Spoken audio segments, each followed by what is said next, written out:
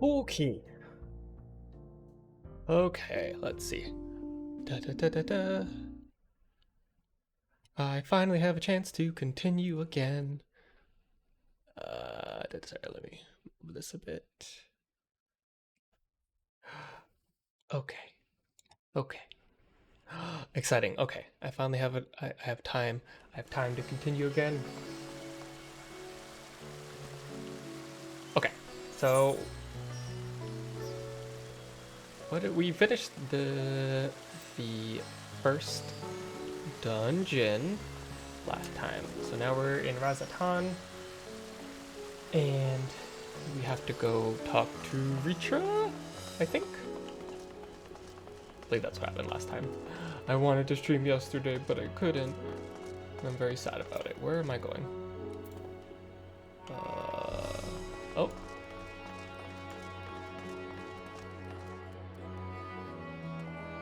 What do you have to say about this door, Stinian?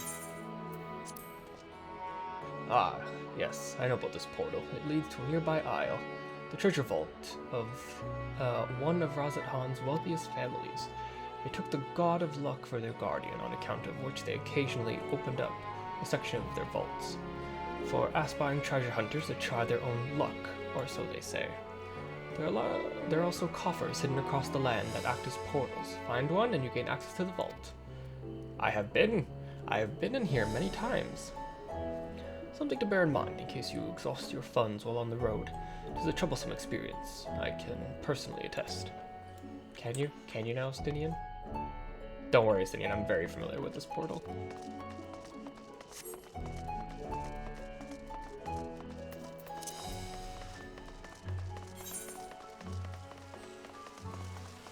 Good to go. Where do we have to go? We have to go down there, so we'll go around.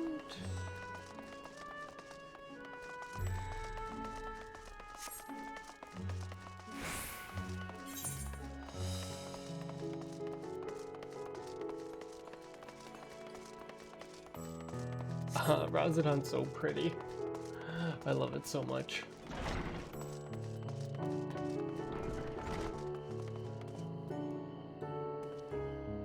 It feels very empty though. I assume that's probably just an MSQ thing. I assume they'll probably get more populated when you finish the MSQ, if I had to guess.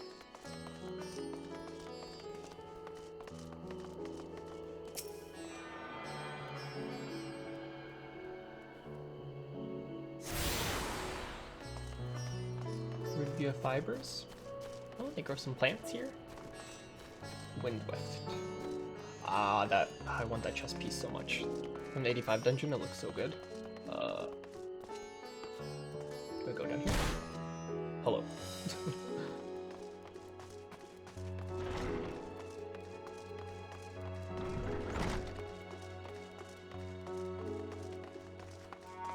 I'm lost, but it's okay because it's very pretty. There you are. Watchful Radiant. In that case, please follow this hallway to the right and go through the door at the top of the stairs. You'll emerge at the entrance of the airship landing, where another sentry should be there on hand to assist you. Incidentally, if you ascend up the steps to the other side of me, you'll find the workshops of the Regia Fibers. You're free to observe the artisans. Take care not to lose your way. Gotcha. Gotcha.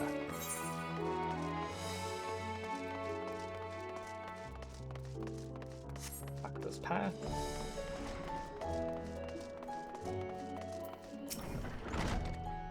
You're here for an airship. I'm afraid all flights have been suspended until further notice. So the state of alert is still in effect. Perhaps it's for the best. That aside, we're not here for an airship. We have business with Megaduta. In that case, permit me to direct you. From here it's quite simple. Ascend the steps and then continue straight and head across the bridge. You cannot miss it. Okay. Thank you. I just feel bad. I just keep butchering all the words.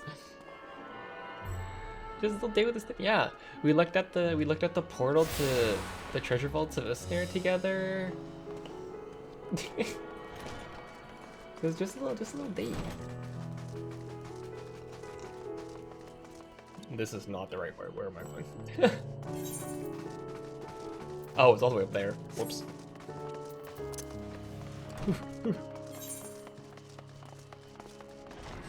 We love going on a little date with Estinian.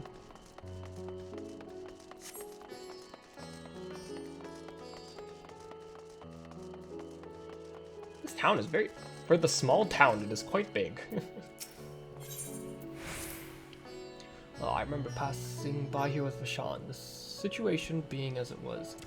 He regarded not being able to show us the sights. Life has yet to return to normal here, but when it does, you ought to pay another visit. Though the city is confusing, the food is quite good. I'm partial to hamsa myself. The meat's surprisingly tender and flavorful. Looks like he's chasing you. Where are you going? Squawk. Don't talk about the dodo meat right in front of them, Estinian. That's rude.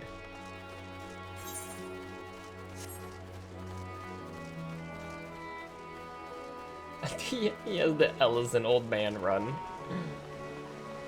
Come on, Grandpa, let's go.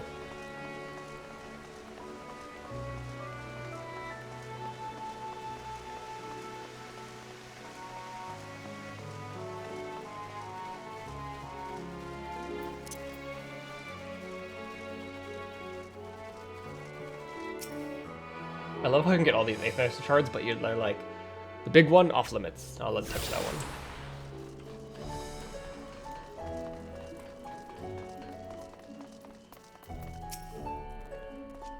Greetings and welcome to Meghaduda. May I inquire after your business? We're members of the Signs of the Seventh Dawn. Come, invitation of His Excellency. Ah, of course, we've been expecting you. I'll show you to the audience chamber if you'd please follow me. Ritra, do we get to see you again? Hello, everyone. Is Graha still passed the fuck out?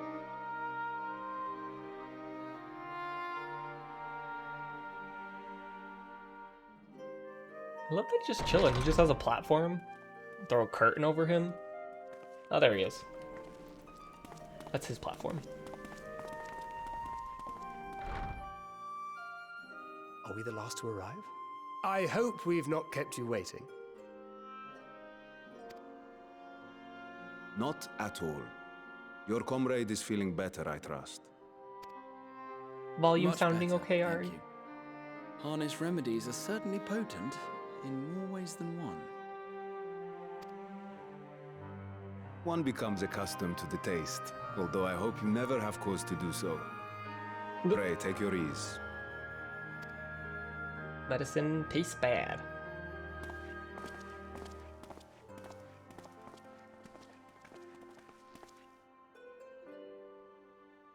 Full glad I am to see you all unharmed.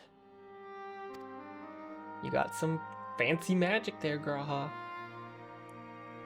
Valiant scions, for your heroism, you have my boundless gratitude.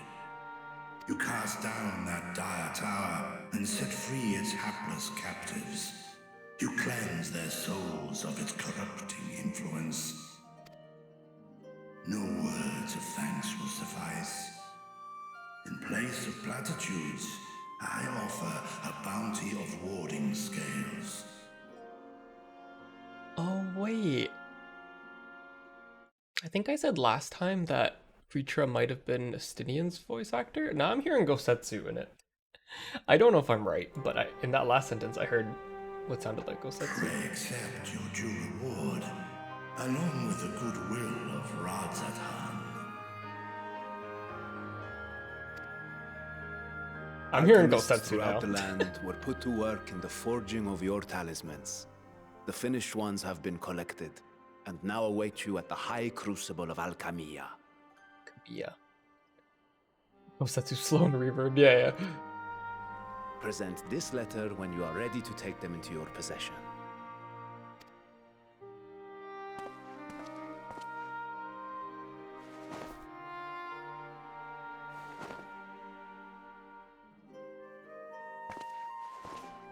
We are humbled by your generosity. Know that the inventive wisdom of Radzat-Han will be vital in restoring serenity to our star. Every single one of those scales came from you, didn't they? You must still be in such pain. Doesn't he just shed them? Oh. No, he doesn't shed them. They just 'Tis pull of no them. moment, a mere annoyance compared to the dreadful suffering inflicted upon this land and its people. Oh, Tra?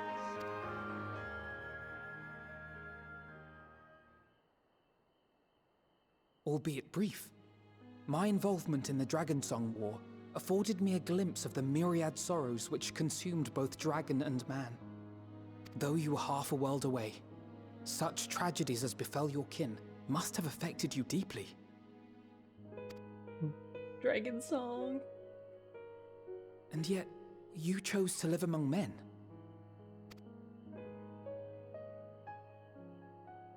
In the age when that conflict first bloomed, my choice had already been made.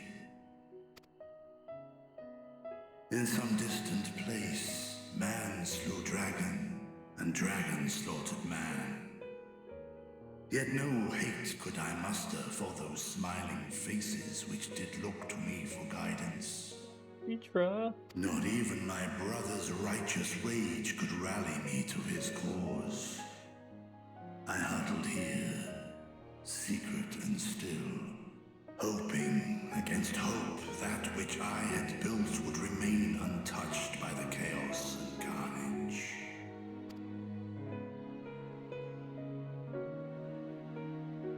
Twould seem we share the same desire for peace, great Vritra. To that end, I wonder if we might trouble you with another question. The Telophoroi are intent on recreating the final days, an apocalyptic event which we know to predate the sundering of the star.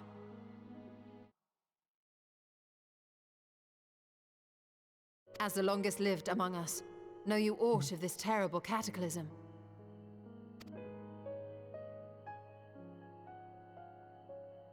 They know about the final days? I feel like they still came way after. Yeah.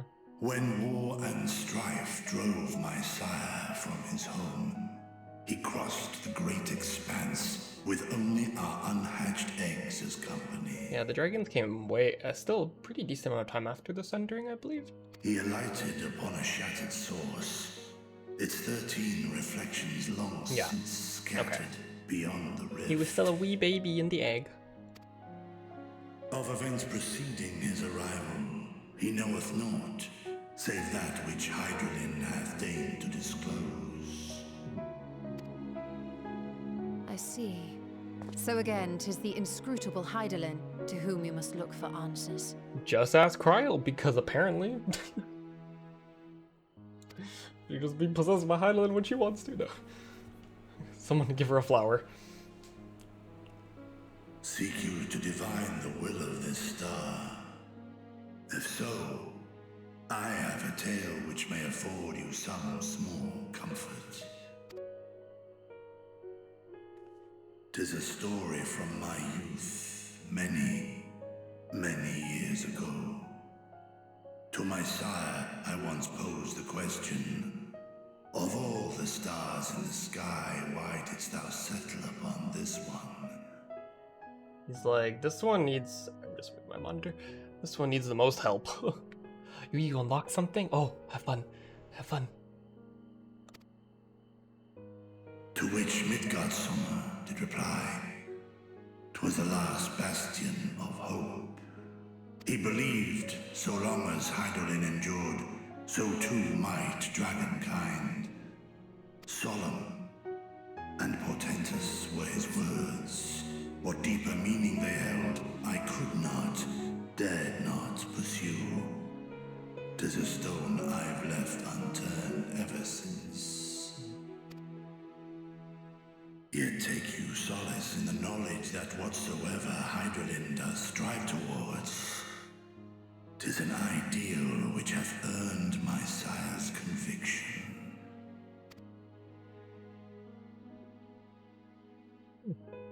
Thank you, Vritra. You've given us warm reassurance in a world gripped by cold uncertainty. While I'm sure we all have a great many questions, I think it's time we collect the talismans and be on our way. Our fight against the Telophoroi is far from finished.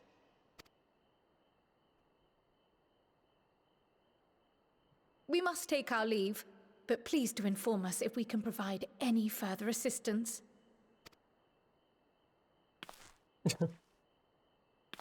Kryle's hair is so cute.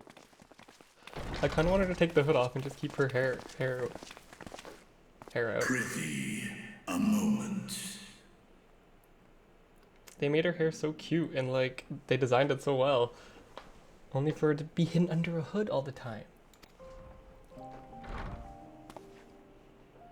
There is one whom my sire hath judged worthy of honor and respect. The one known to men as Eorzea's champion. This hero of renown and rumor. 'Tis thee. It's me. Amigos and I have crossed paths, yes. Only wish that he can be here with us now.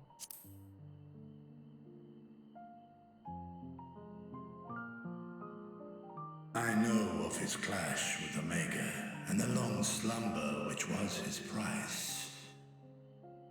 Yeah. Yet even closed in sleep, my father's eyes are far from blind.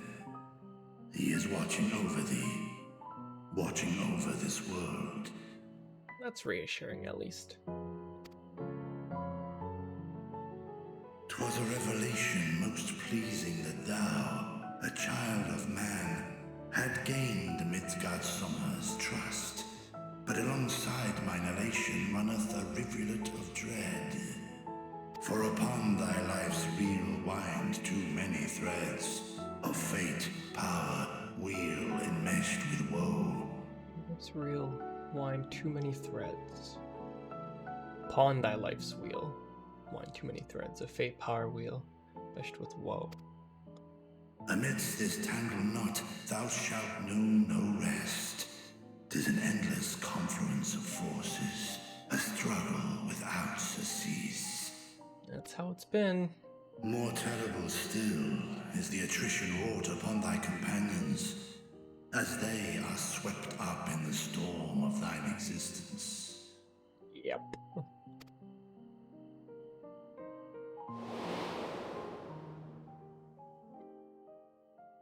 No. Fuck off. Fuck off. How dare you? How dare you? I miss Moonbreeda and Yazel every day.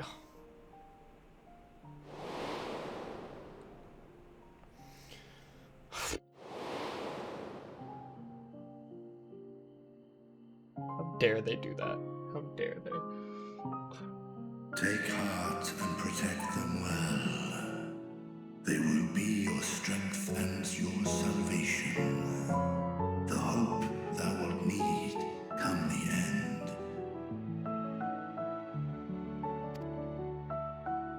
Even cowering behind my curtain, I know the suffering of the powerful.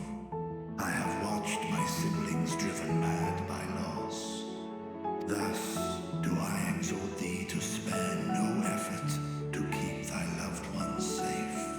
Okay, that worries me. Of course, but still, just the fact that you're mentioning it makes me worried. Don't do that, Vritra. Ah, apologies. We hadn't meant to interrupt. It's just that we do have a history of suddenly collapsing, and when you didn't follow us out...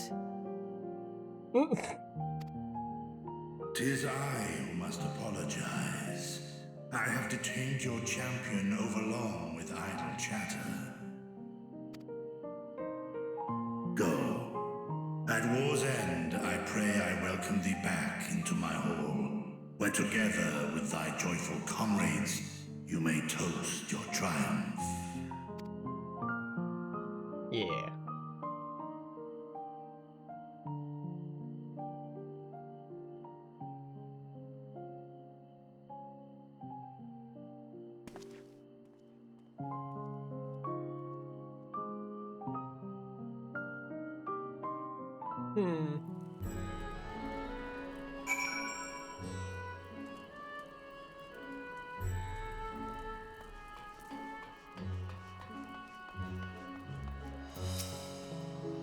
Our apologies again. I hope we didn't force you to conclude your conversation prematurely.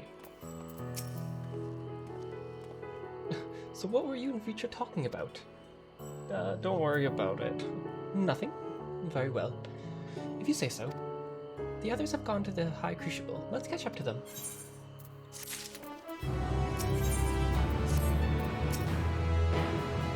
Like his sister Tiamat, Vitra possesses of a gentle soul. I'm glad they're on our side. Alphino has a mind to join the others at the High Crucible. The attendant was kind enough to give me the directions to the High Crucible. First, let's return to Mulberry Orchard.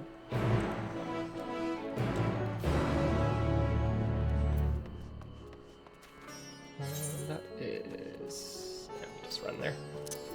Oof. I probably could teleport it. No big deal. Oof, oof, oof.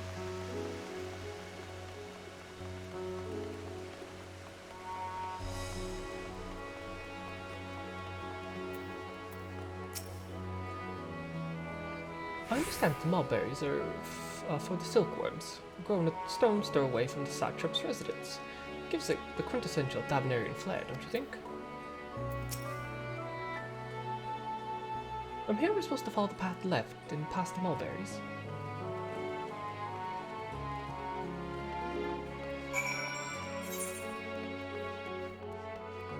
Color of joy. What is the color of joy? Rainbow? All the colors?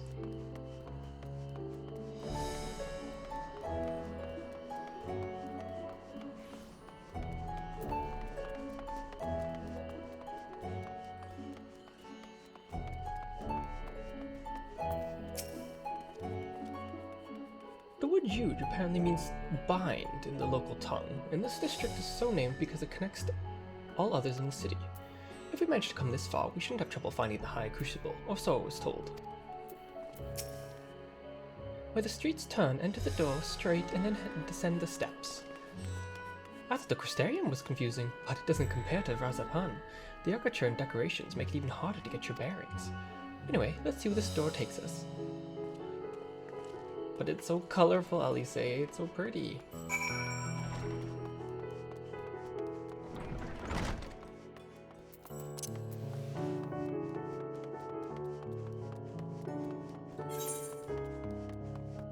Oh, I didn't get that one. Ah, that's fine.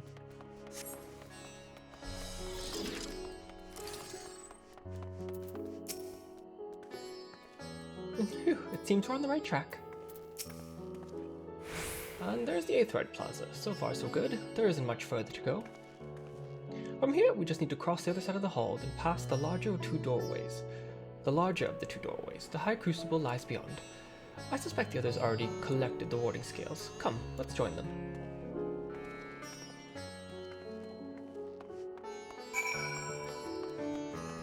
Can't use the Aetheryte yet.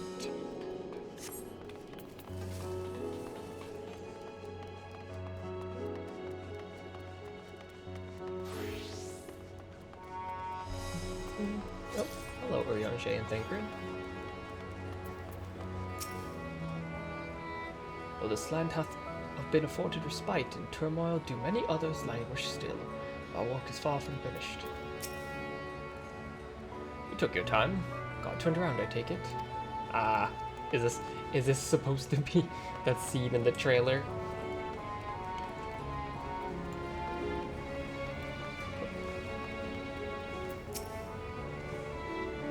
An immense laboratory. How many such places were enlisted to help to forge the warding scales, I wonder?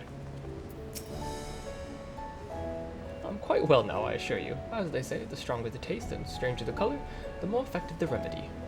With my body trying to replenish the aether I spent, however, I'm feeling rather famished. I think a sampling of local delicacies is in order. Hamsa cuisine should be a good place to start, perhaps. We still have to get that burger, girl. The students have previously turned to Razathan's alchemist for help with the analysis of various artifacts. This is how I became acquainted with Nirana. I'm glad we could rescue her and pray she makes a full recovery. As I heard it, after you defeated Nidhogg, his scales found their way into the hands of the firmament artisans. Steeped in power as they are, it's no surprise they were coveted. Still, it is a strange legacy for the vengeful worm. Excellent. You're in time to hear the latest good news. We're last, of course, but at least we found the place.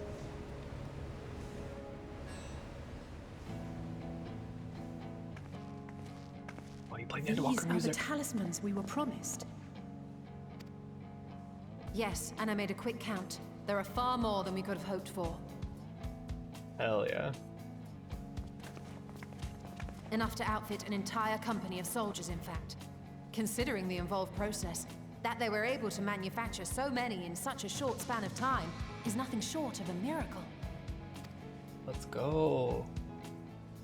Once we have distributed them to our allies in Eorzea and the Far East, we'll have a fighting chance to bring down the other spires, just as we did with the Tower of Zot. Hell yeah. Or we could use them to invade Garlemald proper, and strike directly at the Telophoroid's base of operations. Also a plan.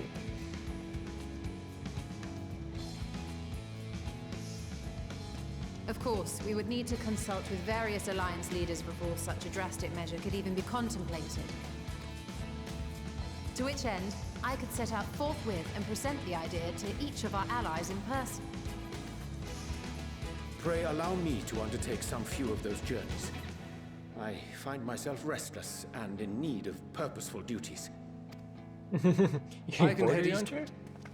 Bosnia and Dalmasca are just a short hop from here. And Doma's shinobi network should come in handy for passing on the word. We shall share the burden then. Meanwhile, I think it best that you and the others take the talismans back to the Baldessian Annex. We must keep them safe and secure until we've decided upon a course of action. Hope no one in Charlene takes them. Look, scared the forums that'll come in and be like, Please, what you got there? I must speak with you. Donna! I'm glad you're okay.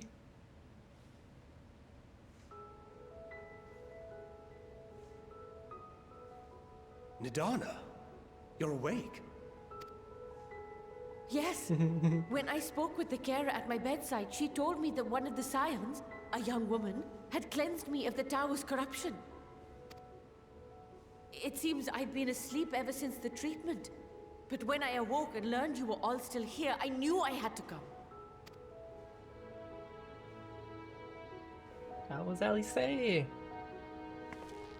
As you said, Nidana was captured only recently.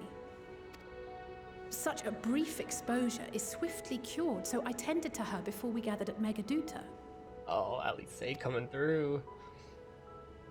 And I am truly grateful that you did. I cannot thank you enough. All of you, for everything you've done. Destroying the tower, rescuing our people. You've saved Thavnair from an awful fate.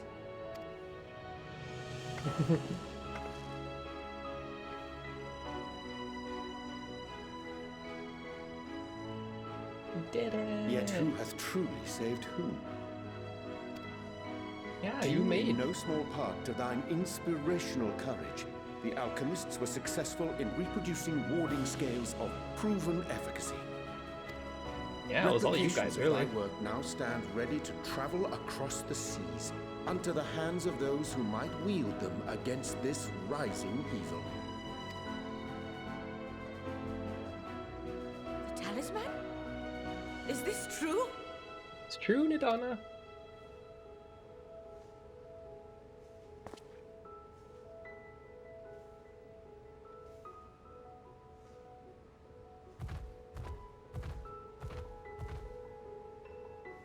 Oh, I was so groggy from sleep. I didn't even think to ask. Oh, our great work sent across the seas. It was worth it. Oh, it was all worth it. Oh.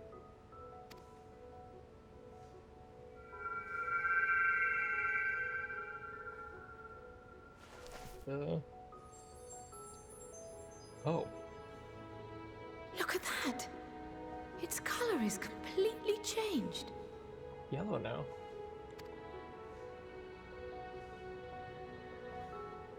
What do you have there? flower from Heidelin. How unusual. I wonder if the effect is a reaction to Akasha. Akasha? I'm afraid I'm not familiar with that term. Akasha? It is one of the unseen energies defined by Harnish alchemical theory. Interesting. Though a gross oversimplification, some describe it as an essence influenced by feelings. You imply that it is distinct from ether? Foreign scholars often conflate the two, but we see them as separate concepts. Oh, interesting. Okay. Ether is an energy which permeates the land. It exists within animals, objects, even the air we breathe, affecting all through which it flows. Akasha, on the other hand, exists in a domain beyond our reach. A gift bestowed from on high, or torn from the heavens in some traditions. Torn from the heavens? Akasha can neither be created nor destroyed. It is beyond our power to purposefully alter or manipulate. The only thing observed to influence it is an abundance of, I want to say, spiritual emotion. As a veteran of the battlefield, surely you've experienced moments of desperation or exaltation when you've transcended the usual limits of your capabilities.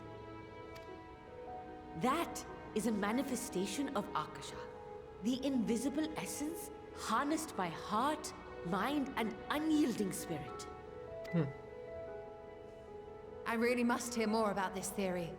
Our disciplines are based entirely upon the idea that ether is the fundamental form of all energy. I'm glad my haphazard explanation has piqued your interest. Nishtal has found another thing she needs to study. But even for us, Akasha is a somewhat abstract field of study. A lack of practical application lends itself poorly to formalized research. Time for Y'shtola to figure that out. Which is why my analysis of your flower can amount to little more than idle speculation. I am sorry. Nonsense! You have nothing to be sorry for.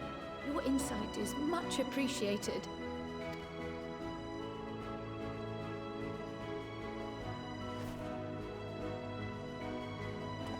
Shall we depart for Sharlayan then? I will see to it that the talismans arrive at the Annex. And we will be in touch once our talks are concluded. I suggest you rest while you can. From here onward, sleep is bound to be in short supply. Oof. Not ready for whatever's coming next.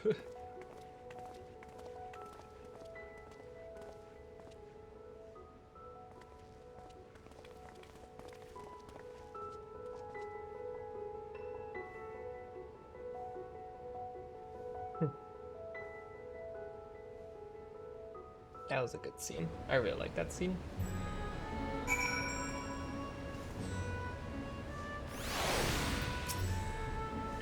Last thing I remember before being absorbed into the tower was you rushing towards me. I can only imagine the hardships you and yours must have had to overcome to rescue us. No amount of words will suffice to express my gratitude, but I hope the flower's radiant glow says everything I cannot.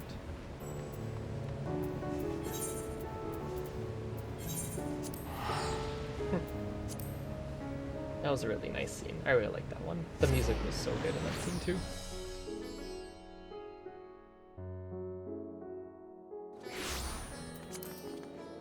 These are the free teleports. I think I have Aetherite tickets for the discounts too. There we go. We'll just see it at it.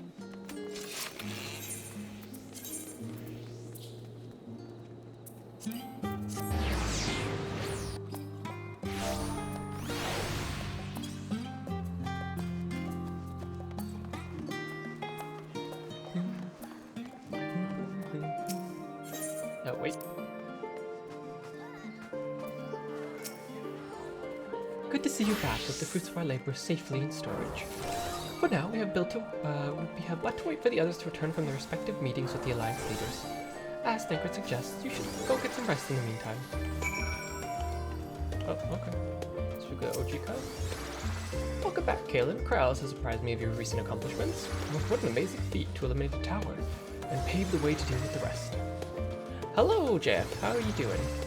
Well, as much. I've changed your sheets and plumped your pillow. After all, there's nothing like collapsing in a nice clean bed after completing a major milestone, be it penning a thesis or defeating deformed entities.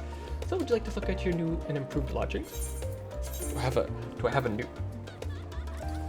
Oh god, not Archon Loaf. Not Archon Loaf. Nice! That's good to hear. We just had a really nice feel-good scene before we left Avner about the talismans and the flower turned yellow. It was a very nice scene. I really liked it.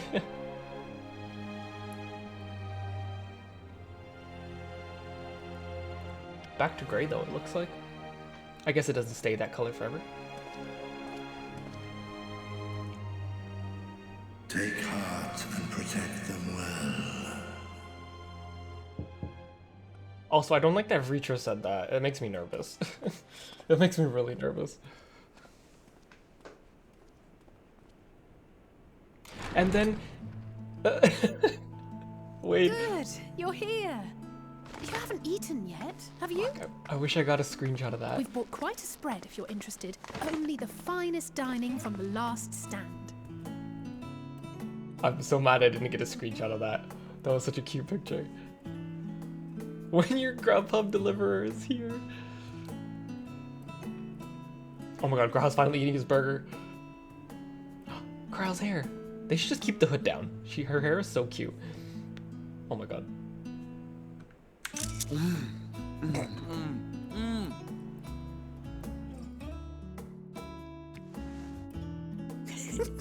You don't like pickles, Elise? Wait, this scene is so... Oh my god, wait. The like animation on like the burger and stuff too. Lest you wonder, we invited Estinian as well. But he refused with a rather grim-faced, "No, thank you." I suspect Charlian cuisine is not to his liking. Is it anyone's liking nothing? Oh, I don't know about that. Perhaps our lone wolf just needed some time apart. His hair is so cute. I wish they kept the hood down. To perfect his brooding stare? Next time, I'll drag him out by the ear, sit him down in front of a Charlian feast, and see that he eats every last bite. Just drag Estinian out. An excellent idea. Of all people, warriors must take proper meals and rest if they are to maintain a healthy constitution. Poor Estinian, beset on all sides.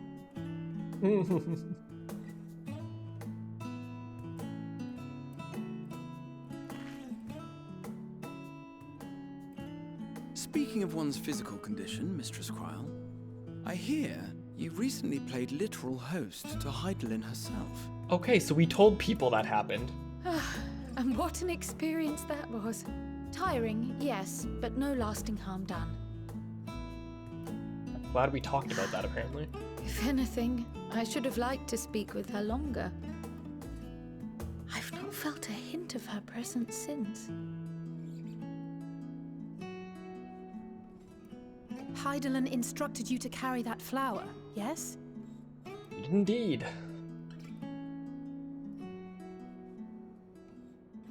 Twill be your guide, test and proof of your conviction.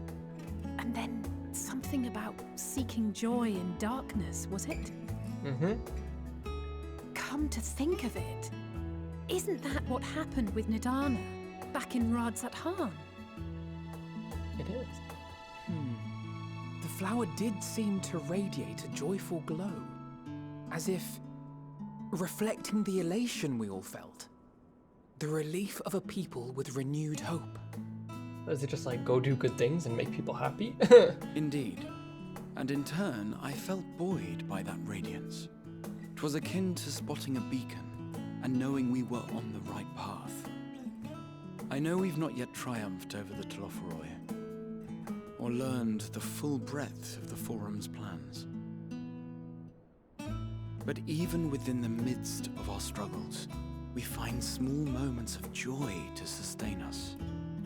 Rare and hard-won perhaps, but it is this pursuit of happiness that gives us the strength to carry on day after day.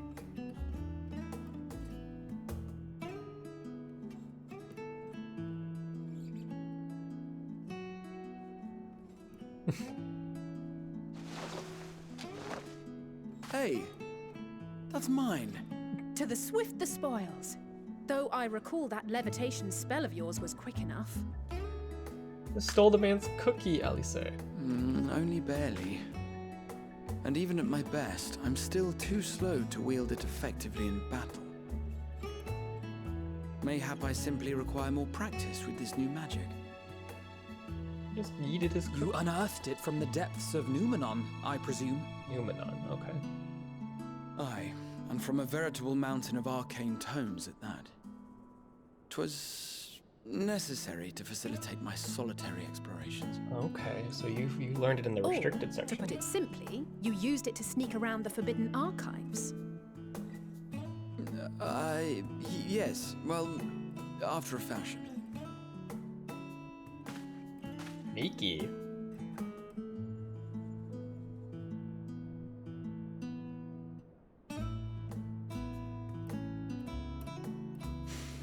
They're tall, you see. The shelves, they're too tall for me. And I could hardly move the library's platforms without attracting attention now, could I? Oh. Short King. Oh, Graha. You're a little Short King. The scene is amazing. The scene is so good. I thought they wouldn't be able to top the 5.3 ending scene, but they've done that already. The scene is so good. They're too tall for me. Are we pushing until dawn? Shall we call it a night? You do know these are my quarters. Yeah, are we pushing on until dawn? Let's party. Let's party, friends. I'm not that ambitious. But 'tis pleasant to idle away the hours every once in a while. There's a donut left. Someone eat it. Oh, Graha, are you okay?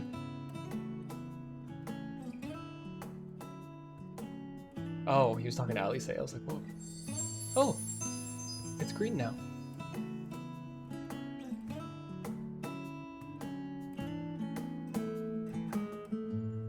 Green just like happy? Like just a good time? Oh, no.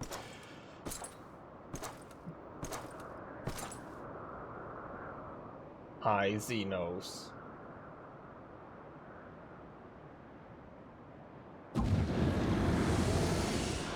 Hi, Fandango. Enjoying the bracing cold, I see. Do you not own a warm coat or a cloak? Something in fur? Or fashioned from the skins of your enemies? Or... well, never mind that. I don't know which voice is more like I want to punch Fandango in the face, the Asahi voice or the new one. I come to you once more as the bearer of bad news. Our tower in Thavner has been toppled, and I need not tell you by whom. Given how many we have at our disposal, the loss of a single spire is hardly fatal to our plans. It does, however, slow the rate at which we siphon ether. Okay, yeah, so they are siphoning ether, I think. If they continue to preoccupy themselves with the towers, then all will be well. But should our foe prove bold enough to strike at us here, then the timing becomes questionable.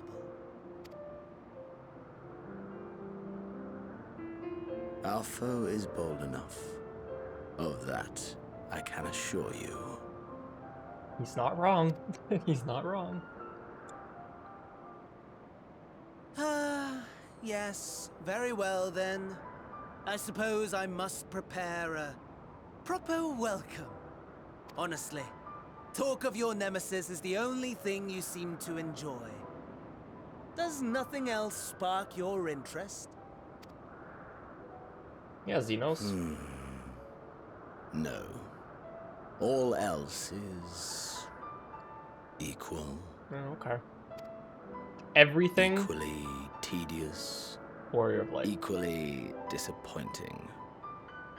The world is a tepid bog into which we sink, too weak to thrash as the mud clings to our eyes and fills our throats till we blissfully choke. But then came the light, blinding and pure and hot, so very hot, enough to set my soul aflame. I basked in the afterglow, until the void yawned once more. And then I knew the muck would never claim me again. There was naught for me ahead, so I drew the curtain on all that had come before. So hot. We're just that attractive. Warrior of Light's very hot. Burn. Let the whole star burn. I will have my contest.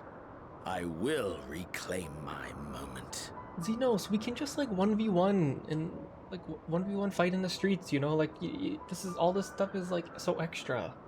We could just ask me to fight. I'll just fight you again. It's fine.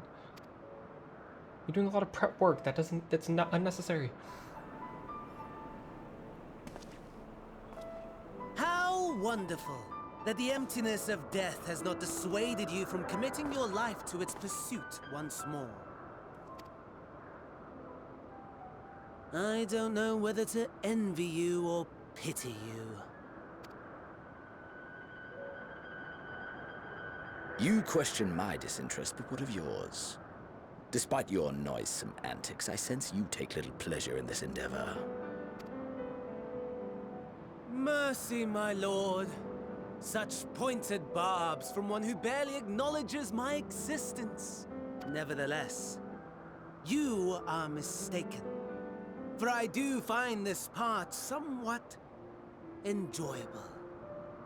The girls you are see, fighting. when I was mortal, I would always have the same dream. It was a fragmented thing, disjointed, all the faces incomplete. The setting, too, was unknown to me, so I thought it simply a fantasy of my sleeping mind. Until one day, I realized it was showing me the truth, much as your dream of the final days enlightened you.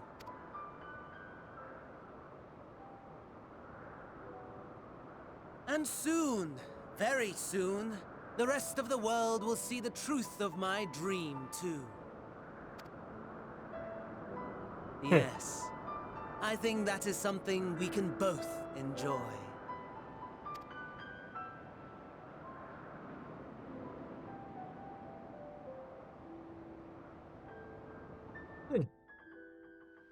But what is it? What is it, Fandango? On wings of hope.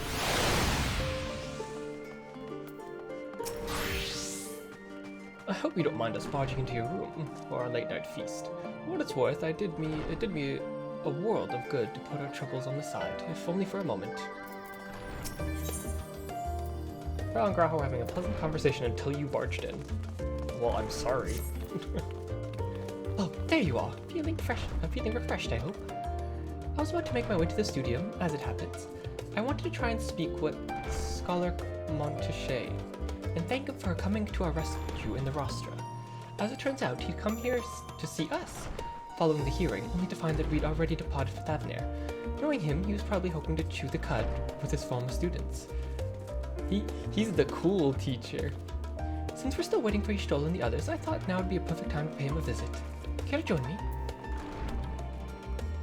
Then it's settled. The twins will be coming too, assuming Alphino can tear himself away from his new toys. I'll let you rally the troops while I go on ahead to Fememon. Considering my recent impropriety, perhaps I should best avoid showing my face at the studium for some time.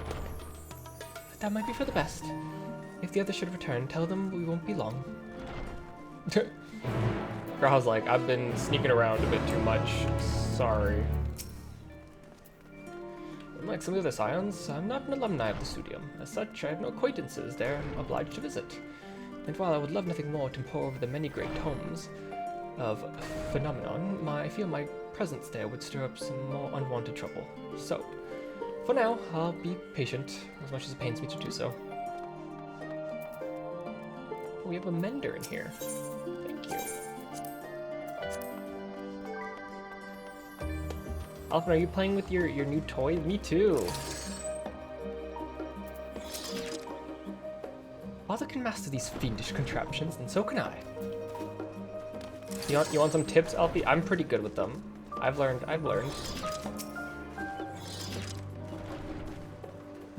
Heading out for a stroll? The scholar himself was there. In that case, what are we waiting for? I too am eager to see him, though I somewhat dread the thought of visiting the studio. They say notoriety precedes us. Alphino, of all people, worrying about his reputation. At our alma mater, no less. Will wonders never cease? You'll understand soon enough. Off we go. To the studio. I'm not walking that far. I am lazy.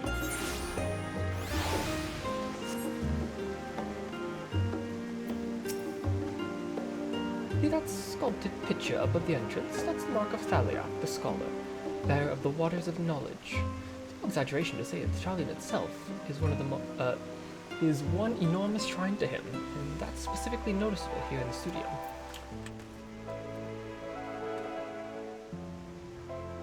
Where? Oh, there it is. I was like, where are you talking about, Alice? It was like only yesterday that I first walked through these doors.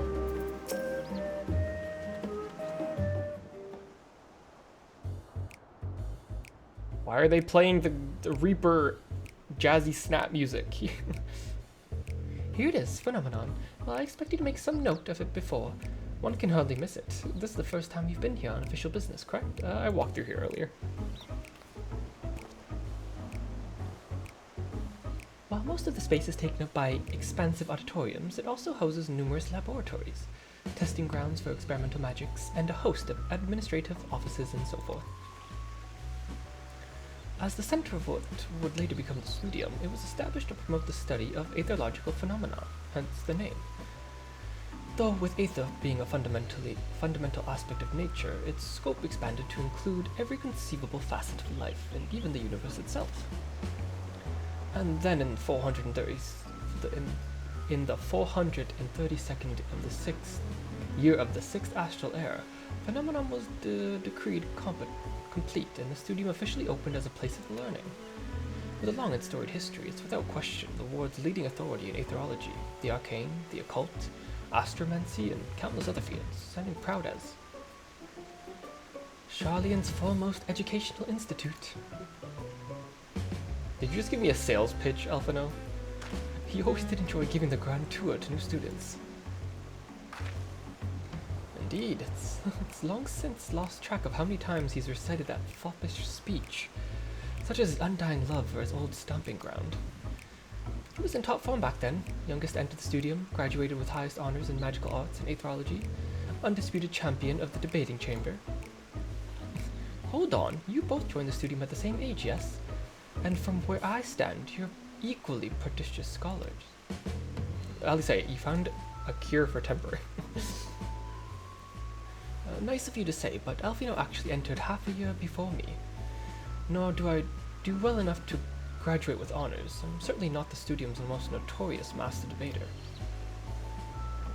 In all respects, I've ever been in his shadow. Nothing else, just remember that this is where the legend of Alphino Levia began. We should expect someone to be fully aware of our recent escapades, and hopefully we shall somewhat be more welcome here than we were at the last stand. I know better than anyone the adoration the student body has for Alphino. With a bit of luck, it might work to our advantage. Alphino, were you popular? Well, there's no time like the present. First things first, let's look for Scholar Montaché. Other faculty tend to frequent their offices, but unfortunately for us, he's fond of wandering wherever so the whims take him. Let's split up and ask the students if they've seen him.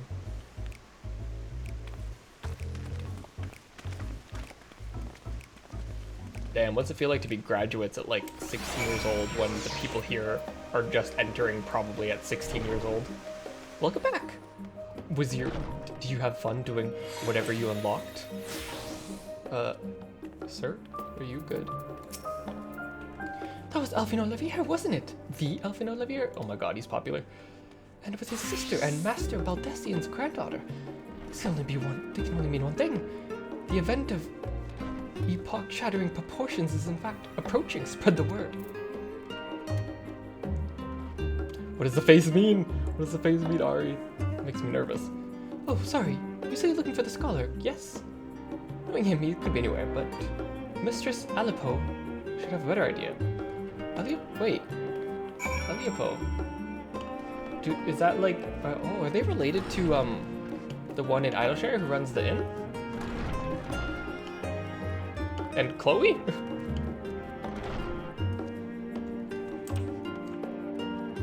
This cat voice. Cute. Little Hrothgar in his little studium uniform.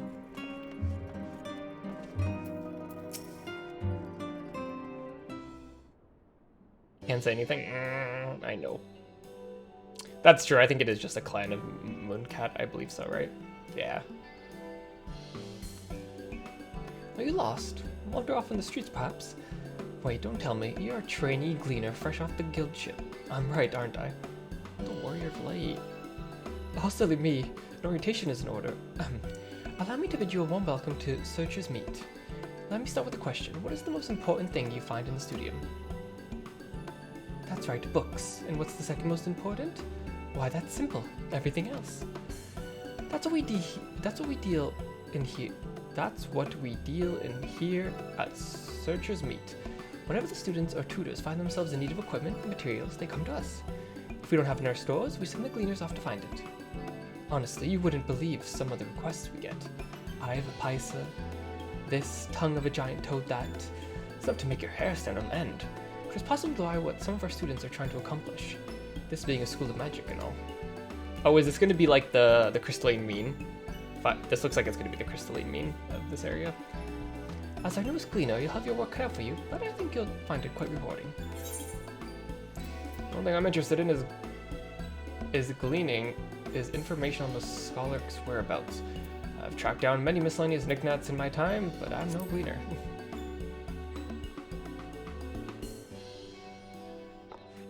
What you're telling me is, you're not a gleaner. Yes, that's exactly what you said, isn't it? And you're looking for the scholar? I'm afraid we don't have any of those in stock, but I can... Oh, you mean him. He was here, but now he's not. I did speak with him shortly before you arrived, though. He said he was on his way to Maker's Meet. Go back the way you came in, you'll see it on the opposite side of the entrance. Laboratory of sorts. Home to many rare, expensive curios, not to mention alarmingly frequent accidents. If you lose your way, just follow the blood-curdling screams. Oh my god. The time it's taken me to tell you all this. The scholar's probably already left. Best of luck finding him. I'm feeling you'll need it. What is going on in this school?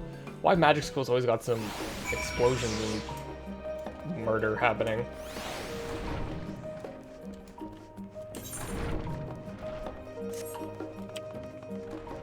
No, Elfino. Let's talk to him. Oh my god. It's Elfino himself in the flesh. He spoke to me. He actually spoke to me. Sir? I assure you, I'll tell you about it after my business with the scholar has concluded. Scholar, tell me, my good fellow, does this have something to do with saving the world from catastrophe? Might we turn our attention to Master Levier's graduation thesis? I too have my doubts regarding the policy of non-intervention. Is this true, your experiences overseas, or the reasons you've incurred the ire of the form? Oh, what I would give to see you butt heads with those old codgers. Oh my god. I'm dead. Things were bad enough during our school days, and Elfino's time abroad has only heightened his fame. Or should there be infamy? He had rivals and detractors, of course, though many of them gave that up after his adoring fans set upon him like ravenous dogs. Elfin, on the other hand, had never paid them much notice. They were simply beneath him. Yes, when Elfino was a little pompous dork. Everyone got a membership to the LV fan club. Oh my god.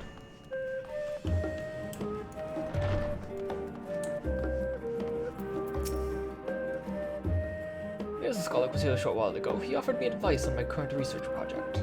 We spoke at length. I don't recall him mentioning where he was planning to go next. When we parted ways, we went down the corridor, perhaps to one of the auditoriums? This cool principal is making me freaking search.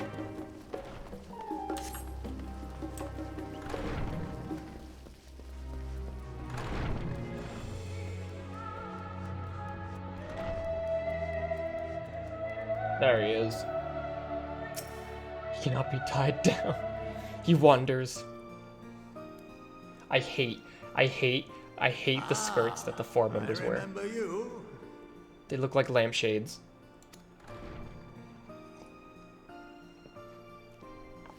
I pray we have not caught you at an inopportune moment. We wanted to offer our thanks for your kind words in the forum. What do they pop out? They look like bell-bottom pants, but just one leg.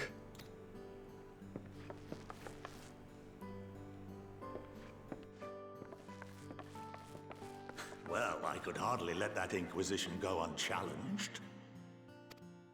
I've always believed that curiosity should be nurtured, not stifled.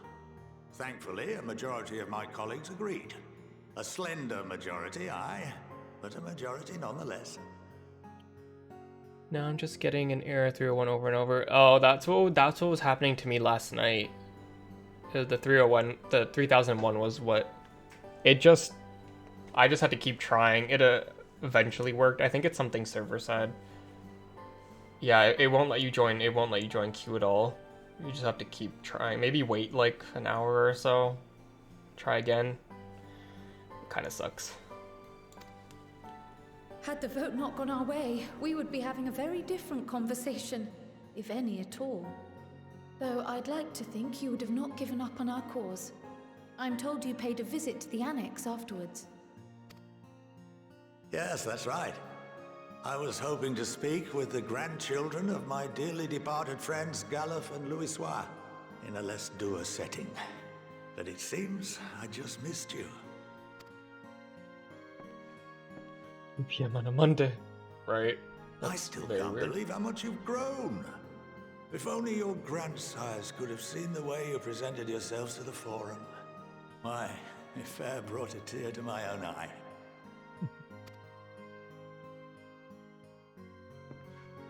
You must have the patience of a saint, putting up with this lot and their antics. Never mind Montoya's prize student. Yeah, it's hard to be the dumb woman in this group. No, I'm kidding. Luckily, I know a thing or two about managing unruly younglings. If you ever need advice, don't hesitate to ask. He just winked at me. Good job putting up with these smart people, right? If I may, there is a rather more pressing matter we wish to discuss. What can you tell us of this duty that the forum must fulfill? I wonder if he'll actually tell us. I feel like he probably won't, but worth a shot. Nothing, I'm afraid. Like all humble servants of the forum, I am sworn to secrecy. I feel like it's a weird, like, a spell or something, because when that one guy in the rostrum, we had our court session, I guess, tried to say something, he, like, grabbed his throat. So I feel like there's some weird magic thing that, like, literally prevents them from saying anything. Or rather, I couldn't tell you if I tried. Yeah, okay, there it is. Our duty is of the gravest importance.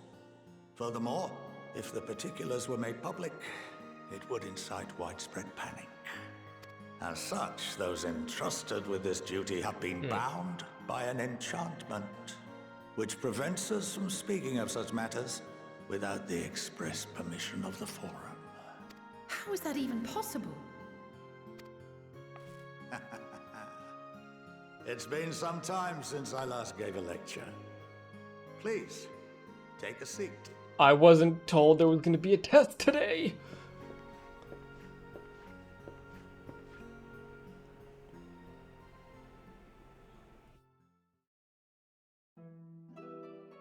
Pop quiz.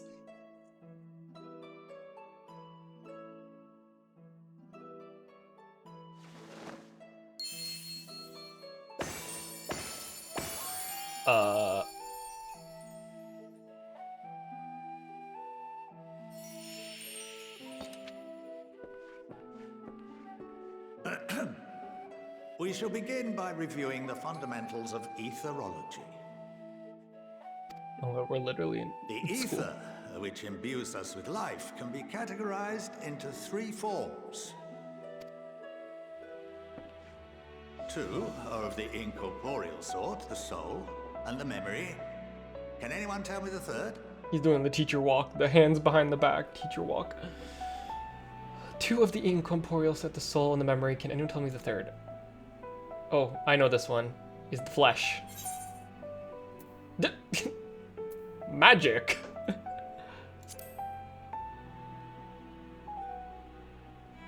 Yes, very good. This is the form with which the layman is most familiar. Consumed by even the simplest of daily activities, and replenished by the food and drink that sustain us, this form of ether is in constant flux. In contrast, the ether that comprises the soul is rarely subject to dramatic change. The same can be said for memory, as the two are intrinsically linked. Okay, so we learned all this previously. I guess just a refresher.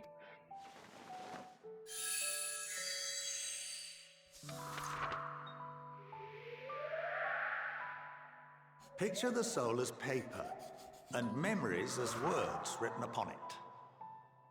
Welcome to the...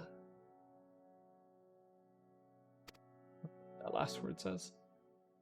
Now, what would happen if that paper was doused with ink? The same type of ether as comprises the memories. Would become blank, technically?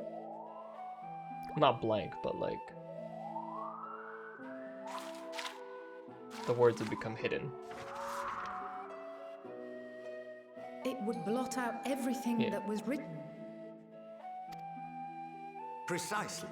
We would be unable to recall the memories, and any activities that depend upon them would be hindered as well. In fact, this exact phenomenon was observed on a vast scale not so long ago. And what might that have been?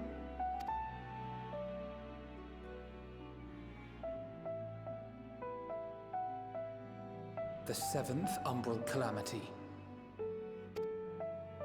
The people of Eorzea vividly recall Bahamut breaking free of the Lesser Moon and raining hellfire down upon the realm. Okay. But no one could seem to remember the events that followed immediately afterwards. Oh, really? That I was not aware of. I didn't realize there was no memory of what happened afterwards. Huh. Indeed. To this day, we have yet to determine whether it was an unintended consequence or a deliberate act.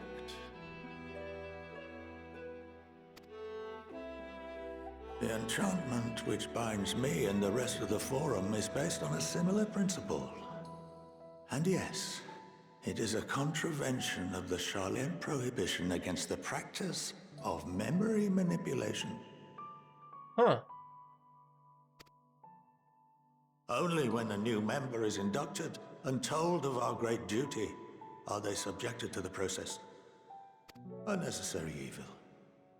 You have my word that it would never be used to manipulate the populace? I should hope not. But can this enchantment be dispelled and your memories restored? If 9/10 of our members give their approval, then the process may be reversed. Then, and only then, would we be able to speak freely to others of our So we just have duty. to convince 9/10 of the Forum, I guess. Barring that, we must wait until we return to the ethereal sea.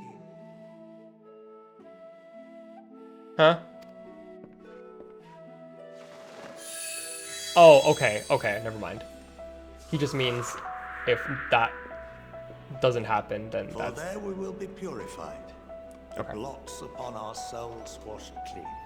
Sorry, what he just said confused me for a second. I didn't think, like, I didn't think that, like, it will only be reversed once they're fucking dead. I was like, what do you mean, dude? Just visit each form. Remember, just knock on their door. Just annoy the fuck out of them. I can stand here all night. Just keep knocking on their door.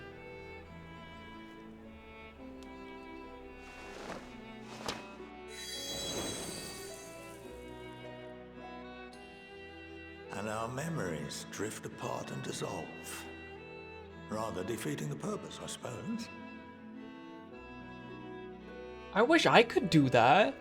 Man, that would be so much more useful than, like, when you're writing in pen, when you're in school, writing in pen and, like, you accidentally fuck up and just fucking tap the paper and make it... It's like instant whiteout. I wish.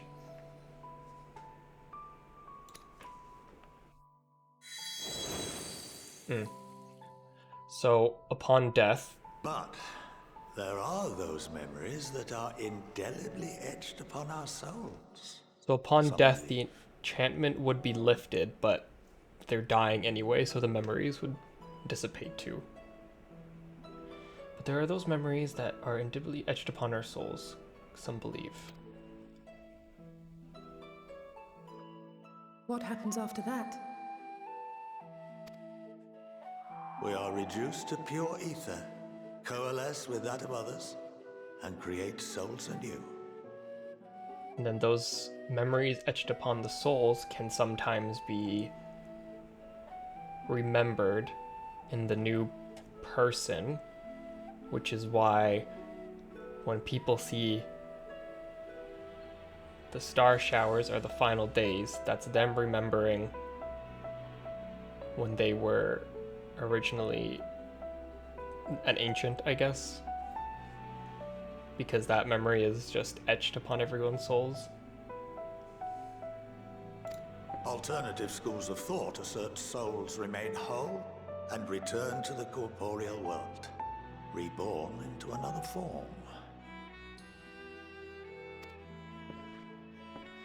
Both theories have their proponents. Personally, I consider each equally probable.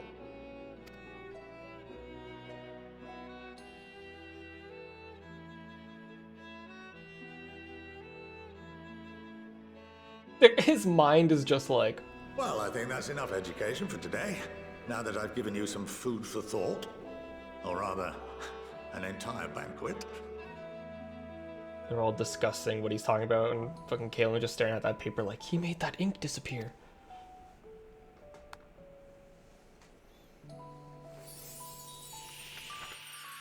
Do it again.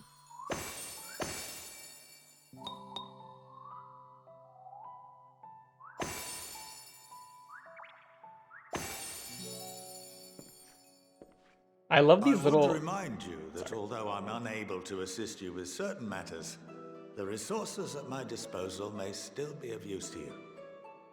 I love even just the little animations like that, like with the brush tapping the ink pot.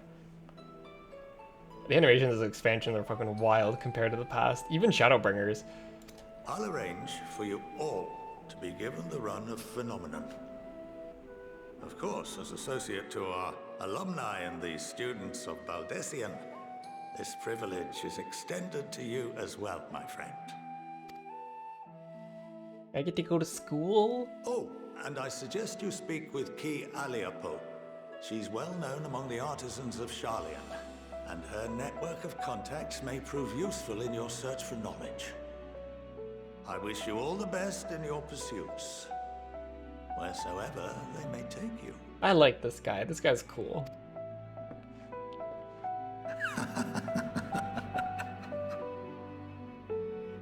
Okay, that was ominous though. Why'd you start laughing when you walked away? Hello. Been granted the run of phenomenon. If you're game, Qui Aliapo would put your archery to the use. Hey guys, that was a fun lesson. Some of my earliest memories are of Scholar Montrachet, actually. He was a close friend of our grandfather. He would come for tea and amaze us with his tricks, much like his demonstration with paper and ink. He's a huge part of why I wanted to enter the studium in the first place. Yeah, I would have paid more attention in school if they could do magic tricks like that. While Scholar Montrachet is best known for his role as the head of the studium, he is said to be one of the finest mages Charlian's ever produced. Having seen for myself the ease at which he weaves extraordinary complex and powerful magics, I have no reason to doubt the claim. Kryle is digesting a rather hefty portion of food for thought. Well, that's given much to mull over. I feel as if we're one step closer to understanding the Forum's true motives, and the mysteries of life itself for good measure. It's funny, I came here with the intent of expressing my gratitude, only to leave more indebted than before. I have a feeling his friendship and support will be a great boon to us in the days to come. On that note, let's head back to the annex. Perhaps on the way you could better acquaint yourself with Qui Aliapo, as the scholar suggested, while I share our findings with Raha. Yeah, so I'm assuming these are the crystalline mean. Crystalline mean quests. Oh, whoops. I did not have to go this way.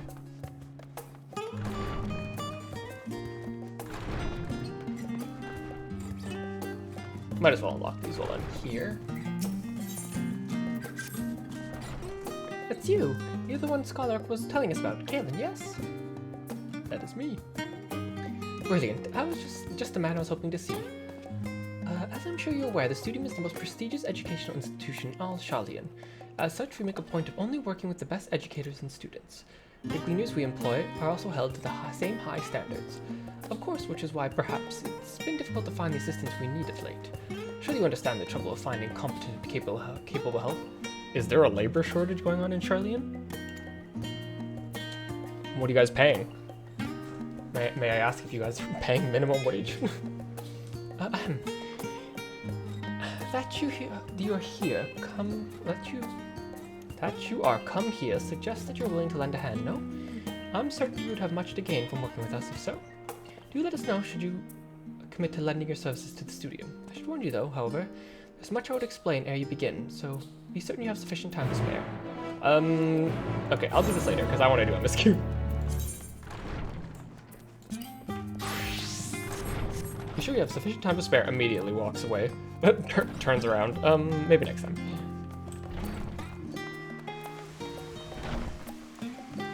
Okay, where's the... Oh, there it is.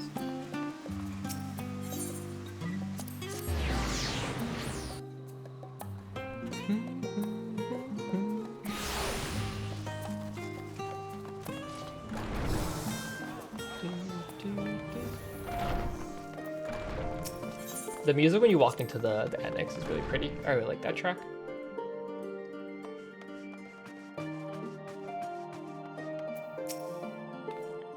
It seems I've done an adequate job of relaying Scholar Montrachet's lecture to Raha, given his experience in the field of souls and memories.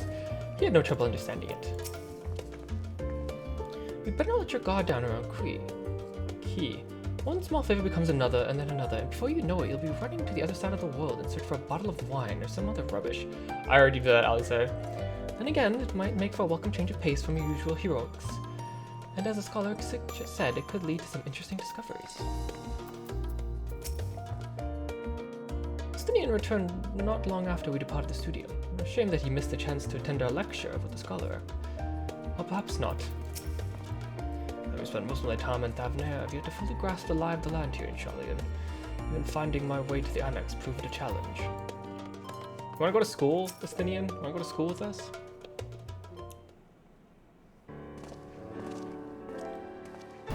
Welcome back. From what I hear, your trip to the studio proved most educational. While you were away, I received word from our fellow scions. As expected, the news of the warding scales was met with much joy. Preparations are now underway to bring the leadership of the Grand Company of Eorzea and the Eastern Alliance together to determine a way forward. My friends have asked as we bring the scales in our possession to Limsa Lominsa. Okay. The time has come for us to go on the offensive. Too early to say for certain, but that does seem to be the way the winds are blowing. I, for one, think no reason to oppose such a plan. But let's see what awaits us in Vilbrand. Let's start by getting the scales out of storage. Give me a hand, would you, Stinian? I guess.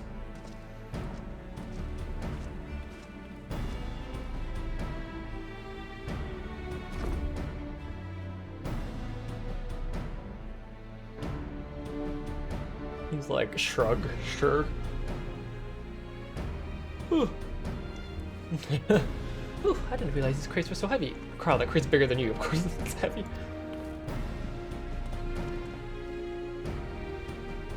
I shouldn't complain though. Reacher and the alchemists of the great work put their hearts and soul into each and every one of these scales. So you must treat them with utmost care. Are you not coming with us? As much as I would like to escape the Forum's watchful gaze, I have little choice but to stay behind. We're already on thin ice, and if I, in my capacity as our official representative, were to be found consorting with foreign powers, well, you can imagine how well that would go. I shall remain here and do my utmost to avoid ruffling any more feathers as I await word from Master Matoya and her other allies. With luck, we'll soon have found good news of our own to share. The tide's about to turn, I can feel it. To Limsa. Do we get to hang out with our favorite Rogadin lady? Well, I mean, Moonbreed is my favorite Rogadin lady, but Admiral is a close second.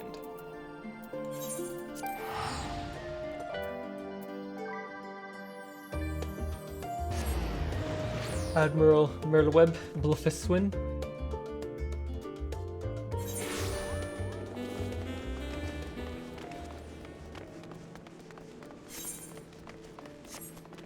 Yes, we are. I know where this elevator goes.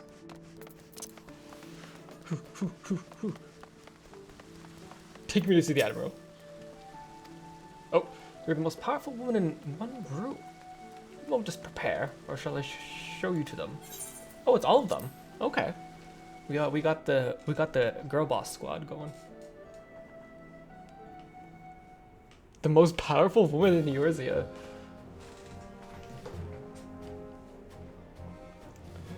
My apologies for calling you away from Charlian on such short notice. On the contrary, we are honored and grateful, pleasantly surprised to be joined by such esteemed company. It's only right this discussion be conducted in person. We're locked in a war of attrition, are forced to struggle to contain the threat posed by the towers. It's only a matter of time before we're overwhelmed.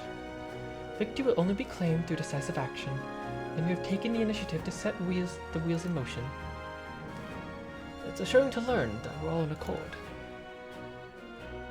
But might I ask what your plan entails?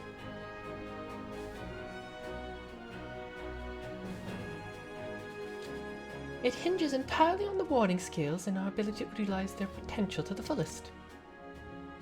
During our times in Charlian, the allied nations have been engaged on separate fronts, with no end in sight. To make matters worse, a surge in abductions, kobolds, Sahagan, Ixal, and Ananta are giving rise to an increasing number of primals as well.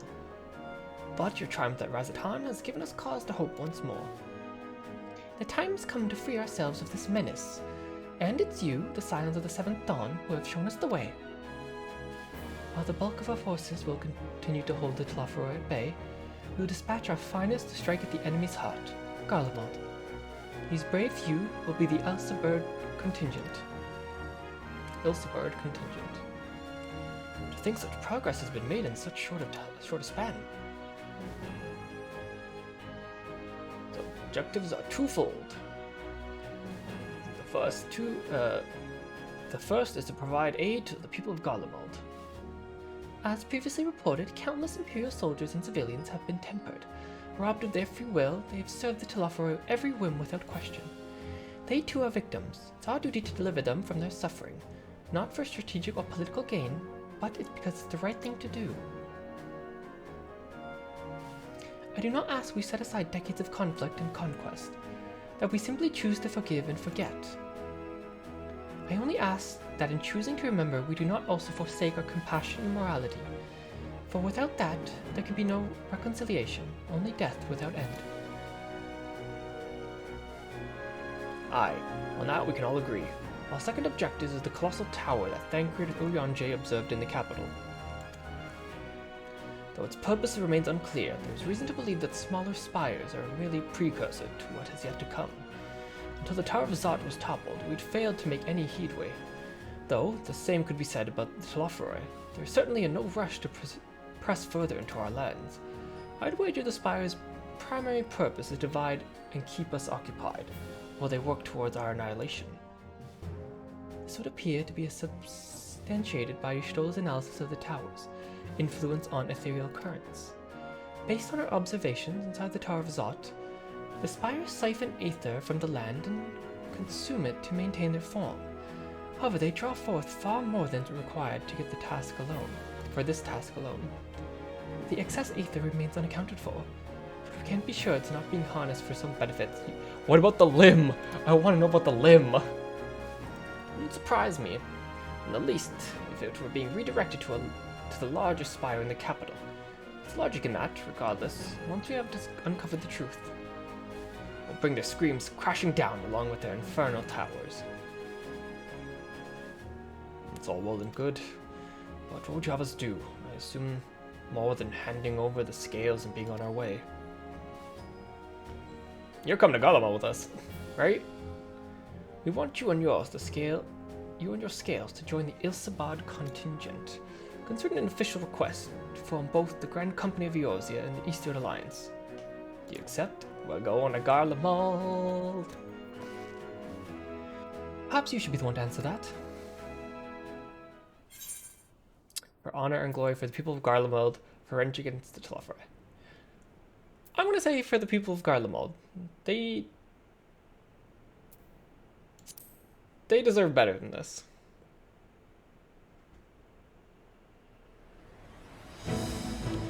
Couldn't have put it better myself. Hell yeah.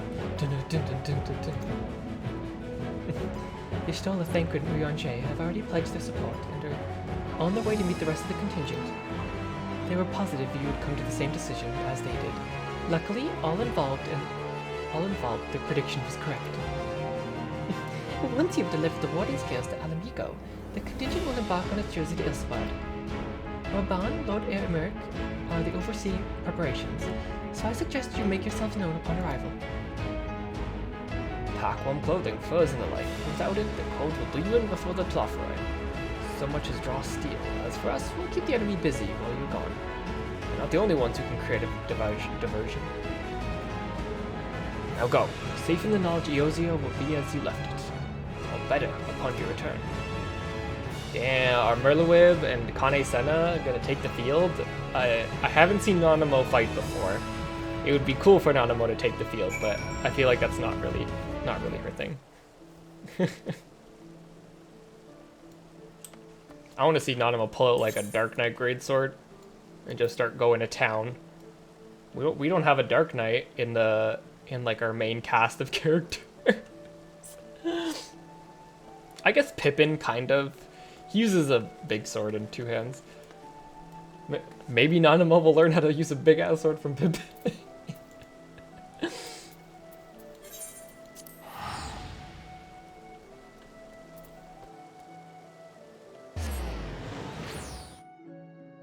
That'd be fucking hilarious. I'd want to see that. That'd be great.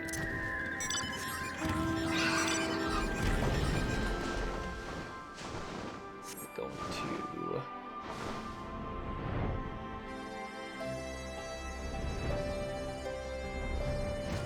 Oh, everyone's here. Okay.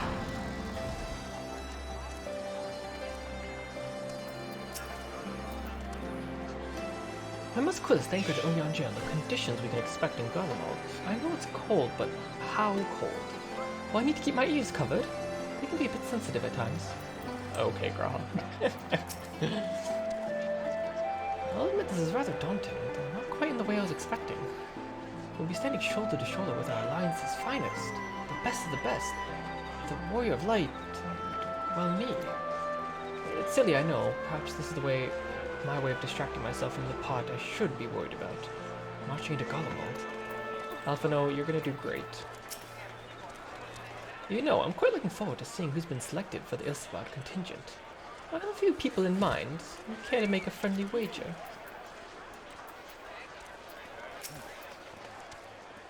Fancy meeting you here. I trust a mutual friend is settling into life as a scion. Collaboration was never his forte. The moment the fighting's ended, off he'd go, like a gale cat swept up in a strong breeze. Rest assured, he'll always be there when you need him. Probably. Idiot. If Emmerich asks after me, I'm getting on fine and leave it at that. Don't you dare breathe a word about the cord. You mean your hair tie? Your $20 hair tie? Justinian.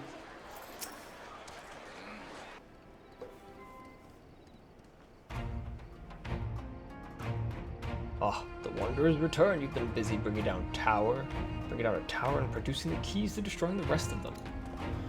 You should be proud. Those warding scales of yours are what's made this venture possible. Daddy will be mad that I spent his money. Is Tataru Daddy in this case? Because that's whose money he spent.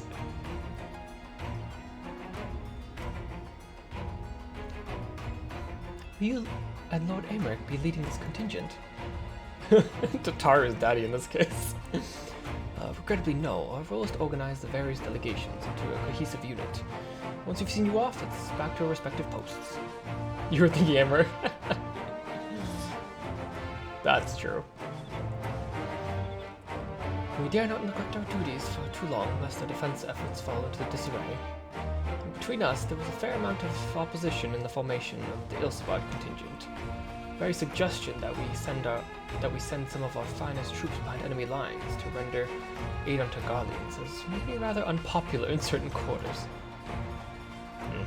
Can't please them all. Sadly not, though I do my best. Truth be told, I'd much rather be at your side, charging to the fray. Alas, I have my own battles to fight, where words may serve me better than any blade. I hate to say it, but Lord Emmerich's struggles mirror my own. For the time being, the best we can offer you is peace of mind from knowing Eorzea is in safe hands. As you fight the good fight in Ilsebad, I and the other commandos will do what we can to convince the naysayers that our cause is just. Thank you, both of you. Meet again. Oh, hello, Gaius. Much has occurred since we parted ways in Werlet. What I gather, the protective talismans you obtained led into the formation of this expeditionary force. My contribution to this occasion is but a minor one, that being information I've shared with Maxima. For the sake of the people of Garlemald, may the fates be on your side. So you're not coming with us? Strange. I thought you'd have a stake in this. I do. The Tloffer have laid waste to my homeland and enslaved my people. But every mote of my being cries for vengeance. I cannot be the one to deliver it. My presence alone would place the entire mission in jeopardy. I stand accused of murdering Emperor Varus, plunging Garlemald into chaos. Were I to travel with the Ilsebad contingent, I would give my countrymen ample cause to question our motives. Conversely, those who believe me innocent, may instead celebrate the return of a former legatus in an attempt to raise me into a position of leadership, further destabilizing the region and complicating the contingent's mission. Whether I'm branded a villain or hailed as a hero will only hinder your efforts. I will deliver you people from harm in your stead. I doubt they're pleased to see the champion of Eorzea set foot in Garlean soil. I understand Werlet's in your hands. Yeah, Werlet's in your hands, Gaius. Do what you gotta do. And I will defend it to my dying breath. After the sacrifices my sons and daughters made, I can do no less. I and the government of Werlet intend to offer refuge to those fleeing Garlemald. Should the time come, we'll be ready. In light of Gaius' rather unique circumstances, I instead will assume the role of your guide. Though I may have defected for political reasons, my love for Garlemald endures. I will stop at nothing to protect her and her people. Well said. I ask you to escort our friends inside. I'm glad they brought Maxima back. Maxima's cool. You might even bump into an old acquaintance or two. If I don't see you again ere you depart, may the Fury guide and protect you. All of you.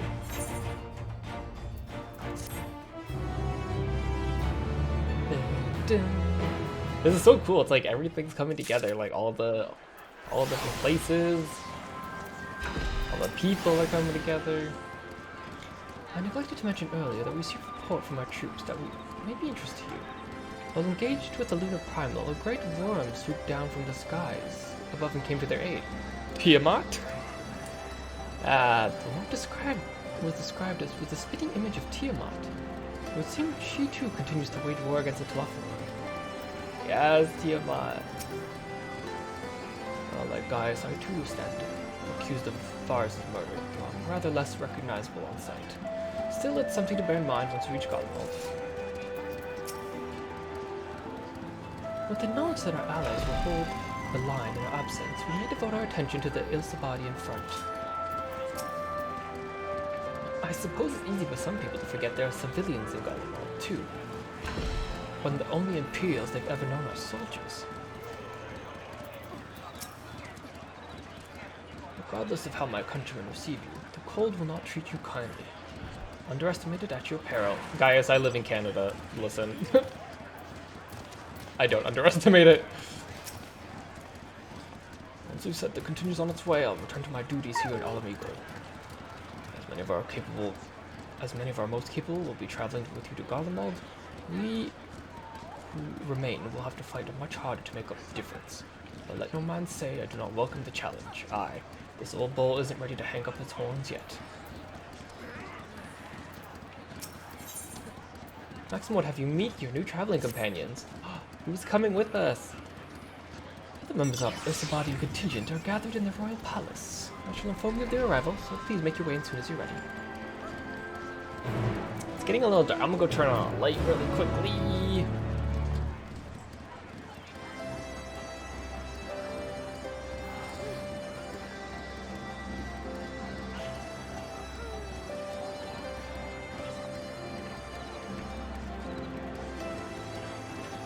I don't know why the light for this room is not in the room. So I have to go outside to turn the light on in this room.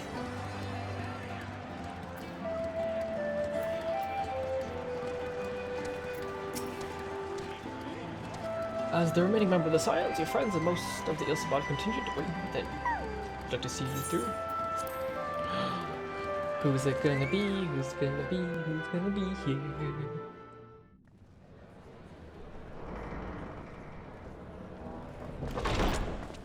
By the 12.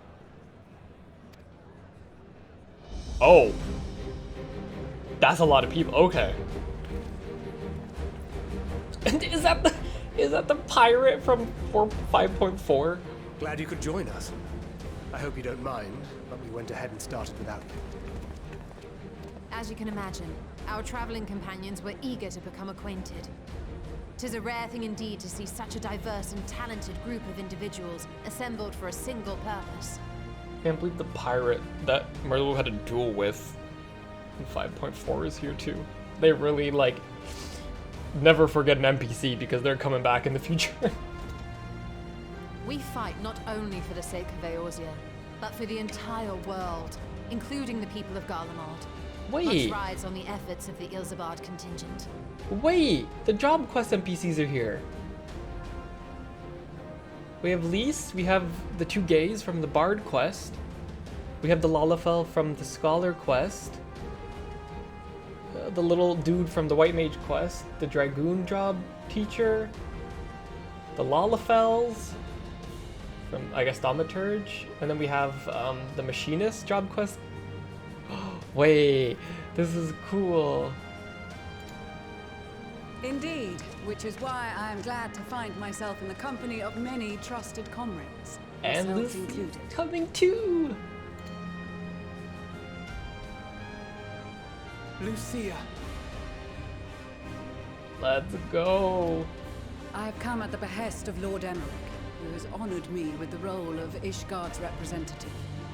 And for the good of all nations, not least my former homeland, I am determined to see this mission through to its end. We have a hard road ahead of us, but walk it we shall, together. Amazing. Ah, oh, this is so cool. We too welcome this opportunity to work together once more. I have faith that if there is a way to resolve this conflict, we will find it. It's amazing. Allow me to introduce you to the rest of our company. Oh, I know a bunch of them already, Lucia. Everyone! If I may have your attention. Damn, look at her commander room. This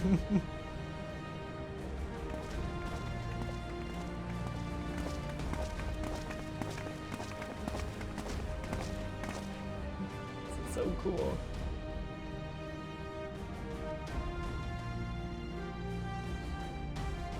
Might I ask you to speak first? Hello, little one. I don't remember your name. If I must. Avron Senna. I am Arun Senna, spokesman for the Gridanian delegation. Here on behalf of my esteemed sister, the Elder Seedseer. We shall provide support and protection to those in need during our time in Garlemald. To that end, I am joined by healers selected by the Conjurers Guild, with the Order of the Twin Adder's Finest serving as our escort. Dancing!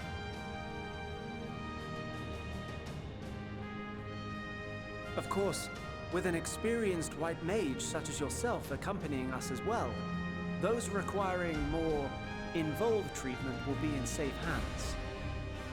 Raya O sends her regards, by the way. Wait! That's so cool. Even if you're not on the job, like they like reference that you've done the job quest. Oh, that's so cool.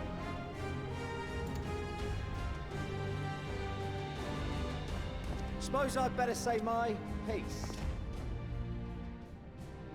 Oh, you haven't? Were they just like, I don't know who you are, but like, hi, I guess.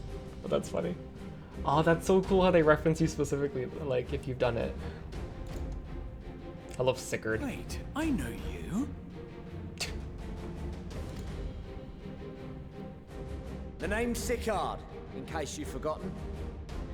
Truth be told, I'd rather you had forgotten.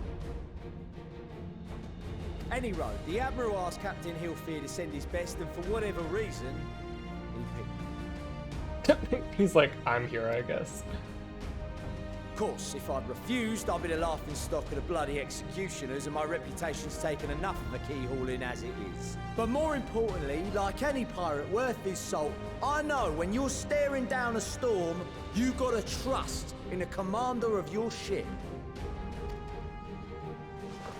So if the Admiral wants us to go to Garlemald, not for plunder and glory, but a promise of peace in our time, then that's what we'll do. Look how much he's grown in a couple of patches. Since we all know how much the Empire loves its steel, we thought we'd bring along a few smiths to make the most of it. Give them a pile of scrap and they'll cobble together anything you fancy. Oh, we have the armor smiths too? I just realized, yeah, we have crafters and stuff along with us, which makes sense. Of course, just like the Gridanians, we got fighters of our own. We might have come with a more constructive purpose in mind, but we're more than capable of cracking skulls, believe you me. Well, you're certainly raring to go. And again, so are we. Hello, Lise. The most dependable warriors of Uldar and Alamigo have assembled at the Sultana and General Aldin's behest. His voice acting is good. I do really like it too. If Garlemald has truly fallen, then the whole place is likely to be crawling with Telophoroi. We'll need plenty of troops to clear and hold a path for others to follow. Lise and Lalafels. L and L. That's where we come in. Naturally, Marshal Tarapin and I will be leading from the front.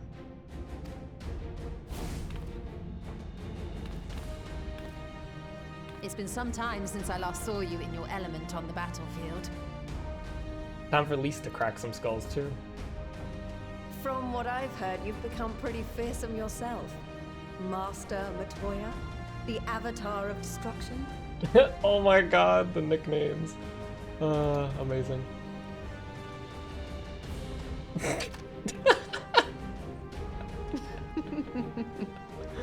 With comrades like these, I know we'll succeed, no matter what awaits us. Amazing. Amazing. And then we might finally get a chance to enjoy a good long rest. But until then, let's give it our all. Right? You put the cards in front of his face.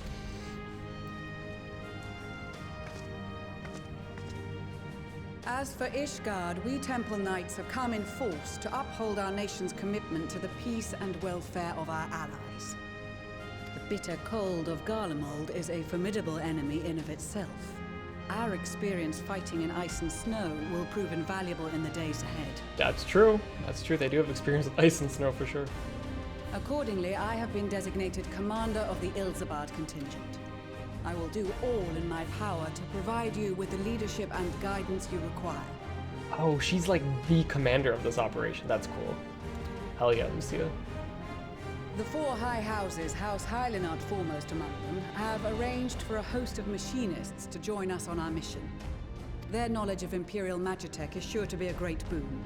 They will address any problems of a technical nature, together with the smiths of Limpsa Lomitsa. Love to see you get some screen time. Yeah, this is so cool. Hi, you two. Remember me? There is another awaiting introduction. Oh, God. Lord Amonelane? Why is he coming? Why is he coming too? Ah, yes. Amonelane de Forton, at your service. Though, lest there be any misunderstanding, I should stress that I've not become a fearsome warrior while you were away. Rather, far from it, actually. My brother, in his infinite wisdom, decided this would be an excellent chance to make something of myself. Oh, and fight for world peace and all that. Oh, he doesn't want to be here. I've got one first. But, should the opportunity arise for a spot of ballroom dancing, I will be your twinkle-toed gentleman of light.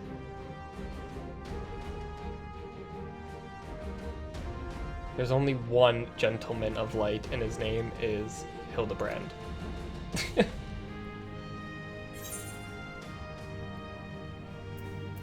I dare say your fancy footwork may be all that stands between us and certain doom.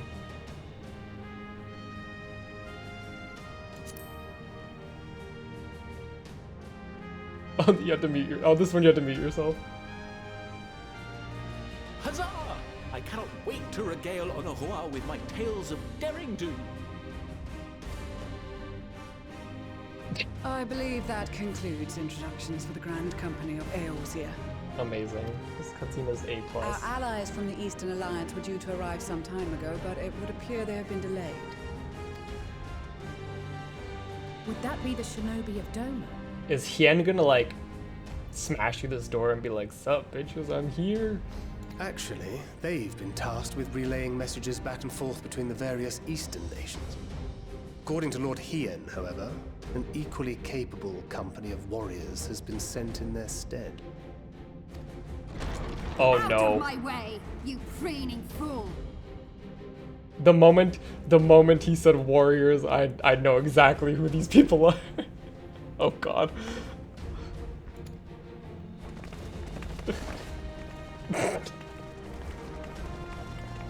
She just fucking shoved him. Amazing. Forgive us for coming late. We are the delegates of the Eastern Alliance. Hey, wait. This Hrothgar's from Bosja too, right? I'm pretty sure this Hrothgar's from Bosja.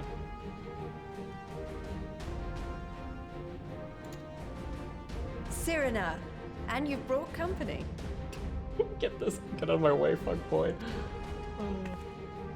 For battle and blood we come, as a step is sorely lacking in both. No towers befoul our lands, So we marched on those of Doma, only to find them beyond our reach. This is so good. Oh my god. But now our thirst for slaughter will be slaked. No quarter to the enemy!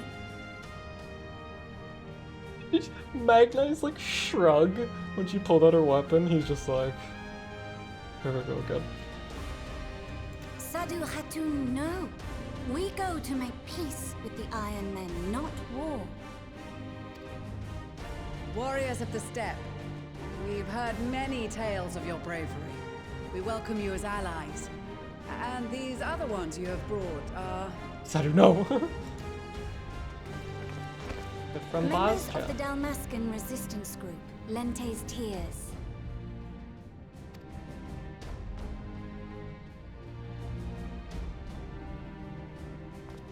And the Bosnian resistance. Between them, they have a wealth of experience in espionage, and are particularly adept at infiltrating Imperial facilities. Which is fortuitous, since Garlemald's domain is so vast that I could never hope to handle reconnaissance duties all by myself. Dalmasca, Bosnia, Alamigo. All lands which have suffered the tyranny of the Empire. I would never presume to question your motives. Nevertheless, I must reiterate that our goal is to aid the victims of the Telophoroi, the common folk of Garlemald. And they are victims, make no mistake. Though I understand that many may struggle to see them as such. You're more right than you know. For every one of us that answered the call, there were a dozen that refused. Not only in Alamigo, but everywhere we went. And who could blame them? The Empire's always been the enemy. But after seeing what we've seen, fighting and working against and with Garleans, there's no denying the simple truth. They're just people. No different from you or I. They've got their share of liars and murderers, but so do we. So do we all. Fordola, who once swore herself to Garlemald, has proven herself a trusted ally time and time again. Every Eorzean here knows Cid Garland, the Imperial defector who shared with us countless technological wonders. Is it coming? Gaius bloody Baelsar himself is working to help rebuild Wurlid, a nation he once conquered. So you can believe me when I say that every fighter here understands and accepts that the Imperials are not monsters and are deserving of help. Or at least that they were able to put aside their feelings for the greater good. It won't be easy, but we're all determined to make this world a better place.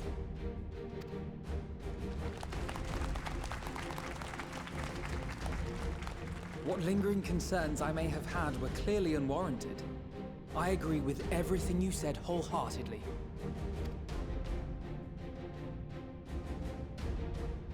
Then we are in accord. Now, let us review our strategy. To reach the Garlean capital in northern Ilsabard, we must cross the central mountain range. Fortunately, Garlond Ironworks can provide aerial transport, sparing us this most treacherous part of our journey.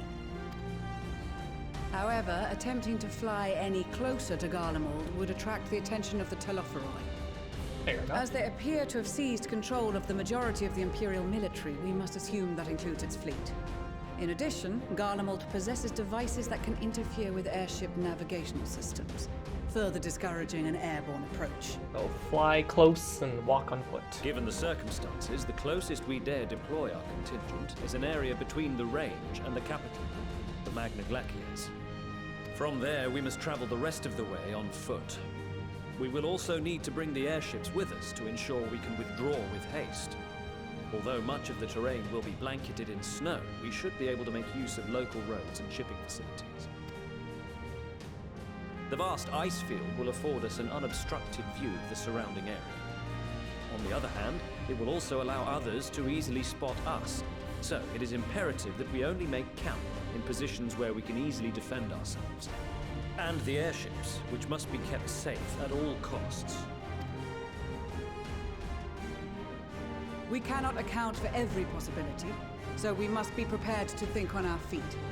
We will be tested, Sorely tested, I expect. But for our homes and for our people, and a people not our own but in need, we will succeed. Spare no effort in your preparations. Once we depart, there is no turning back.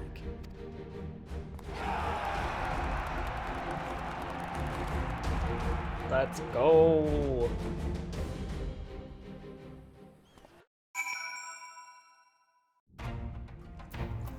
Oh my god, I want to talk to them all.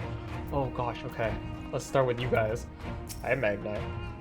The Mold, champions of the Nodum, and the Dorthal having sent so many here, I thought to defend the steppe in their absence. I would have done it, were it not for my stepbrothers. They urged me to grant our allies the sun's might, and his radiance may deliver them unto victory. I must tolerate the presence of this feral Dorthali dog. As first among my brothers, I could do no less than accept this challenge. My deeds will become the stuff of legends. Harvard, of course, for Magni. I care not for Iron Men or their troubles. The destiny of the weak to die in ignominy. Even so, I will do as I have agreed. I volunteer to join this band in Cyrina's request, and if she thinks it's a worthy cause, then that's reason enough. Though we hail from different tribes, our bond has grown strong as of late. She's much better company on a hunt than any of the steppes oafish men could dream to be. Are you two... You two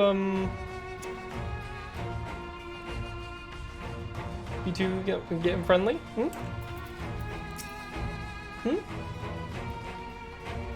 glad to see you well, Kaelin. Grandma was worried for you. The knight had agreed to come hither and join the contingent. The gods sent her a strange dream.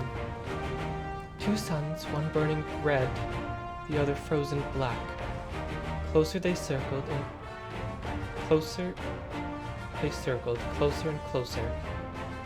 And as they danced, the world fell to ruin. In blinding chaos, spied blackened silhouettes, and knew at once that one was yours. Yet we knew not how to interpret this dream, save a sign that great danger awaits. Whatever lies ahead, I will walk with you, traveler. Are you guys LBGT? Mix them up. You guys LGBT or something? Hello, Rostic. I remember you. Allow me to express my deepest gratitude for your role in liberating Bozja. And my countrymen owe you more than we can ever hope to repay. Now that our dream has finally been realized, Bajal's, I can never pronounce his name, Basaljan has been seen fit to send a few of us to join the expeditionary force. Hope our skills will be of use. Are you doing Albert? Oh my god, it's been so long. What are you doing, Albert? Let me have a look at you. Touch nervous to enter the battlefield, perhaps? Well, I shall be there alongside you as a temple knight serving with your fine van. Though I may not look it, I was an Azure Dragoon once upon a time, so you can rest assured I'll give all I have in the coming fight. Certainly won't be showed up by you or Stinian. Let's go, Albrecht. It isn't Kaelin. Tis thanks in no small part to you that the manufacturer's future is looking brighter than ever, my friend. Pleased to report that I and a handful of my colleagues have been selected to join the contingent. Yeah, the expedition has ended. Even the Temple Knights will be singing our machinist praises once they have been borne witness to not only our mechanical proficiency, but our combat prowess to boot, of course. Wait, I love this. Okay, I'll speak to the Silence last. Oh, Menglin. Well, if I had known a social gathering would have turned out to be, I would have dressed for the occasion. Still, it seems a perfect opportunity to mingle with the other guests. Would I be correct in assuming those ladies over yonder are Cyrina and Sadu of the steppe? Perhaps I should introduce myself, though I don't like the look of that fellow with the enormous axe. He's the last one you have to worry about. I'd be worried more about Sadu, my dude. I cast my lot with the Popularis to bridge the divide between Garlemald and her territories. That all may be united under a common cause, but we were dispatched as a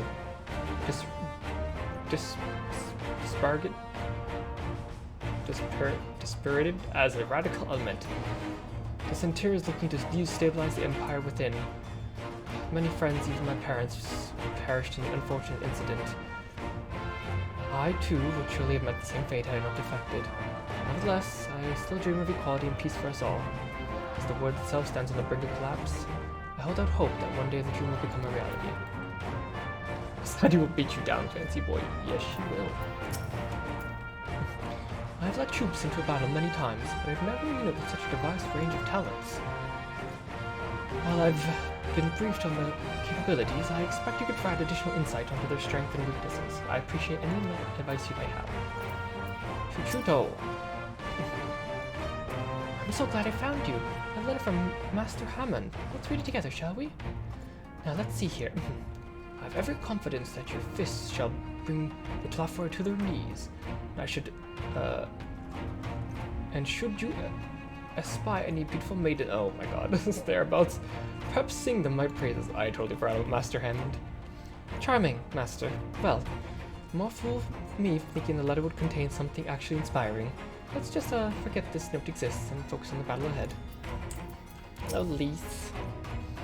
Seems long ago that we were sailing across the Ruby Sea and charging to the Azim Steppe with Cyrna and the others. I'd say we're overdue for another adventure. Ah, brings back memories to soothe so many familiar faces. We've been through so much together. Good times, and not so good. I expect Garlemald will be mostly the latter, but I'd like to believe we'd look back on these days more fondly in years to come. But for that to happen, we'll have to make it out of this alive. Don't you die on me, eh?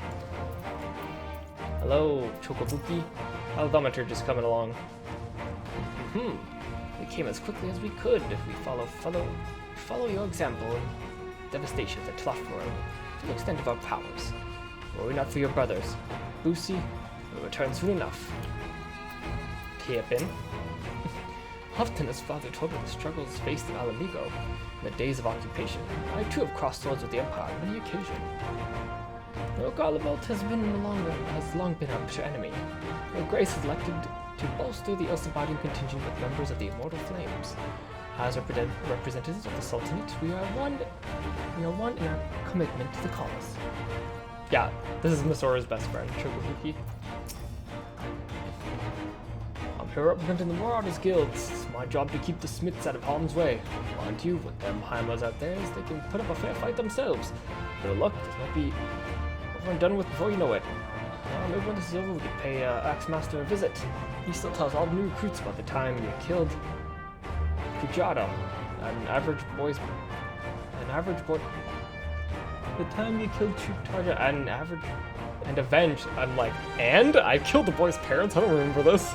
Avenge that boy's parents. But like it was yesterday.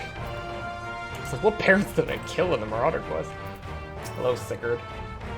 The Empire fell, Garlemald were the only ones we allowed to impose tariffs upon at sea. Not easy pickings, but made ourselves a pretty guild. They've been so generous to me and mine, perhaps it's time to return the favor and give a little something back. How you doing, Alcazolka? Greetings, Caleb. The time has come for us Marines to show our valor on the battlefield. Who will see us know our name and quake before our might? Victory, come hell or high water. Eos and Selena are doing great, by the way. How you doing, little child? In case you're wondering, Shiva will be staying behind to defend the 12-Sword with my sisters. She was of the opinion that she'd make useful addition to her contingent, as we were eager to make good of her vow to accompany me as well. Which was flattering, but ultimately, we decided her skills would be better put to keeping the homeland safe. I am, of course, obligated to share with her every detail when I return. Hello, Bard Gay number 1. I can't lie to you, Kellen. I wasn't entirely for this whole thing when Samson spoke to me, but if it means being your brother at arms, then who am I to pettifog? It shouldn't be so hard on him, I suppose. Bard's unit's quite impressive, really. Yes, one must give credit what credit is due, rather uncouth for one to do otherwise, after all. I think that's the nicest thing you've ever said to Simpson. Our prowess has finally been recognized in the Order of the Twin Adder. Naturally, Guadeloup's also helping us. His ability as a bard is unmatched. I do worry about his judgment. However, you need not. I shall be keeping a close eye on him, I promise. No worries, Ari. I don't expect to see the other former Azure to here of all places. As it well knows, I'm not one for verbose greetings. We shall instead let our alliances do the talking once we're on the battlefield. We'll see if the other has been diligent in his training. This is extraordinary. Oh god. Graha. in such company of the finest of our allies have to offer. With comrades such as these, we're bound to succeed, I'm certain of it. I was like full-on fanboy panic mode. I was half expecting to find the man who taught me red magic amongst our number, but he's nowhere to be seen. I suppose he's had his share of unpleasant experiences with the Empire, but so have we all. Perhaps there's another reason. Well, in any case, I have a feeling I'll see him once again when all this is over. I'm sure he'll be pleasantly surprised by how much my swordplay has improved since we last met. Yeah, where's Zaroon? Zaroon, where you at? Well, I've been part of a Trojan military operations like this before, with far greater numbers, but for some reason this feels very different from previous experiences. Despite having shared a little more introductions, there's already a palpable sense of camaraderie. Where's the dill? Blessed are we to have made countless steadfast allies ere our journey's course. Indeed, we are joined today by many acquaintances whom, in time, shall come to call our comrades and mayhap friends. I have close ties with the Scouts of the Eastern Alliance. and various resistance groups, and they're an absolute joy to work with. Ishtola, you have a final one. Besides the delegates assembled here, the emollients of other tribes offer to send their own troops. Unfortunately, due to their physiology, many would struggle to survive in harsh climates of Ilsavad. They would also like to provide tempting targets for abduction by the Tlotharoi.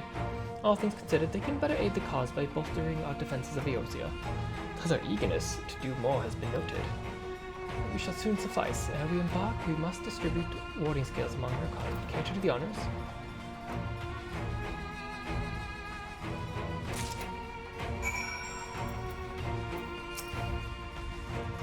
We heard it would be cold in Garlemald, so we came prepared. Here I have a warding scale. Oh, the talismans. We're to keep these close at all times, yes? I will see that no one misplaces theirs. And before I forget, I have a message from Hien. In distant lands and times of strife, together stand, together and fight. In darkness shines the light of life. I hope that I have done his words justice. Doma, like much of Arthur, has been plagued by towers. Yet, while he could not be here, he wished to express his shared conviction. Hien and Yugiri labor without rest to unite the people. With their aid, we'll keep them at bay. And we of the Steppe and the Eastern Alliance will repay their efforts by ending this war. Hello, child. Yes, I have a warding scale. The famed warding scales. Enough for me and my men, I see. I myself am especially grateful for this opportunity to visit distant lands. I wish to follow in the footsteps of Master Aetoa and learn all there is to learn of the star we call home. Indeed, that is the primary reason I volunteered to join the expedition, to journey outside the Twelveswood. Much less to enter Imperial territory is a rare privilege afforded of the Jarl. Not that I'm taking along to see the sights, the Guardians would benefit from my healing magics, as would our comrades, should fighting break out. Hello, Sickard. You got something for us?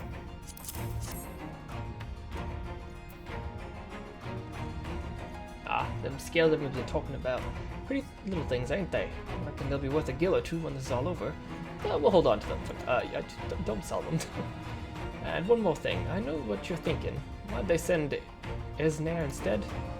Bugger if I know. Admiral Captain Hilfier told me that they needed someone to help safeguard the future.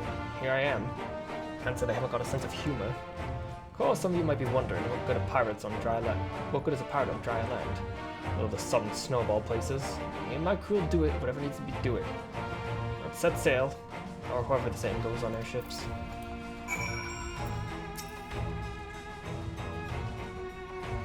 A set of boarding scales I spy? Not that I would know what they look like.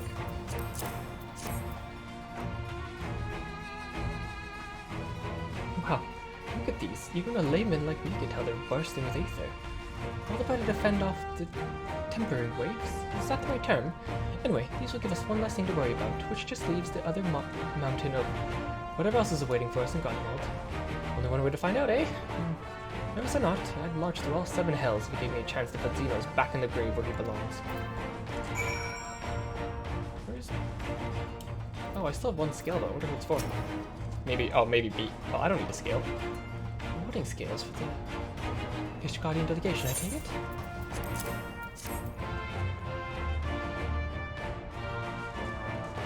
Many thanks. These talismans may prove to be the deciding factor for the battles to come.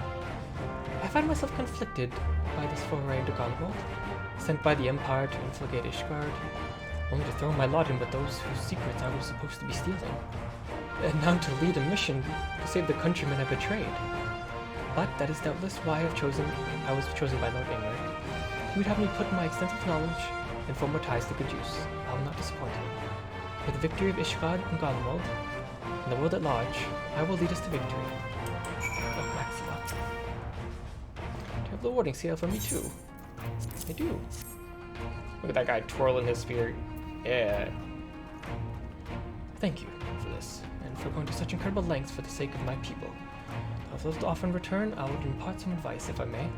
You've been told by many to wear the cold of Ilsabad, and I can't stress enough that this is no token warning. I'll be distributing specifically made warming tinctures, courtesy of the Alchemist Guild, but understand that they are no substitute for proper protection. I'll leave the provisioning of said protection to your discretion. Now, let us proceed to the Alamaken Quarter. While you make final preparations, I'll have the pilots ready the airships. Yeah, we're gonna win with that one guy just twirling his spear. Look at him go. Okay, talk to you guys again. Something of a constant refrain that we require warmer clothing. My present garb may be lacking, fur collar notwithstanding. Y'shtola, get a jacket, please. Concoctions to fortify the flesh against wind and cold are commonly sold in Uldan markets, though they are of dubious provenance and efficiency. That opened back, right? Wait, lease! Oh my god, girl, you need a jacket. This said, however, in recent days, Alchemist Guild hath produced a tincture capable of such a feat. Perhaps the achievements of their Thavnarian counterparts that spur them to action. Let they not be put to shame. They ought to compete with the elephants. This cold's quite warm, but I have something rather thicker for occasions like these. No telling how much longer we'll be out in the open. We can't go starting fires willy-nilly. I want to avoid detection. Anything you need to take care of, you better see to it now. Since my revival, I've been lax in expanding my limited wardrobe. To give a time for a quick trip back to Old Charlian, I still recall a rather fetching coat. We're not going back to Charlian for a coat, Graha. Preparations. I've got my armor and my lance. What more could I need? Fair enough. Going to Garlemald. It's our last chance before we make ready, before we set forth. You need not worry about Orion, Jedi. We saw what we wore in the Garlemald before. Singing claims to be quite warm and toasty beneath his armor, and since he spent a fair bit of time up north recently, I have no reason to doubt his words. Most of the others will be borrowing Grand Company stock. The rest of you could likewise do, I suppose. Could do likewise, I suppose, provided you're not overly concerned with style. Not to put too fine a point on it, I wouldn't be seen dead in one of those ridiculous overcoats. If only time would come to find something to my— Y'shtola! Y'shtola! You're going on a mission to save the world where it will be freezing. Just put the ugly coat on, Y'shtola.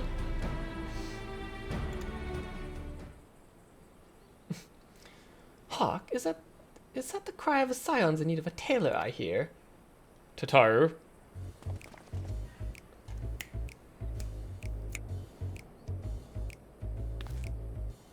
But are you coming with us? But how? I have my ways, oh yes indeed. You thought you could sneak off to Ilsabad without telling me? Ha! And nothing escapes my notice. Oh, Tataru is home. Now, you will wear these garments I've made for you whether you like it or not. You never cease to amaze. But why do you need a new outfit as well? Wait, are you coming with us? What? No, of course not, silly. It's all in the name of fashion, rather than the pursuit of the highest quality fashion. Besides, how can I expect to wear my creations if I've never worn them myself? They just need an excuse to give Tataru a new outfit. I did have one other thing to share. Agmus and Blomwida have finally returned from their assignments in faraway lands. They'll be staying at the Rising Stones for a while, so to keep an eye on events to Eosia. Since they're running things back to headquarters, I was wondering if I could lend a hand in Charlium? Oh, why not? You can keep Kryl company at the Baltesian Annex. Yes, we'd love to see you there. I've heard Amgris and Bluida did a fine job carrying out your stead while we were lying comatose. With them in charge of the Rising Stones, we have nothing to worry about. My thoughts exactly. Also, while I'm confident you won't go collapsing again, because of a certain someone who shall remain nameless isn't in the position to transport your souls to another world, glares at Graha. If anything similarly disastrous were to happen, I'll be well positioned to do something about it. Anyway, I've got a few things to take care of, and I'll make my way to Sharlayan. I really do hope these new clothes are enough to keep you warm in Garlemald. It's not much, but it's the only thing I can do for you, other than pray for your safe return, which I will, every day. Let's not keep the contingent waiting any longer.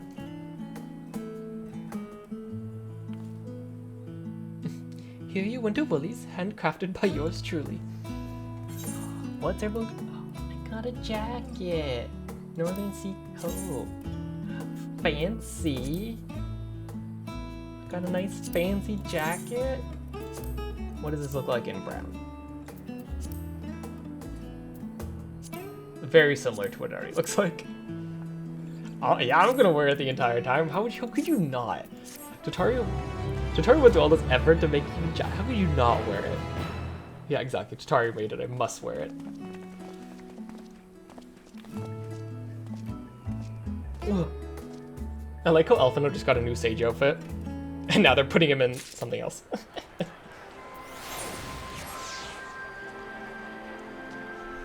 Got to wear your new outfit for a little bit. Tara is desperately trying to retain her composure as she prepares to see Waff on another perilous journey. Gotta keep him warm.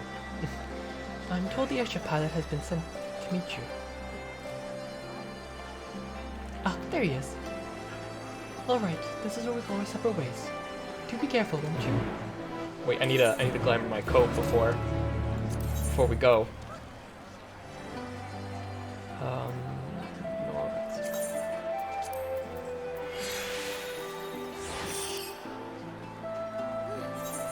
Oh, with the duty, okay. Whew. It's an honor to finally meet you. We of the Garland Ironworks will be ferrying you and your contingent across the mountains into Garlemald. For many of us, it will be something of a hope coming. Our illustrious founder was only... Our illustrious founder was only our most notable imperial defector. For that reason, the company is committed to the success of this expedition. Our resources are at your disposal. Aught we might do to make your further assistance? Please don't hesitate to ask. You ready to depart? Ready the engines. Upon boarding the airship, several cutscenes...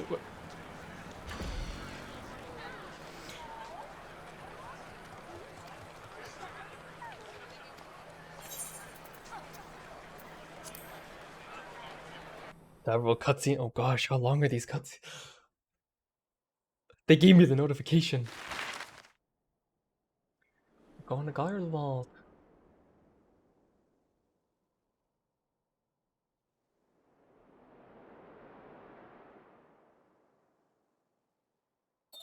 Ilsabad, divided in twain by a vast mountain range. Damn it.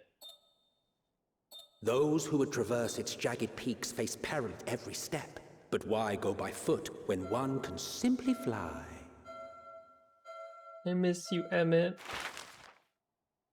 I miss just Emmett hanging around and being like the sassy villain who just makes comments on anything. On the outskirts of the Imperial capital, in the frozen wastes of the Magna Glacius,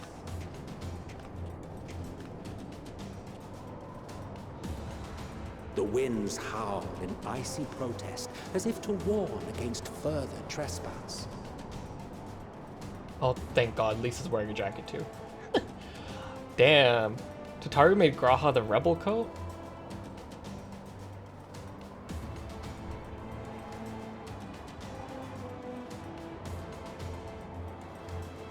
Tataru been doing some treasure maps. We've received word from Thancred's reconnaissance party. They've sighted a detachment of heavily armed Imperials. Survivors of the Civil War, perhaps. Like, wait, Yurion's just wearing that outfit he was wearing in Heavensward when he was being a sneaky sneak. Perhaps, but there is more to it than that. Maxima reports that they're led by Virgilia, legatus of the 3rd Legion, which comprises the bulk of their number. However, they are also joined by several members of the 1st. I know they mean the 1st Legatus, but like just hearing the 1st, I was like, how? From what I recall, the 3rd Legion fought for Nerva in the War of Succession following Varus's death. The 1st, on the other hand, were under the direct command of the Emperor and rejected Nerva's claim to the throne. These legions were enemies. Yeah, but now they're all brainwashed and tempered. Indeed. In fact, our sources claim that it was a conflict between them that sparked the Civil War.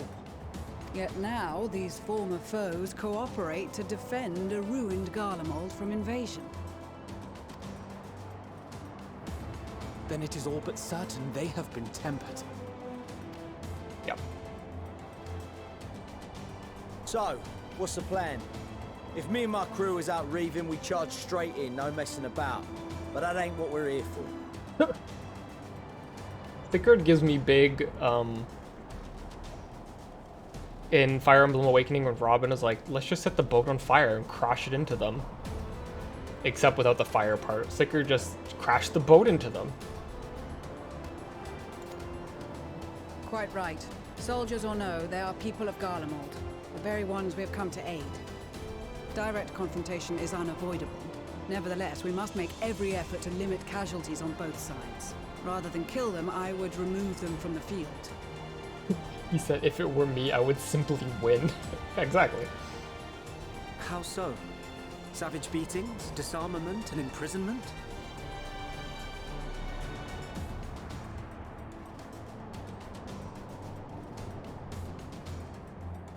Okay, that's, I guess, a way to put it, child. You don't have to say it like that. Also, your knees, my dude. Are you cold? Not impossible, but easier said than done in the heat of battle.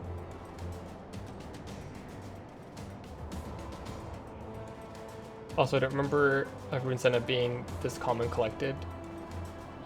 It's been so long, I don't remember, but yeah, I think he was more of like a nervous character. I know his sister was like sassy. Having observed the opposition, I imagine Thancred had something to suggest? He did. He and the other scouts have already infiltrated a supply depot some distance beyond the Imperial detachment's current position. Stored within is a stockpile of Magitech armaments, and once we give the signal, Thancred's team will destroy them all. In so doing, we will deprive frontline troops of materiel, and likely force the detachment to send men to investigate. Divide and conquer. Not a bad idea. Once the scouts have finished their preparations, we will split into 2 groups. The first will form the vanguard, while the other brings up the rear with our supplies. Oh, I like Ystola's jacket. Ystola's jacket's cute. As for the Scions, I ask that you lend your assistance where you deem it needed most. I would prefer, however, that you accompany the rearguard and be prepared to join the van at a moment's notice. Kept in reserve as our trump card, so to speak. We can do that.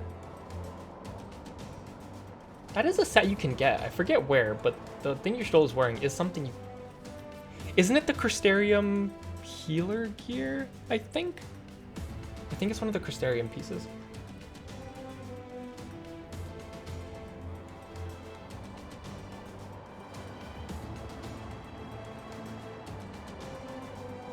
What's going on here?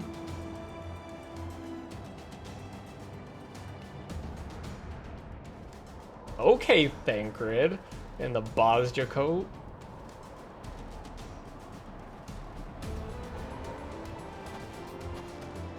Your proposal was well received. More specifically, they asked that we destroy the Imperial's toys in as spectacular a fashion as possible.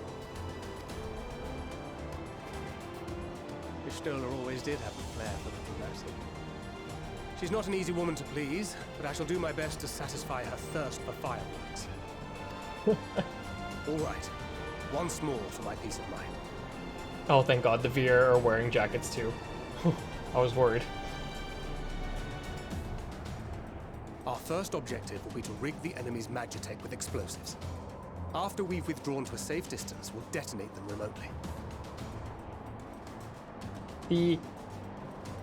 If this situation, it was like RPing my actual character, I think he would be part of this team. Explosives? You need explosives? I think he'd be part of this team. If he wasn't the Warrior of Light. Our second will be to issue a deactivation command to the automated units via the control terminal. If our calculations are correct, this signal should reach those deployed on the front line, giving our friends a much-needed upper hand. The blizzard will help us stay hidden, so let's aim to get in and out before it passes. Trust in the plan, and we should all live to see tomorrow. In the meantime, I will relay messages back and forth as the situation unfolds. You'll forgive me if I ask again, but are you certain you wish to play the lone wolf? Wouldn't have it any other way. Call it foolish and reckless if you like, but I'll get the job done. I always do. Yeah, this man fought Ranji one-on-one.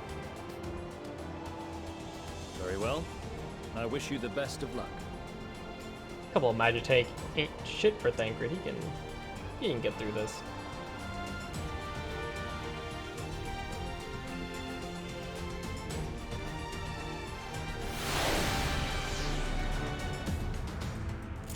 Hello, well, oh God, okay. Okay, so he has this again. Tank buff. Turn invisible. While hidden, delivers an attack that neutralizes Imperial soldiers. When the target's Magitech, weaponry, or a guard dog delivers an attack. Okay. Am I doing a sensitive guard dogs neutralizing? Am I doing a fucking stealth mission? I think there's nothing else you wish to confirm. You may commence the mission as soon as you're ready. Oh God, okay. Keep your wits about you. It's time. We only have one shot at this, so let's make it count. Oh. Oh wait, is that the little icon they...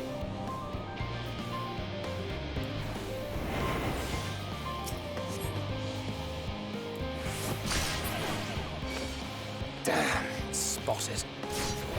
Oh.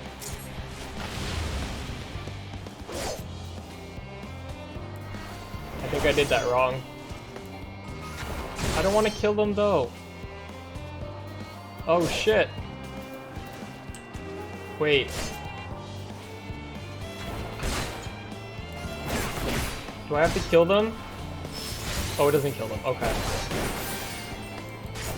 I thought I did this wrong.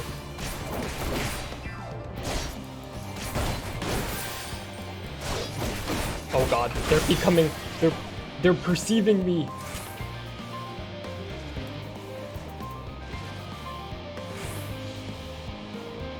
Has no effect on Imperial soldiers, or so you can't take down a mech.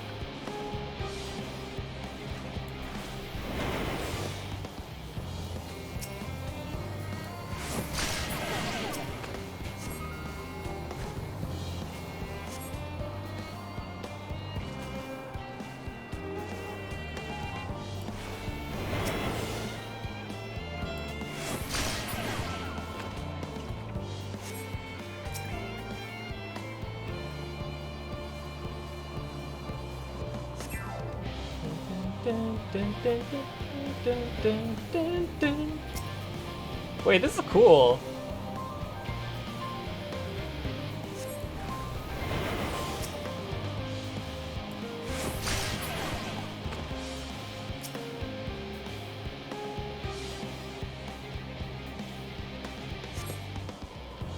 Wait, this is really cool. I like this mission.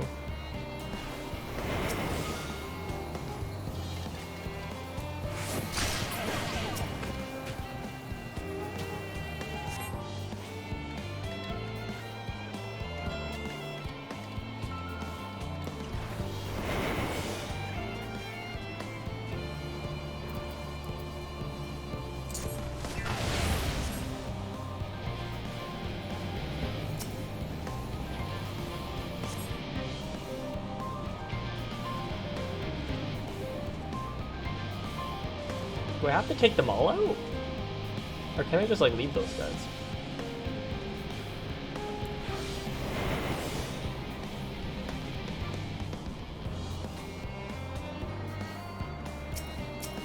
Oh, oh boy. Oh fuck. Oh fuck. Oh fuck.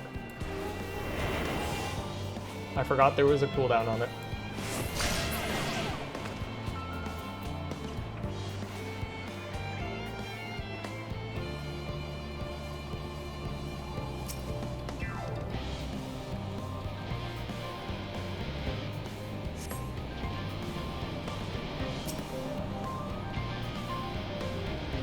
Go, go, go, go, go, go.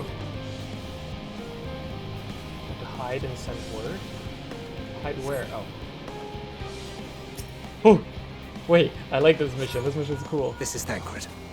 The explosives are in place. Very good. All is proceeding as planned. I like the little, Head to the icon. control terminal. It should be to the northwest. Understood. Have the others wait at the rendezvous point.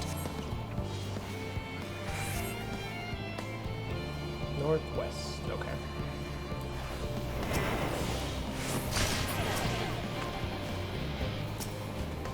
Open, open, open, open. Oh, fuck me, fuck me, fuck me, fuck me. Ooh.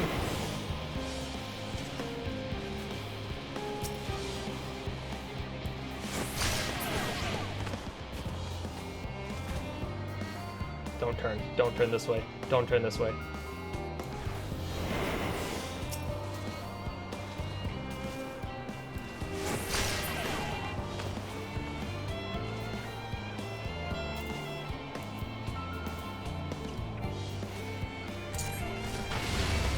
Damn, oh shit. Spotted. I didn't. Okay, I didn't realize that I would miss that. I thought I could hit the dog from over here. They hear nothing. They hear no gunshots at all. Nope.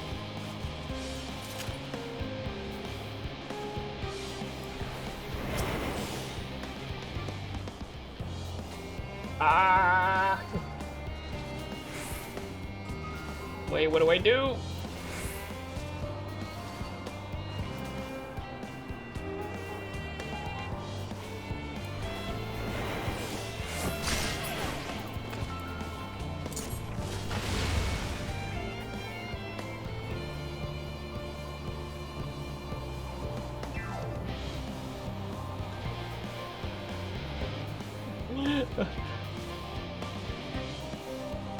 The bug is in the way. I don't like the stupid bug robot.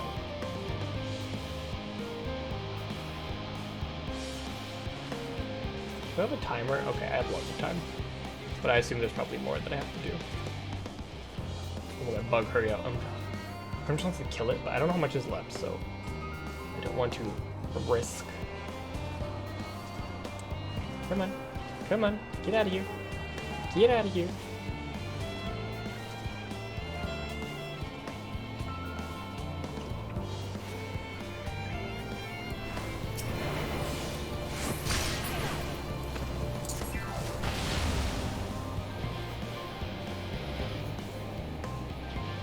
I just need to go around and then I can get through. Okay. Okay. I know what I'm doing. Slow and steady.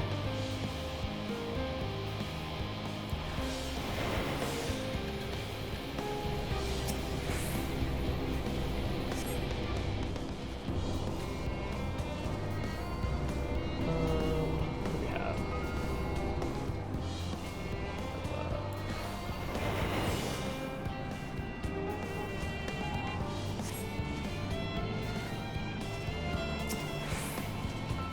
Okay.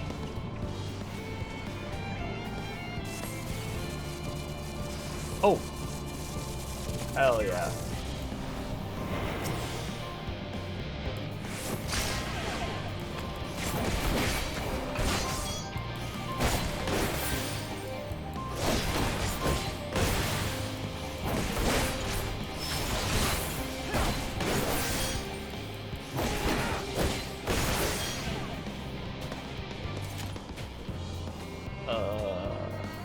Do I just go back? Oh. Hello, friends. I did it!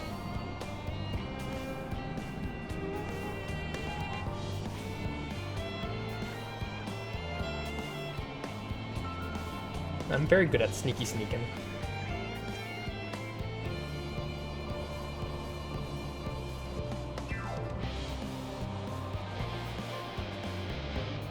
You are returned, and none the worse for wear, to my considerable relief. What news from our comrades? They stand at the ready. Excellent. Then let the fireworks begin. Load up!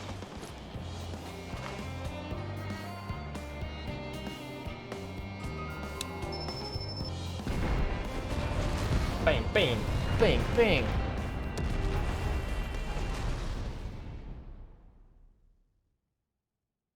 A few moments later, at the rear of the Ilsabard contingent supply caravan.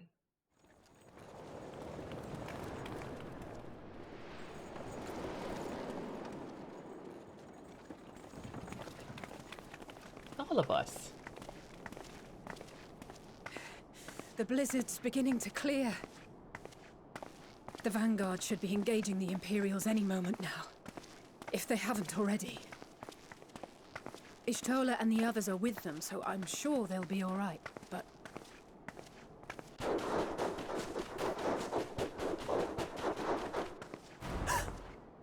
Wait! Something's coming! What the fuck? Oh, it's a dog. Okay, I was like, why are they seeing red? Looks like we ain't the only ones who sent out scouts. Keep them away from the carriages! We lose those, and we're as good as dead!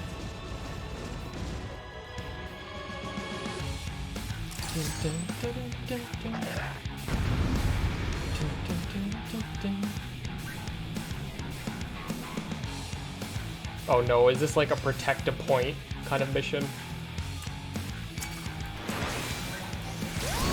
Fighters! Protect the others!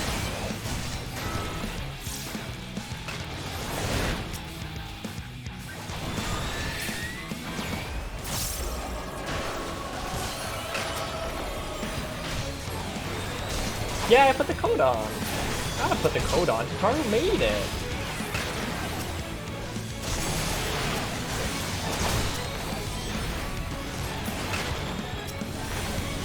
Always gotta put the code on if Hikaru makes it.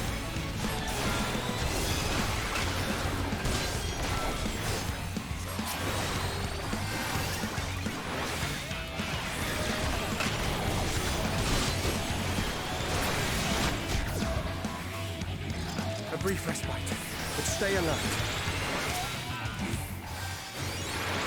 Give everyone a shield. So I can get more DPS when the shield breaks.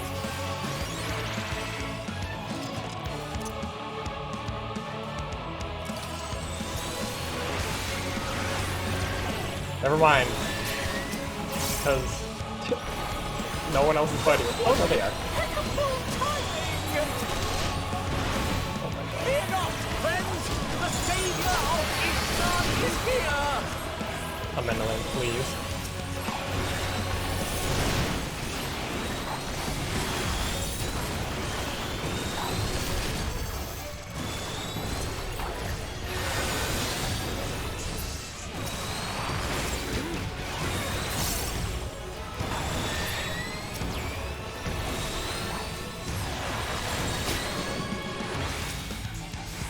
A fine display, but the other carriages are still in danger. Okay. Go on ahead. We'll hold the line. Hello, Graha. How are you doing? Don't worry. I'm here to help.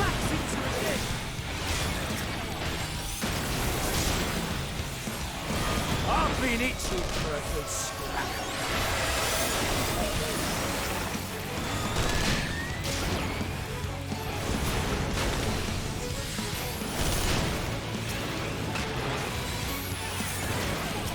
Oh no. Sigurd. Oh, he.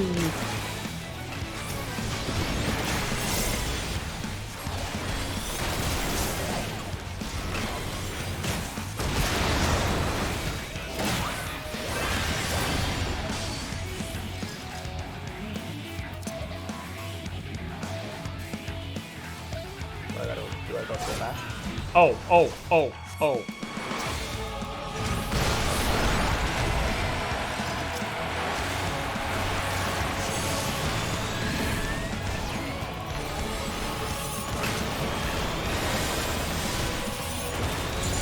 Damn, these guys are blocking it with their bare hands. You not alright back there? We're fine and ready for more. Hear that? Get to the front and turn the tide. Head north and join the vanguard. Okay.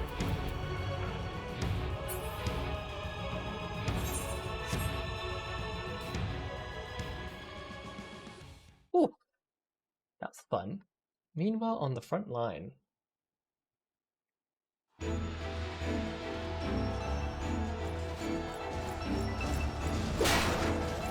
Let's go.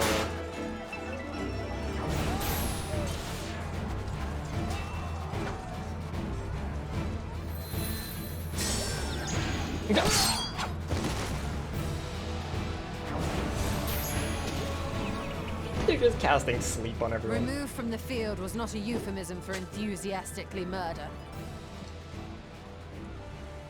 Dinian, don't murder them. It's nothing that won't heal in time. Oh my god, Justinian, please. The trouble is, their tempering has made them utterly fearless. Subduing them would be easier if they had the capacity to submit in the first place. Well, this is the path our young charges would have us walk, and that we all agreed to follow. You knew it would be hard, yet still you pledged your lance, did you not? Don't kill them, Justinian. I say as I'm blasting them with lasers. That I did.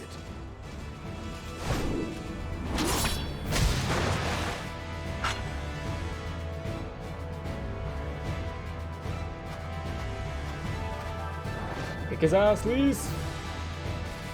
Oh damn, Magna, are you going up against the boss?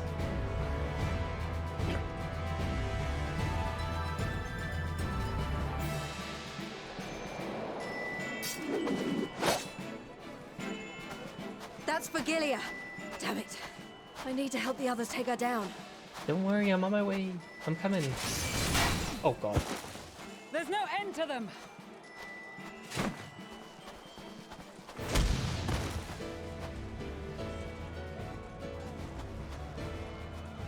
I was wondering when you'd turn up.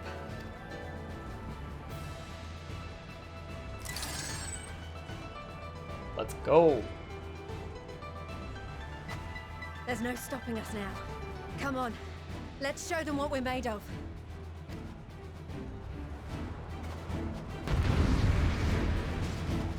Come on, Magni, you can take the boss. You're such a great fighter, Magni. Oh, they're actually fighting her off in the corner. We have them now! Forward!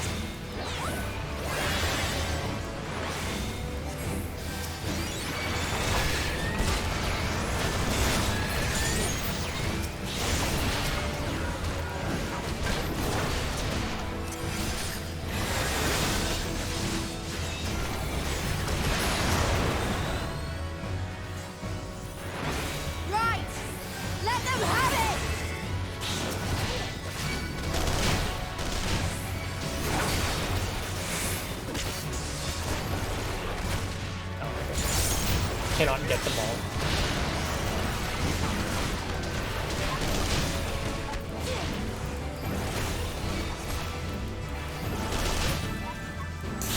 What are you doing, Pippin? There's a raging ball! Pippin.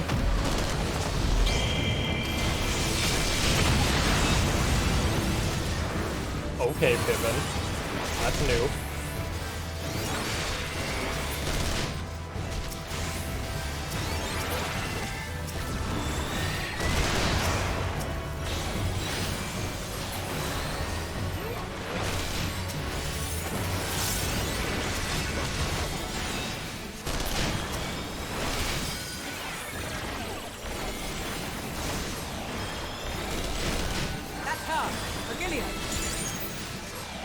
Oh, she's here. Okay. Do not fall behind!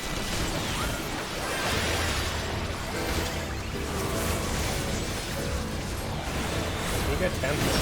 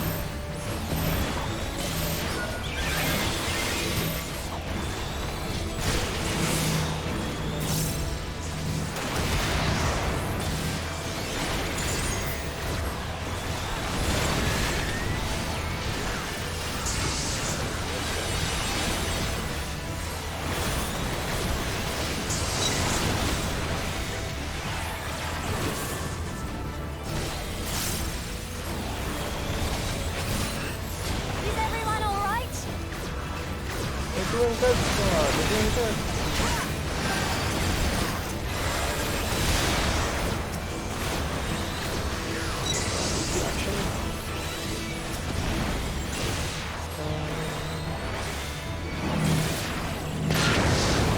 Oh.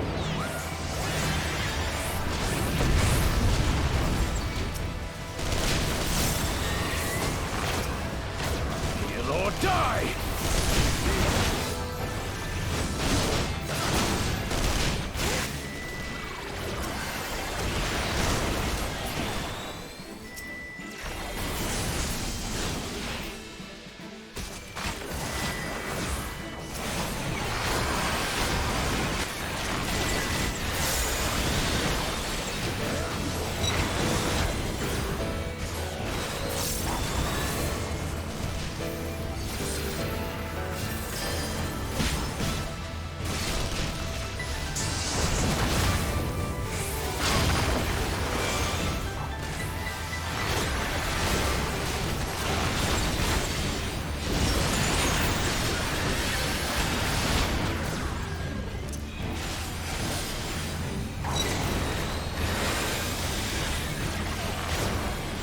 More fodder for my flame. That is having a field day.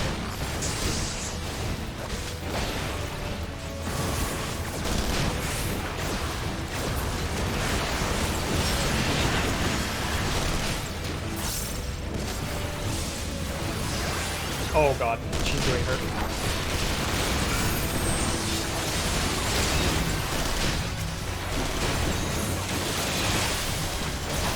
I love how Sadu just wants to end a fight every time like this.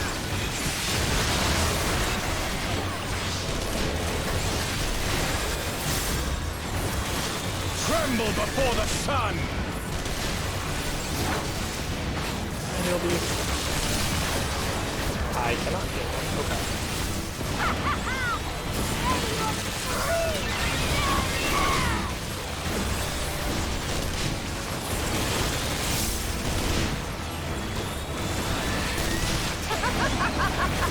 Oh god. There she goes.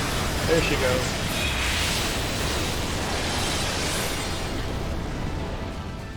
Thought I remember we said we're not gonna murder anyone.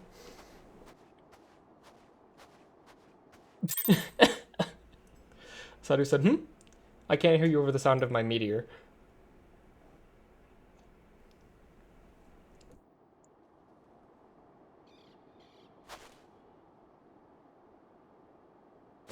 A worthy adversary.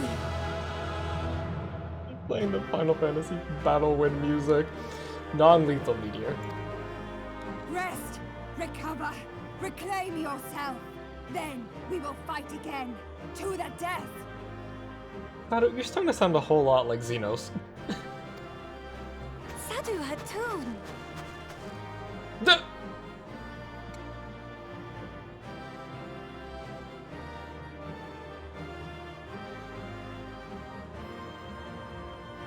Oh god. Oh man. That was the last of them. Magna, what's it feel like for the girl you were calling your Nama to run to Sadhu instead? The day is ours, thanks to your timely arrival. What of the supply caravan?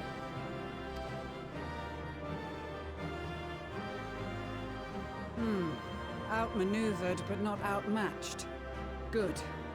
Let us take the Imperials into custody and rejoin our comrades. And soon we shall arrive at the capital. Poor Magni. Don't worry, Magni, you always have Didactyl with you.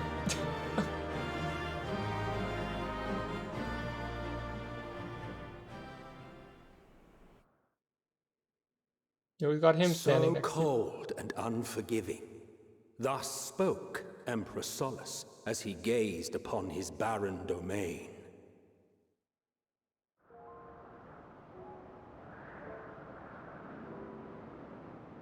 "800 years it had been since the Garleans first set foot here.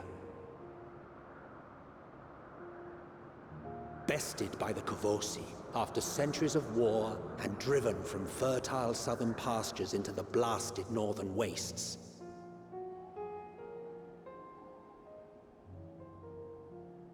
In that garden of desolation, they clung to one another for warmth, freezing, hungry, desperate, hated.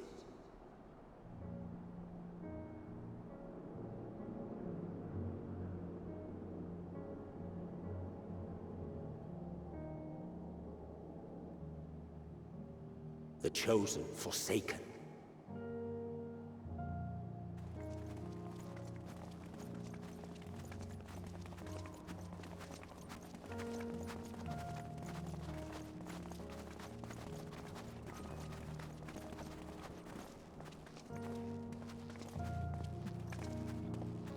In the year 1513 of the 6th Astral Era, a young legatus named Solus single-handedly sparked the Magitech Revolution.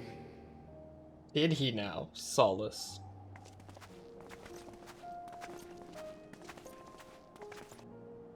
How did he conceive the machina that feed on ceruleum? Once a common, soft-spoken soldier, how had he so quickly ascended through the ranks? Like so many others, those who knew the truth are gone. Yeah, I wonder how. Taking in the capital with his eyes for the first time, I recall thinking to myself, far colder on the earth than in the heavens. Yes, far colder indeed. Bitterly so.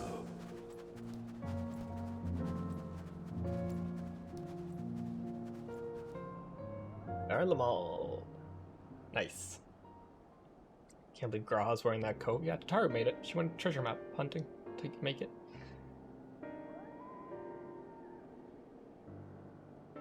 Not so much as a whisper. Made it to Garlemald. The roads leading beyond the city walls would have been used less in recent years. Nevertheless, this was one of the most important gateways into the capital. Her buzz day and night with activity, aye. Merchants passing through the checkpoint, many of them stopping at the local hostelries. Surely they cannot all have been tempered. I hope not. We can consider the question after we have made camp. If we spend any longer outside, we may well freeze to death where we stand. The tempered Imperials, too.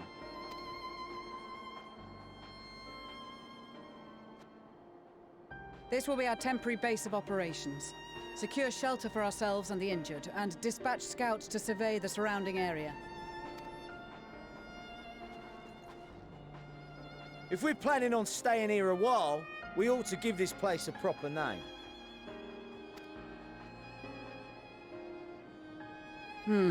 Well, the constant sound of ice cracking underfoot makes me think of broken glass. An apt name, perhaps. But enough of this. To work, everyone! This part specifically is reminding me of a Fire Emblem game. Just like this army of people going place to place.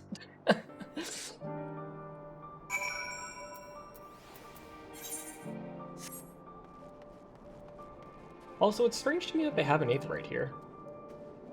I guess for people who aren't Garlean?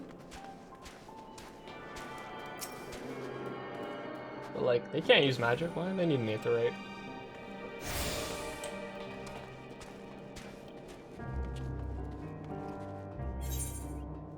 Can't broken glass, it's literally called broken glass.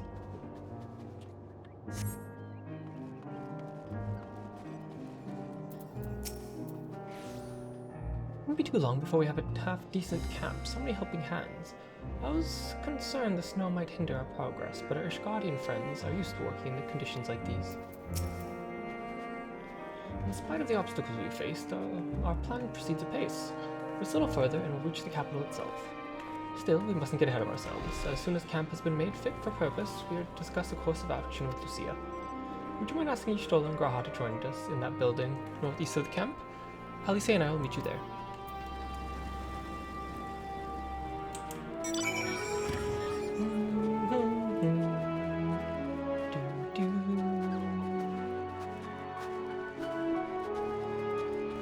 Cold, Y'shtola? A meeting, yes. I'll make my way over once my head is cleared. In truth, I've been feeling out of sorts since we arrived. The air is thick with a palpable aura of malevolence. 'Tis the monstrous tower on the horizon, jagged, hideous, unholy. Even at the distance, its presence is overwhelming. Much like the sensation I felt in the Tower of Zot, only far more terrifying. Aether flows unceasingly towards it, converging into a swirling mass of unfathomable power.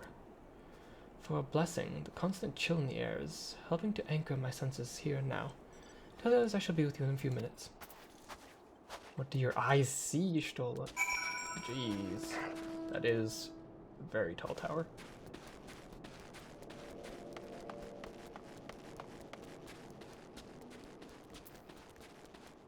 How you doing, G'raha? I like your jacket. Pleased to know, most of the tempered have been quartered inside nearby buildings and are receiving treatment as we speak. I do, however, feel no small amount of guilt for commandeering civilian homes. The occupants may be long gone, but everything is exactly as they left it. Considering the length of time that's clearly passed since, I would expect them to find them ransacked. Strangely, there are no signs of anything being stolen. It's possible that everyone fled at the first sign of trouble, though it seems to me they left far too many useful possessions behind. Although there is no conclusive evidence, I strongly suspect they are tempered.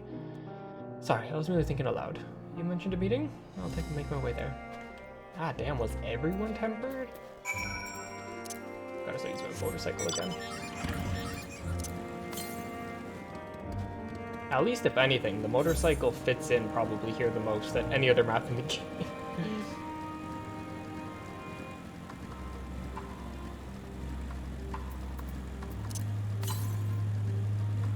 Oh, east. Oh, fuck. That's west.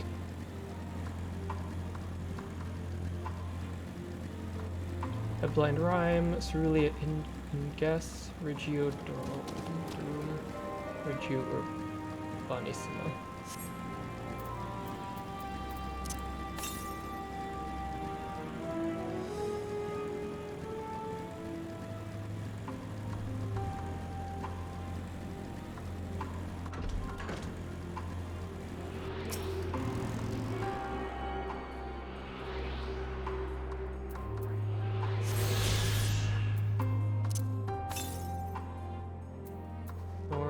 Okay, that's getting pretty far away. Okay, let me go start the quest then. I don't want to wander. I don't want to wander too far away.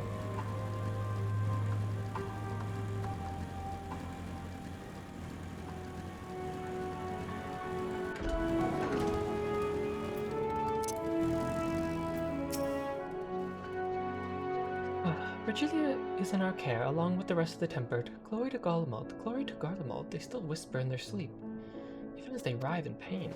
That's not a nice sight to picture. Raban taught me a lot about military strategy during exercises in the fringes, coordinating units with wildly different capabilities, surveying, securing hostile terrain, that sort of thing. I have a chance to put his teachings to practice. As all the remains of Latirum speak from empty husks. This is the state of the outlying villages. I dread to think what's become of the capital. The Tempered soldiers are sleeping soundly while they undergo treatment. There are too many to attend at once, but I and the other healers will see to all eventually. Hell's bells, this place bloody freezing. Rather be tied to the topmast in a storm than suffer the cold any longer. Anyone can spare a swig of rum. That'll sort me right out. Me.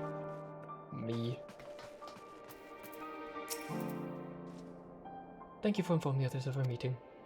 Everyone's here, we'll begin.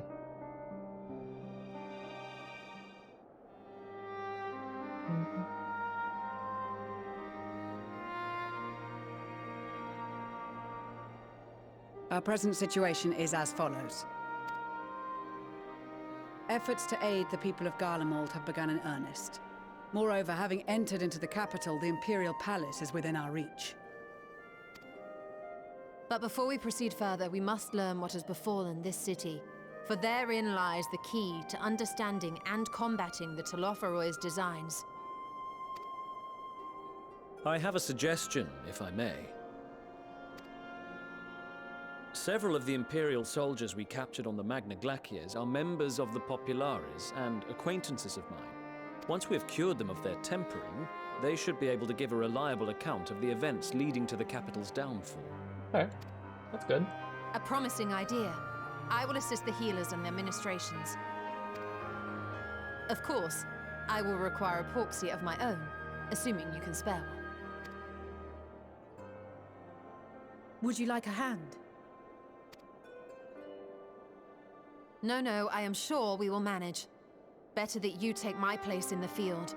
The noxious ether of this place disagrees with me, and as I shall need to draw on my own for the treatment, 'twill be prudent for me to remain within the camp. It's weird that it's affecting her like that.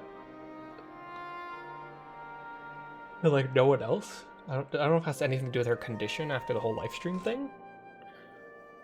I mean, it's weird that no one else, it's just basically her. This talk of curing the Tempered is all well and good, but I reckon the cold is a more pressing concern. All the houses round here are fitted with cerulean heaters that could keep us warm and toasty. Problem is, the machines seem to have given up the ghost, and if we keep sitting around, freezing our asses off, we'll be next. My smiths reckon that with the right parts, they can have them working again, but it won't be easy. Understood. The machinists will assist them in the repairs.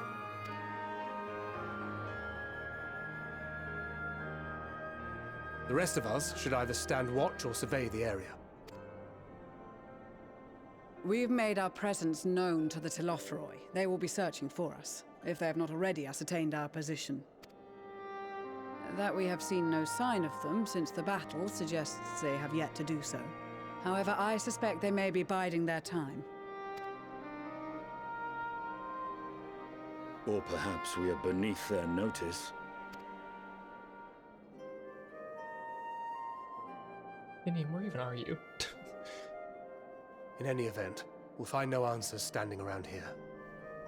Urianger, Estinian and myself have visited Garlemald recently, so we'll lead the reconnaissance efforts.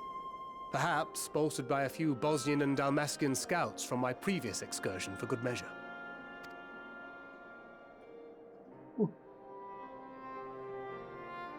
Don't forget about us Alamegans. We have experienced scouts of our own. Well now, this is turning out to be a rather sizable team.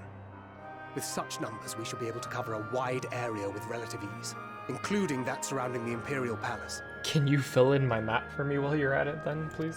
Thank you. How about you, Graha? I have a feeling we'll find a use or two for that vanishing spell of yours. 'Twould be my honor to be of service, though I doubt that you of all people need rely on my tricks. Bring the cat boy. That leaves us with guard duty. As a matter of fact, I have something else in mind for the two of you and Alphino. Oh, I was so confused. When I read the two of you, I thought she was specifically speaking at the twins, but then she said and Alphino, and I was like, huh? Between here and the center of the capital lies the Eblan Rime. I would have you search the area for survivors. Your keen sense of direction, honed in your extensive travels, should prove useful in navigating the ice fields. If there are any survivors, we'll surely find them. Extensive travels is something of an understatement, but I suppose if there's nothing else that needs doing. Ice fields, I love ice fields. Oh wait, no I don't.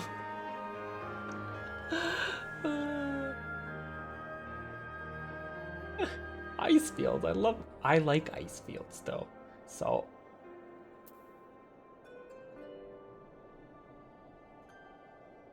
I'll go with the extensive travels is something but an understatement, but I suppose if there's nothing else that needs doing.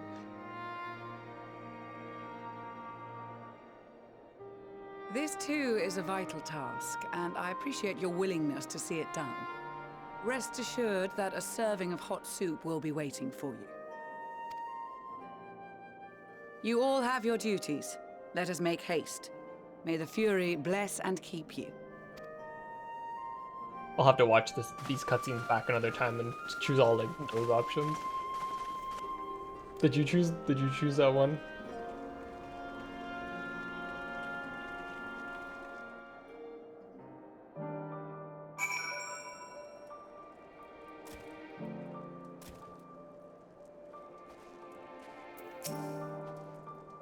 I never thought myself much of an explorer, though I suppose my adventures have taken me to all sorts of strange and distant places. With that in mind, traversing an ice field should be a simple feat. You didn't choose it, but you left. Yeah, that's a good option. Gods be good, if this is the cold with Tataru's clothing, I try to think how we'd fare without it. I must remember to thank her next time we meet. I do realize too that with the people of Garlemald have spent their whole lives in conditions like these. Even they'd be hard-pressed to survive away from the warmth of their homes. If there are any survivors, we must find them quickly. Hello, Manolin. Manolin is, as usual, milling out aimlessly. What ho, chums? Been given something to do, have you? As it happens, I too have been ordered to make myself useful. Sounds like a rather tall order. Since you ask, we're to scour the Eblan Rime for survivors. What? Wander around the ice fields on the off chance you find someone. It would take forever to finish the job without the benefit of my expertise, or more specifically, my telescope. Come, friends. I know just a spot to begin our search. Oh no. I don't want to take him along. I'll probably regret this, but we may as well humor him.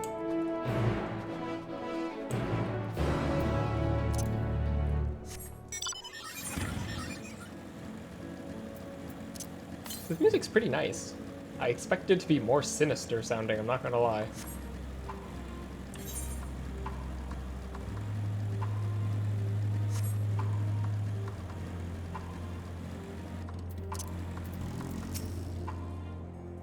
The buildings I can see don't appear to be residents. They may still warrant investigation, though. I'm surprised how many wild beasts are roaming around the place. Perhaps now that the soldiers are gone, They're free to wander and forage as they please. Nature is healing.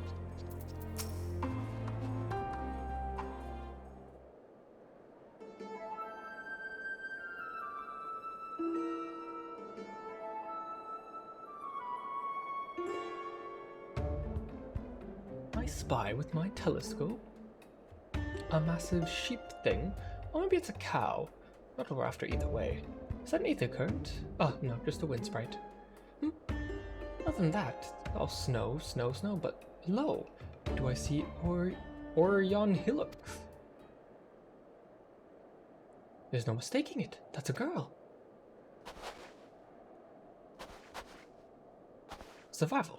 Show me. Over there, behind that tree. Looks like she's running from something. Though surely not us. She wouldn't even know we were here unless she had a telescope like mine.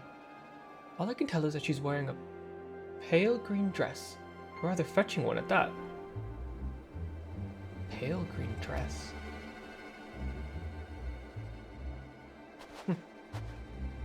She'll be long gone by the time we get anywhere near.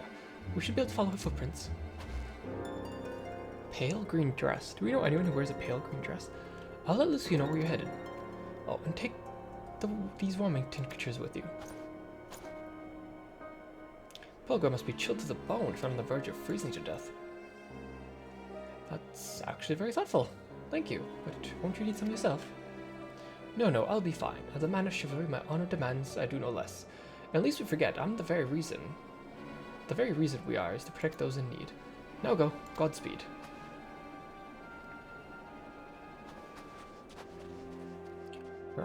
It's probably not someone we know. The only girl in a dress I remember is Alma. A green dress is Alma, but hers is more like an emerald green, and I don't know why she would be here. I'm pretty sure she's still on the theater ship that who got her.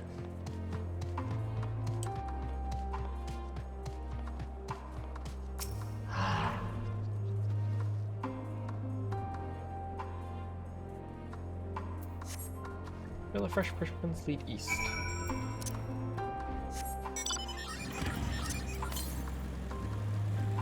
I'm gonna get this aether current quickly while I am here.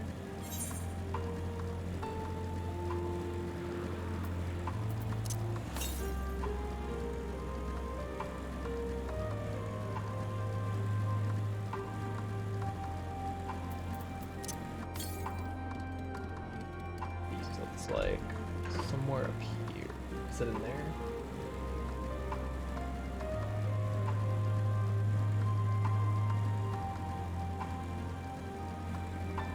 Oh, hello, little cars.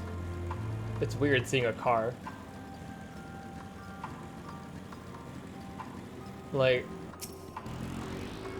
I love how it's weirder for me to see a car in this game than like a fucking airship or something.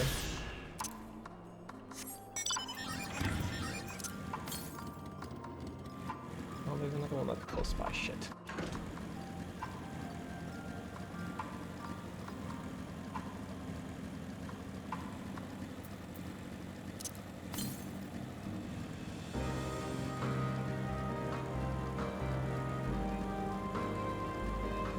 Automated death machine. That's a name for something.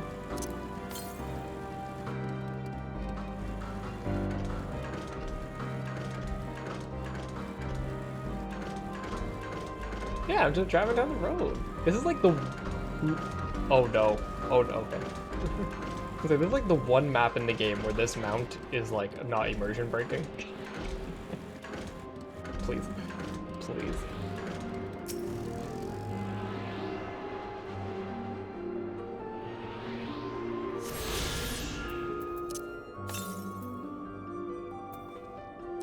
Just keep sending me north. Okay, no, I'm not gonna. I'm gonna. If I can get this aether right, I'll go grab it, and then I shall continue. Though I'm guessing something will bring us here after because crowded people just here.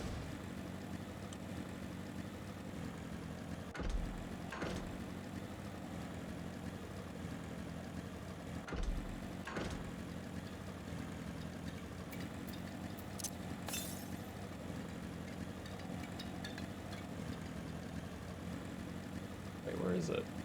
Huh? Huh? Oh, is it under? Is it underground? Is it under this thing? Wait, what the fuck? Oh, okay. I guess it's underground or something. It looks like this is like, I know it's the glacier, but it looks like it's lower.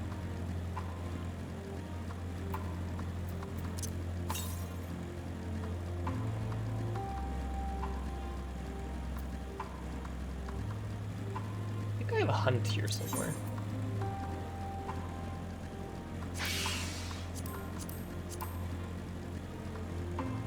Overgrown rose. That does not look like a rose to me.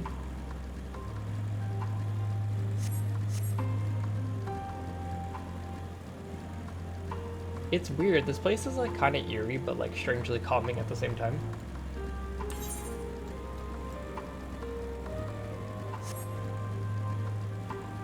What the fuck?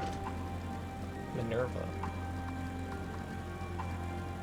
Oh, oh, oh.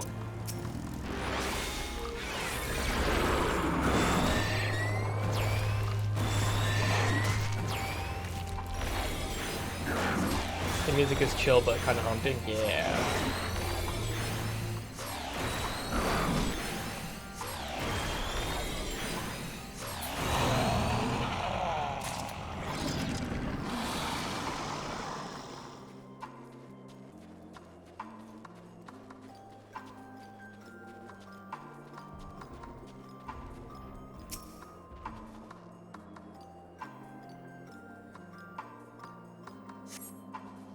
Appear to be the same as those we saw previously. They lead towards the building.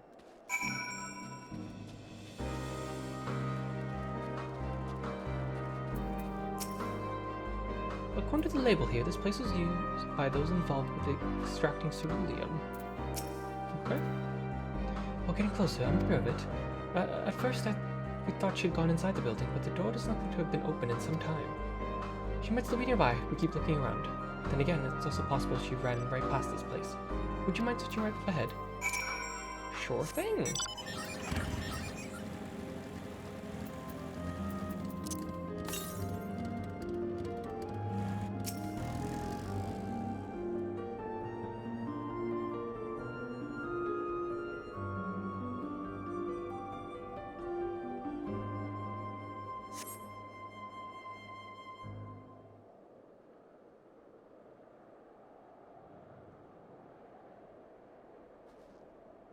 Hello? Person?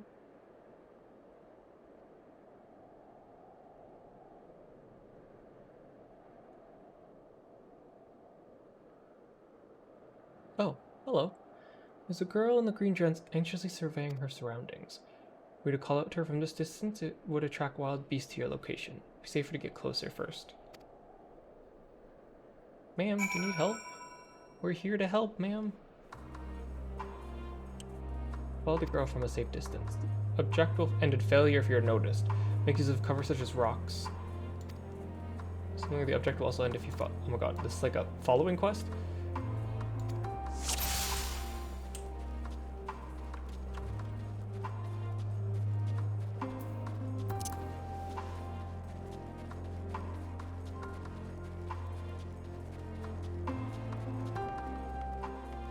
You like stop and turn around.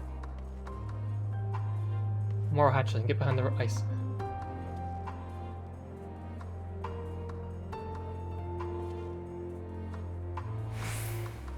So far, so good.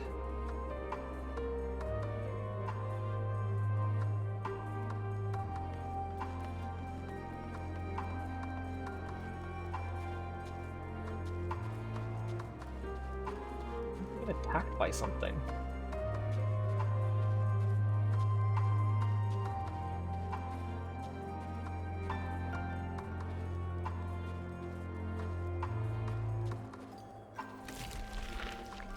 Oh, that was very gross sounding.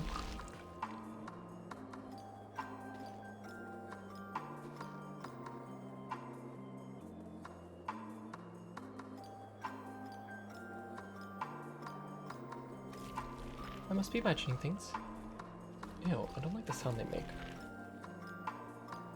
It's so squelchy. Ceruleum sprite. Interesting. There can be sprites of ceruleum?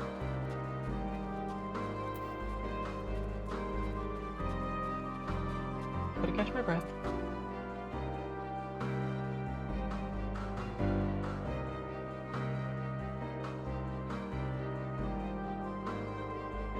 Must be spammy, I'm done for.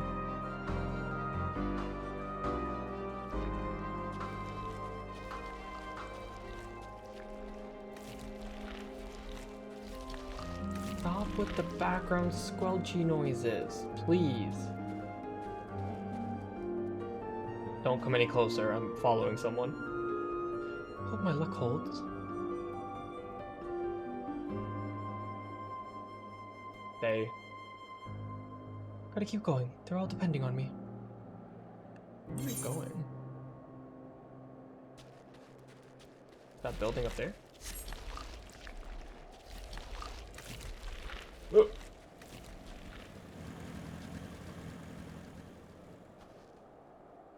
Oh, fuck off. Ugh.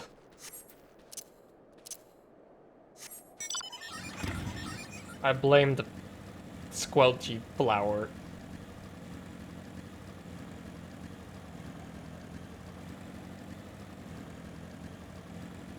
It's all the squelchy flower's fault.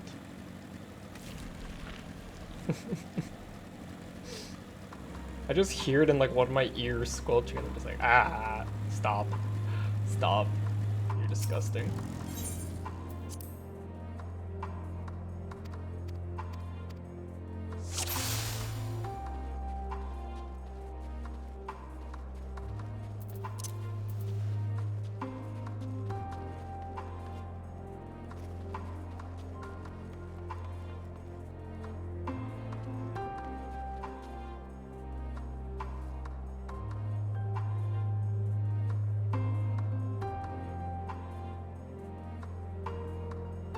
Man, please move a little faster. You don't have to keep turning around. It's fine. Just move a bit quicker.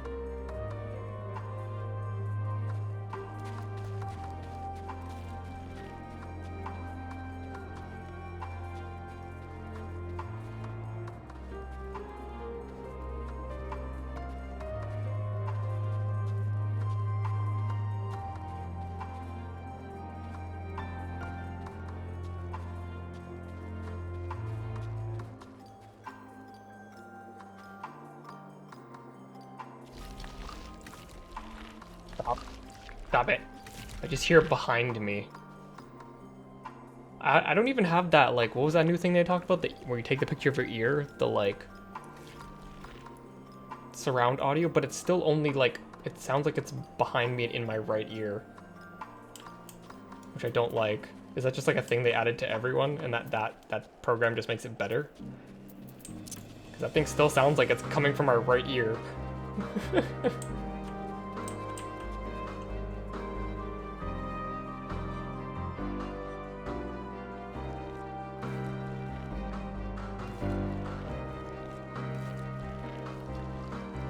No, that thing is way too close to the tree. Yeah, turn around, get out of here. Okay, the thing is like gonna attack me.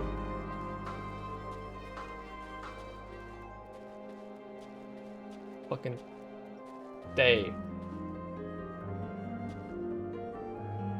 How the fuck do I make it to that pillar in time?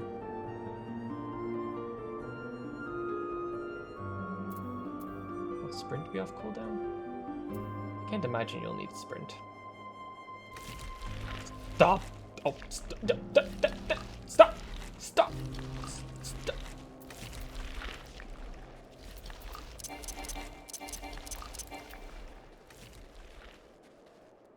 Oh, oh, oh, oh.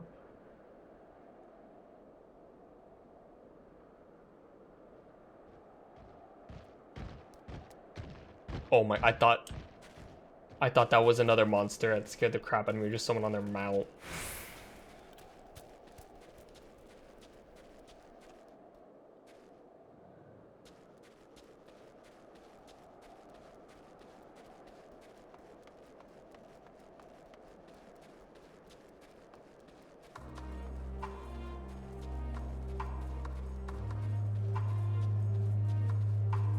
Oh, thank God.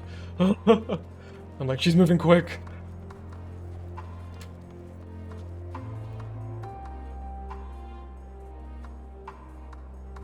Phew, still in one piece. Hey.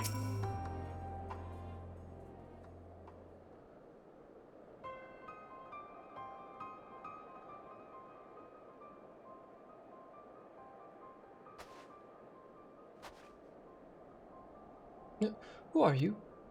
Stay back. This house is packed with explosives. Take another step and I'll blow this place sky high. Okay. Please, we just wanted to talk.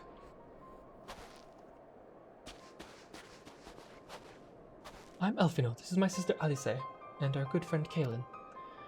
We have no intention of hurting or taking anything from you, or anyone else. I give you my word. Kaelin's like, cool, ma'am, that's my specialty, is blowing places sky high. We and our comrades have come to provide aid to the people of Garlemald. Aid? You savages are the ones responsible for all of this. You did this to us. We didn't, I promise you. One of the other reasons we came is to find out what's happened here, in fact. The Tlafar are the ones to blame. The ones who laid waste to Garlemald, and they won't stop until they've destroyed the entire world. They're the enemy. Our enemy. On our way, we encountered Imperial soldiers who've been made their thralls. Those poor souls are now in our care, and we are striving to cure them of their affliction. You're the first person we've met who wasn't already enslaved. How were you able to escape the Tlafar's influence? Are there any others like you? I'm sorry, I don't mean to overwhelm you. Let's start with introductions. Can you tell me your name?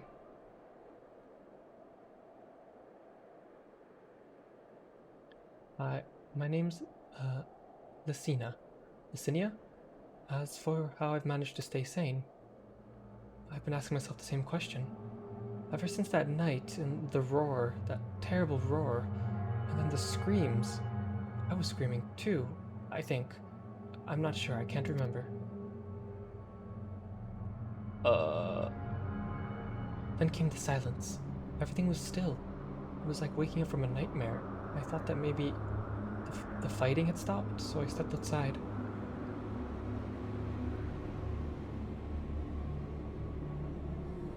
If your hells are real, I saw one that day. I ran past friends, people I'd known all my life, eyes vacant, dead, staring at the sky. Why didn't she get? That's weird. Others were mad and violent. I saw them struggle with soldiers, but I didn't stay to watch. I fled as far as my legs would take me.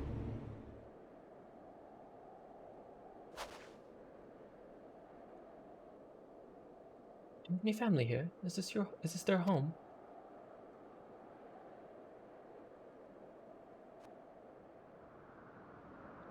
No, this is Victor's Spoils, a mansion for retired soldiers. Or was, but now me and a few others are, borrowing it. As for the explosives, I was making that up. He's like, aww, sad. I just want to keep everyone safe, and I didn't know if you were... The truth is, our supplies are running low. You said you were here to help, can you? Of course. Whatever assistance we can provide, we will. Thank you. I'd better tell the others first, though. Wait here.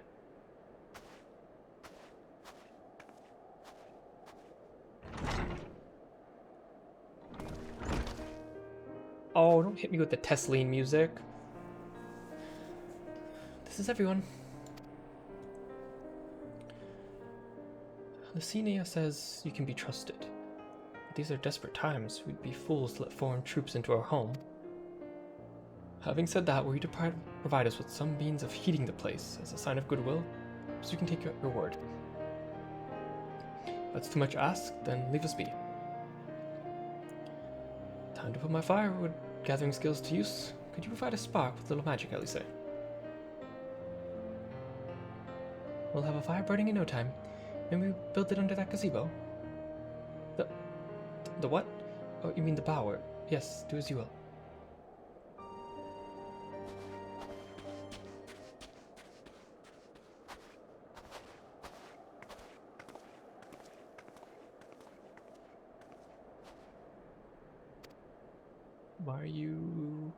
Why are you Luigi death glaring us, ma'am? Like, I mean, I guess it's fair that she's suspicious.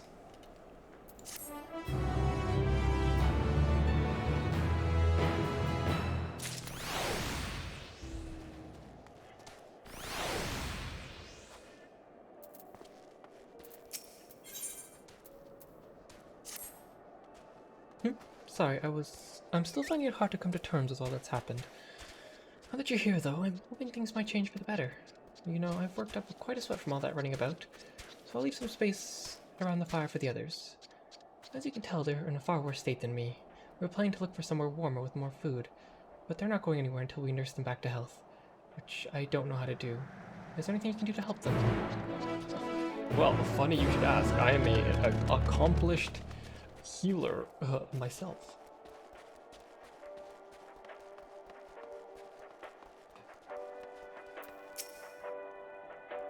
What they need most is a decent meal. We food it back at camp, but there's the distance to consider.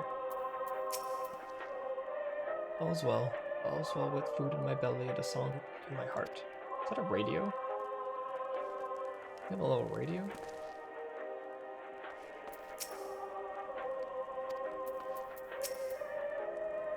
I can feel my fingers again. I can treat their frostbite and their wounds, but it'll take some time for the fire to do its work.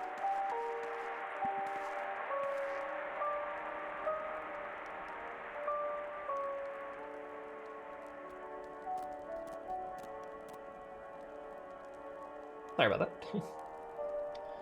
Now would be a good time to a good occasion to make use of Amandlane's tinctures, the ones that can warm the body from the inside out. Would you make sure everyone gets one?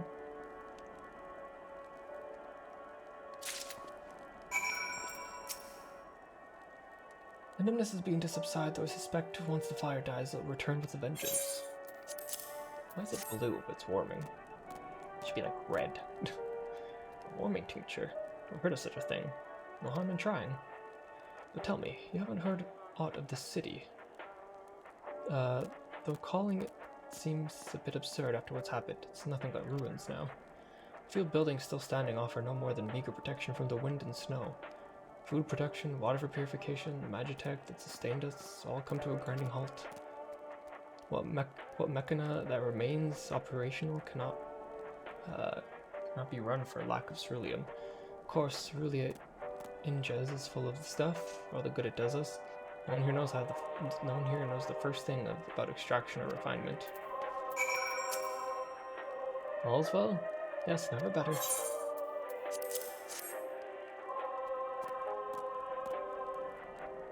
Oh, what sweet liberation is this? Libation.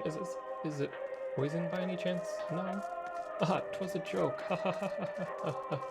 If I laughed, 'tis that I may not weep, so said the poet, and alas, my tears would freeze to my cheek ere they fell. We are blessed. We are the blessed damned to bear witness of the fall of the great empire while their brethren lie dead, or our lives as puppets of flesh. First came the war, then came the roar.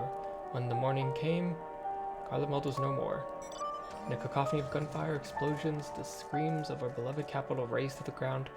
From the rubble rolls disheveled remains, their lavish finery caked in ash as they shuffled mindlessly towards the palace, each bearing a fragment of stone or metal, an offering to perhaps to the architect of our destruction. Hopeful few tried to reason with the deranged, only to be beaten for their kindness.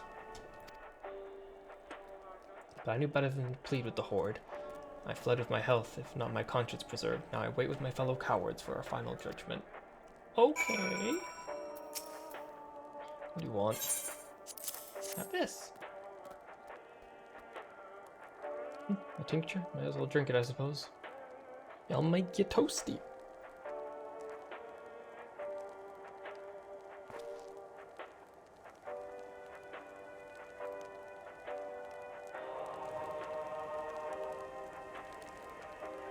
Why are you so surprised what a radio is? You have one in your house, my dude. This? It's a radio. You don't have one where you come from, I take it? We use them to listen to messages sent by others, even over great distances. Different types. This model is far the most popular, made with quality components, crafted with the finest ore, sourced from Locus Amonis, it is. Well, not useful since the capital fell to ruin. The people at the broadcasting station must have either fled or ended up like the others, because all we've been hearing is the same music being played over and over again. Apparently an orchestrion is something different, I guess. Home beyond the horizon, an ode an ode to the brave men and women sent to reclaim our ancestral home of Locus Simonis. Mois.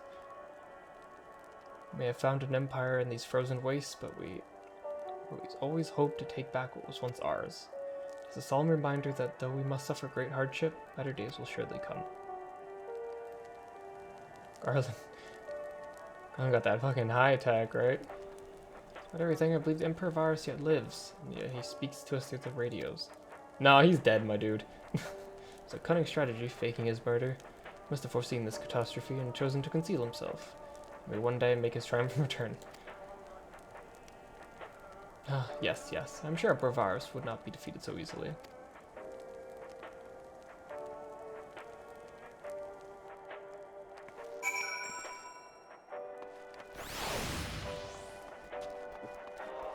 How do I tell this man that I mind melded with someone and witnessed Varus dying? Look, it will make you toasty.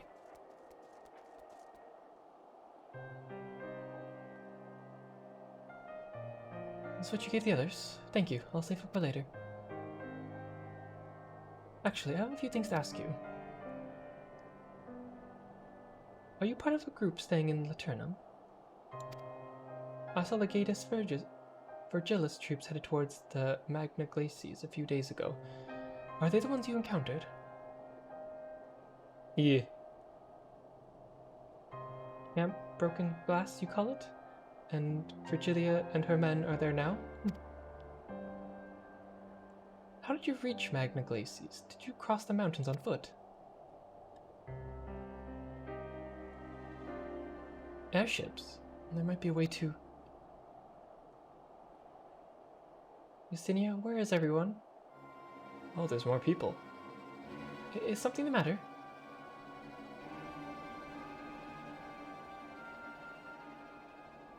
A voice from inside, you say? You must be imagining things. Everyone's out here. Perhaps a baby Almasti has found its way into the house. It wouldn't be the first time. Without soldiers to scare them off, wild animals have been roaming closer to the settlements. Some have been known to attack people too. I've just had an idea. If you and yours are strong enough to defeat Legatus, then surely a few beasts shouldn't pose a threat. If you mind to continue helping us, perhaps you could head to the other side of the lake. There's a small group of tappers living there, people whose job was to extract ceruleum. They still do, from what we can tell. I've already tried asking if they would share their fuel with us, but they're not willing to give it away. We want food in exchange, lots of food, and that's something we don't have and can't get on our own. On top of that, even to reach their den, we'd have to make it all the way past those creatures. Would you be willing to go in our place? We only need enough ceruleum to last until the others are strong enough to travel to your camp. If the offer still stands, that is. Oh, and I don't expect you to give up your own supplies, but there might be another way to pay the tappers. Kill some wild beast.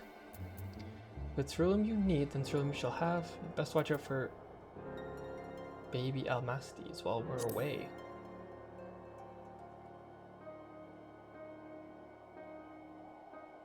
Ah, yes, of course. If I say anyway, I'll be sure to shoo them away. Reach the tapper's den, you'll cross the lake. Place is thick enough to support a person's weight. If you'd rather not take the risk, then you take the long way around. Finding the entrance can be a bit tricky too, so it's easier just to look for someone standing guard outside. However you decide to head there, please be careful.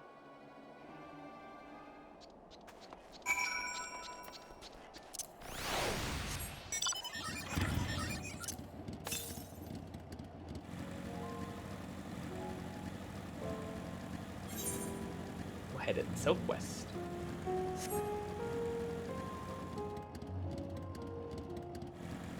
Is what, Claude? Did I walk by someone? Oh my god. I'm dead. I'm dead. Fear the deer, house of... I'm fucking dead. The Claude Von Regan?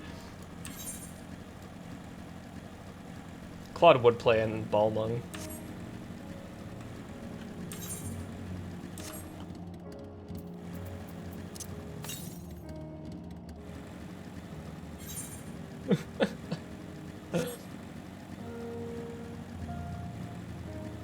Ah, So that's an Almasti.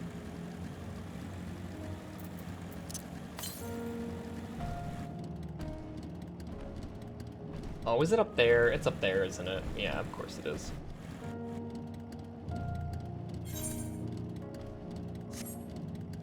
Okay.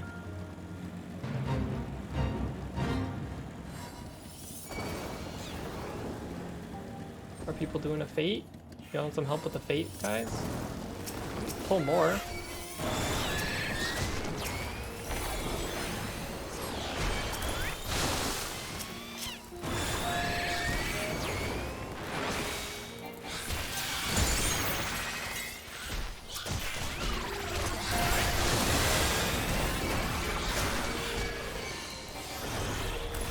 Maybe.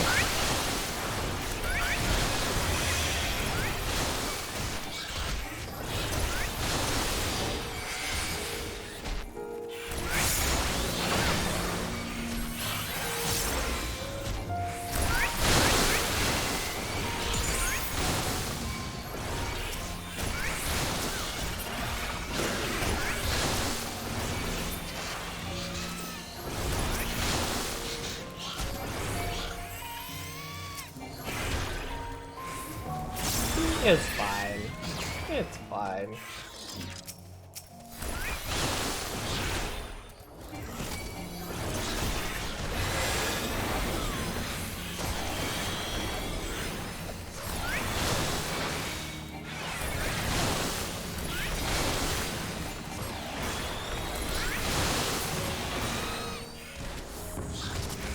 All good.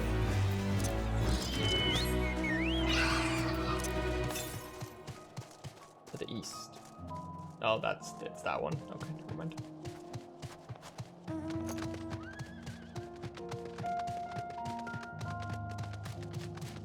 Oh, I see another one.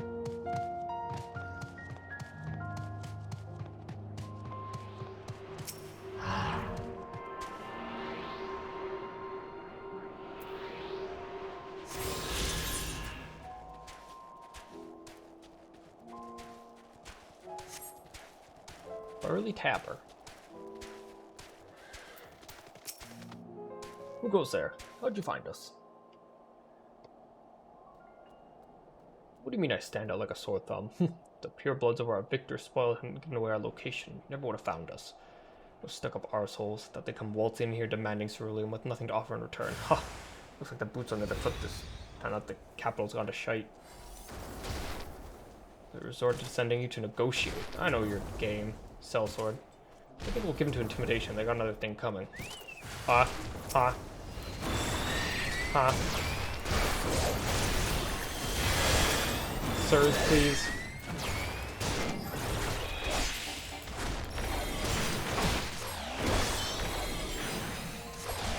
God, please consider me intimidated.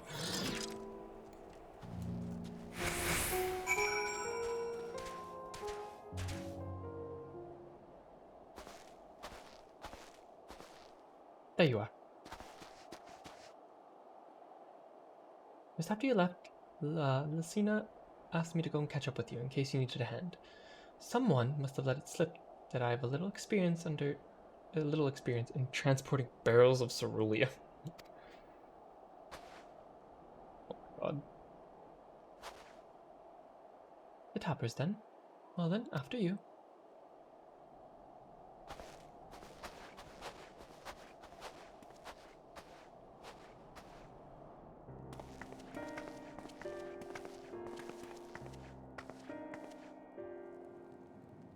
Who are you? What happened to the guards? I kicked their ass. Rosiers and rebels here to save the people of Garlemald. It doesn't make any goddamn sense. Why the hell would you pass up this chance to put those Imperial bastards to the sword? Let me guess, none of you are Garlean. You were brought here from other lands? Garabania, Yansha, Bazja, Dalmasca, name a few. Some dragged here against our will, others fed bollocks about a better life, all put to work extracting ceruleum. I'll give him the esteemed title of Han, placing us firmly on the bottom rung of the ladder. But the old hierarchy means nothing now, nothing new. But the old hierarchy means nothing in the new Garlemald, says we. But the only thing we escape more or less is unscathed.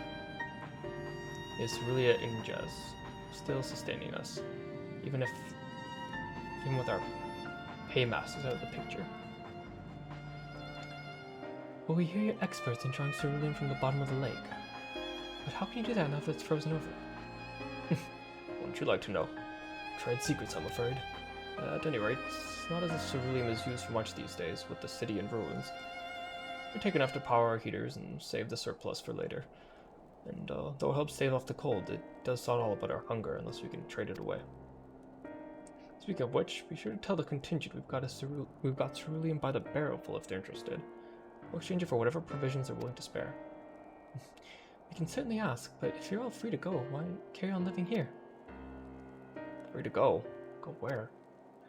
If we manage to get back to our homelands, there'd be nothing left for us thanks to the Empire. And then knowledge and skills we acquired working here would probably be practically useless outside of Garlemald.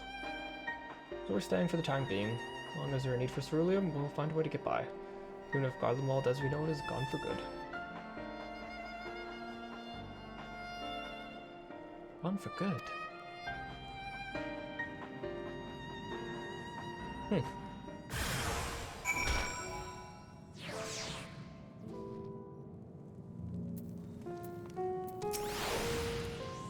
Regardless of what the Ilsabard contingent does for the people of Garlemald, the Empire itself is already a thing of the past. For many, that would be cause for celebration, while for others, their whole way of life would have been turned upside down. After all the atrocities committed in the Empire's name, perhaps it's for the best that it's consigned to history. But what of the ordinary people, their lives, their stories? Should they be forgotten too? I suppose there'll be plenty of time to ponder that later. For now, let's see about getting some cerulean.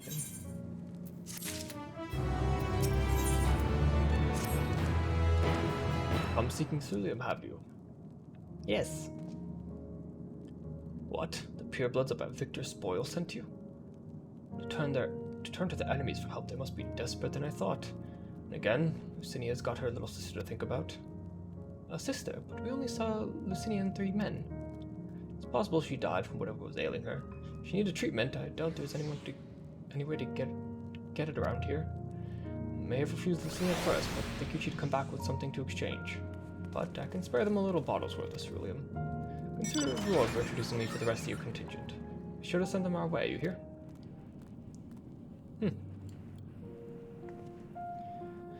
can't for the life of me think why Lucinia would keep her sister's secret from us, but we can ask about that later. We've delivered the ceruleum. We can ask about that after we've delivered the ceruleum. Come on, let's hurry back. Don't make me run across the ice again.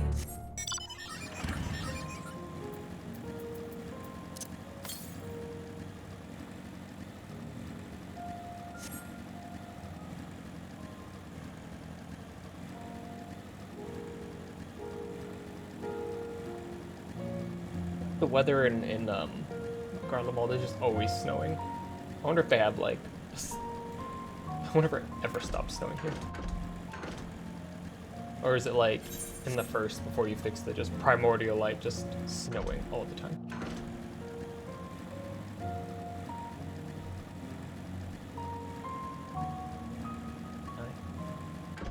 There we go. I need that 8th of current.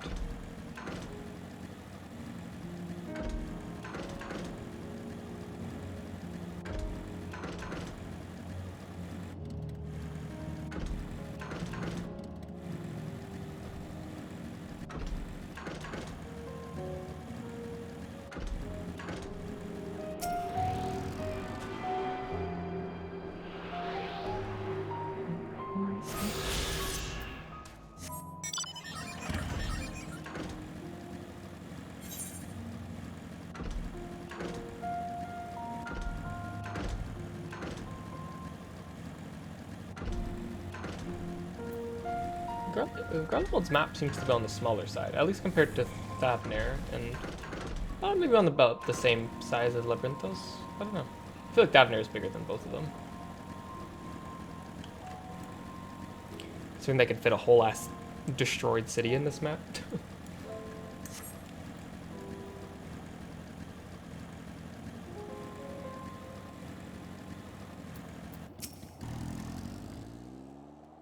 This isn't right. Too quiet. What if the Alfino would still be treating them by the fire, but they're nowhere to be seen? I'll look inside the house while you search outside. They couldn't have gone far.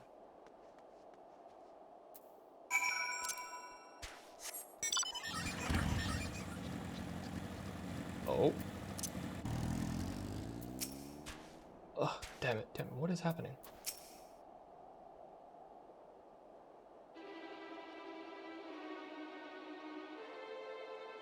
Ooh. They asked me to carry supplies, but when I followed them back here, they attacked me. Caught me off guard, forced me to defend myself. I fear they fared rather worse than me. You can't fool us. Know what you're about.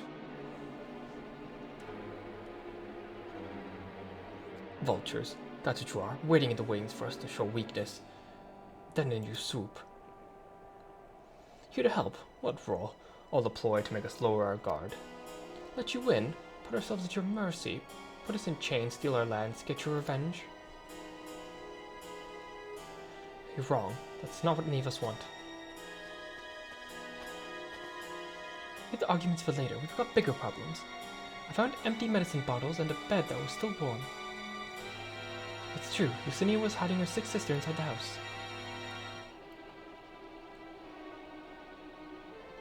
But now there's no sign of either of them. Where are they? Where did they go?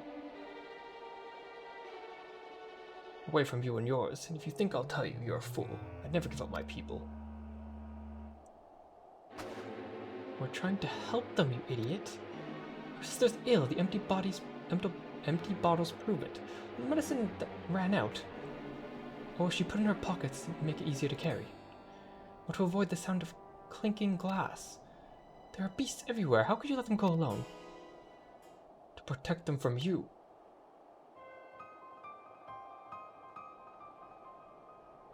You invaded our homeland, tainted with the same sorcery used to slay our countrymen. Our Garleans would sooner die than suffer the insult. Better for them to flee, keep their purity intact, than be corrupted by your vile magics. We were waiting for a chance to free them, since the moment you arrived. This is very ironic. You know what it is? They probably... I don't know. I feel like the way the Empire spins it is that the other... No, not even projection. Not even projection. But, like, so Garlemald, before Cerulean, had no magic whatsoever, and then other races, you know, took their lands and sent them to the north of Ilsabard. And I assume the Emperor, once Cerulean became invented and the Empire became a thing, the heads of the Empire probably phrased everything as like, we're just getting back what was ours kind of thing. And look, Cerulean has put us on the same level as the creatures with vile magics, right? So they've probably been growing up their entire life saying that, like, learning their history where they got kicked out of from where they were from, how Eorzea and all the other continents are bad, being brought up like that. So I wouldn't even call it projection, really. More just, I don't know. They both think of each other as the same thing. So the Garleans view us as the bad ones for what did to them in the past, and then Garlemald basically did the same thing to everyone else, so now we view them as the enemy. So I don't know, I wouldn't really call it projection, if that makes sense. I don't know, maybe I'm not explaining it very well.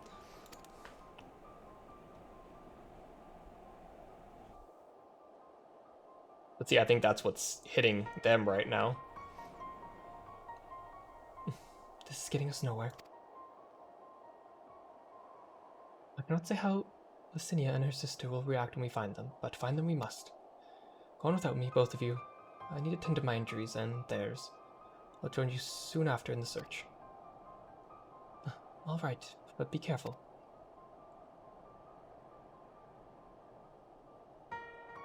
We'll do our best to find them quickly. Only one path out of here. That's where we'll start.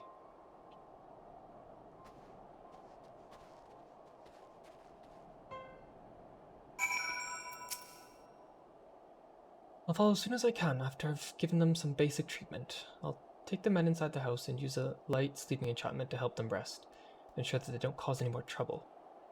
I'm sorry, but this is something I must do. Do what you gotta do, I guess.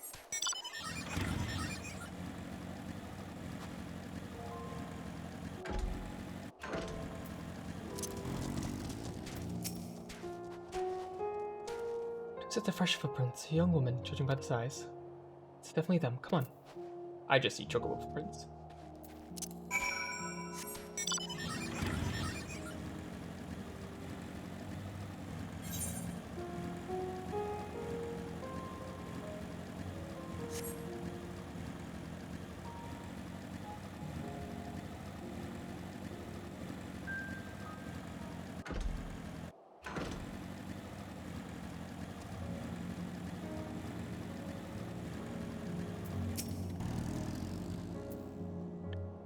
The trail stops at the frozen lake. Perhaps they chose this route to not leave footprints. I can't think of any other reason. Look at this place. It's crawling with beasts. I can only imagine how hard it must be for her ailing sister to cross the ice. We could really do with Alphino's help, but we can't afford to wait for him. Let's split up and look for clues. I am a healer too, Alice.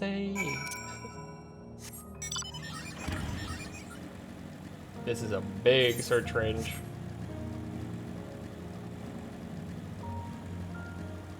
Oh. Well, that wasn't that tough. Empty bottle. The empty bottle smells faintly of alcohol. Thin coating of dirt indicates it's been here for some time. It's like, oh, okay. I was like, what? Is she drinking?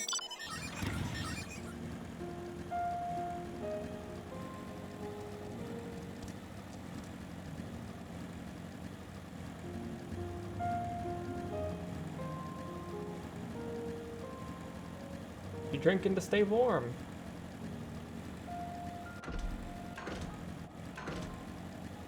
Fresh blood. Oh boy.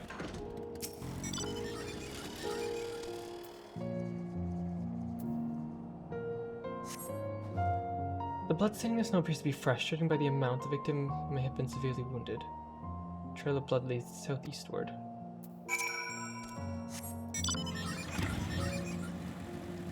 That's not good.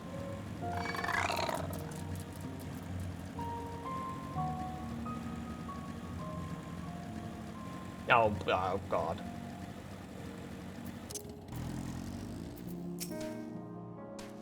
Oh, they're not dead, are they?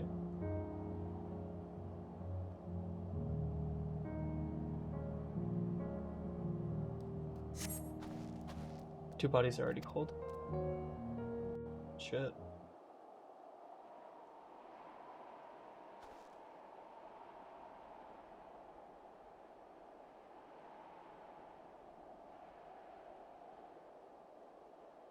What the fuck?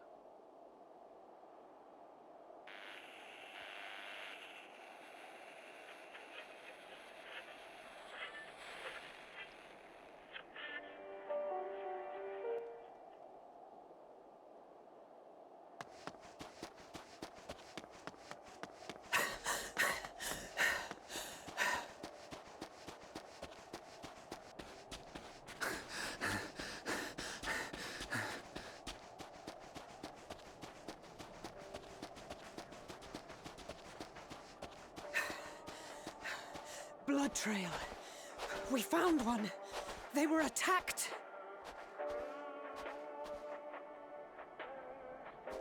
Yep.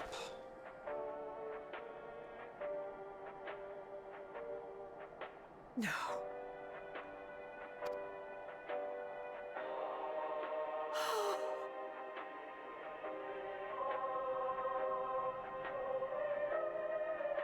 Why? Why wouldn't they?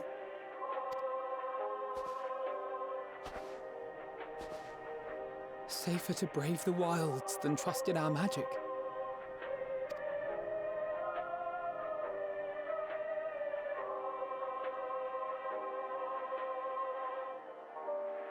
We should have I should have...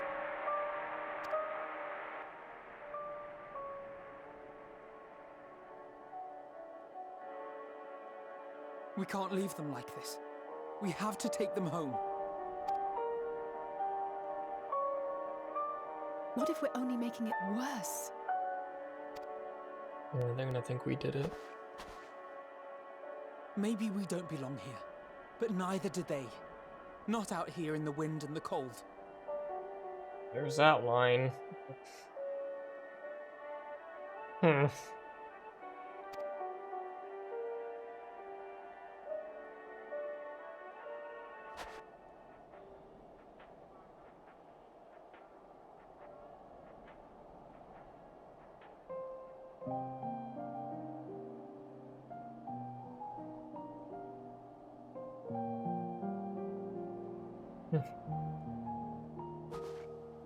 I heard the story about Varus's voice from beyond the grave. Of course, I didn't believe it, but Licinia and her sister did. Perhaps there is something to the tale after all.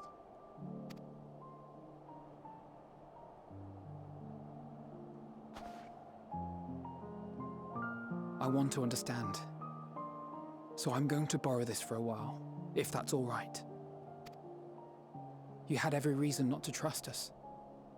We came as trespassers, invaders.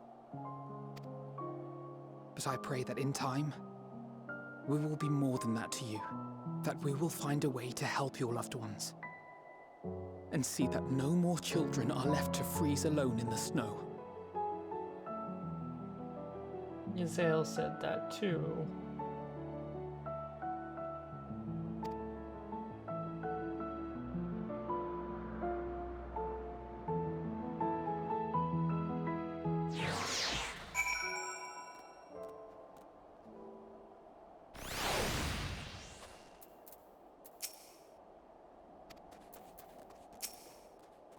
There must have been something we could have done, but what? Should we never have come here? Would they still be alive if we hadn't? We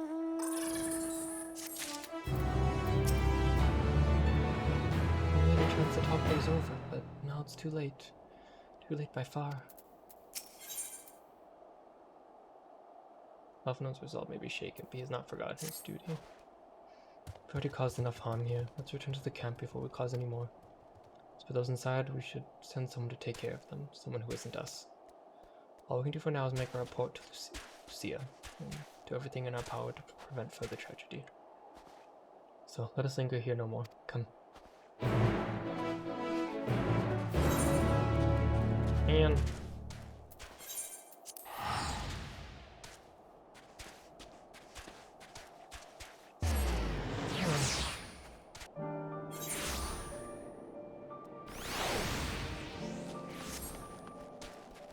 I see a lilas.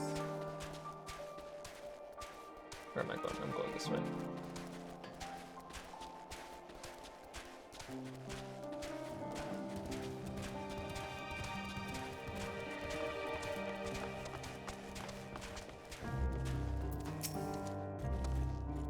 We must forget to send some of our supplies to Tapa's den. We still owe them for the bottle of cerulean.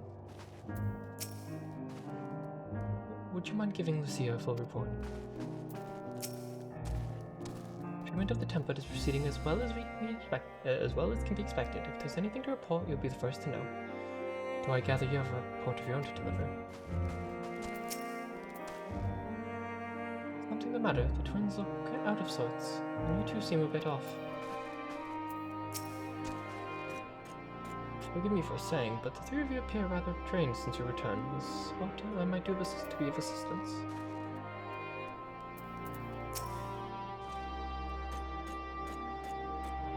Actually, I remembered what this music reminds you. I don't know if you remember in Twilight Princess the theme that plays at night in Hyrule Field. Oh man, it's been a while. I don't remember Twilight Princess all that much. I can't remember. Well, I don't remember the music. Alex and Elfino gave me. Alex and Elfino tell me they have finished their preliminary search for survivors. Refrain from saying much more than that. Okay, cool. Clearly they are reluctant to provide such details. Might I ask for your account?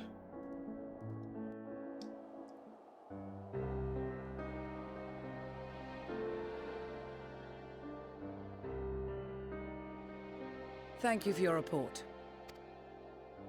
We shall inform the troops of these developments, and instruct them to proceed with the utmost caution should they encounter any survivors. Allow me to go and speak with the ones at the victor's spoils. They may be more willing to listen to a fellow Garlean and accept our offer of assistance. I pray you are right. And though I am loath to burden you any further, should there be an appropriate occasion to speak of Licinia and her sister, please do so.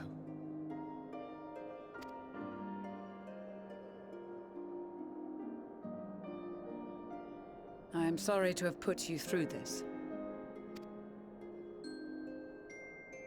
My distress is nothing compared to their suffering. So tell me, what else have we learned?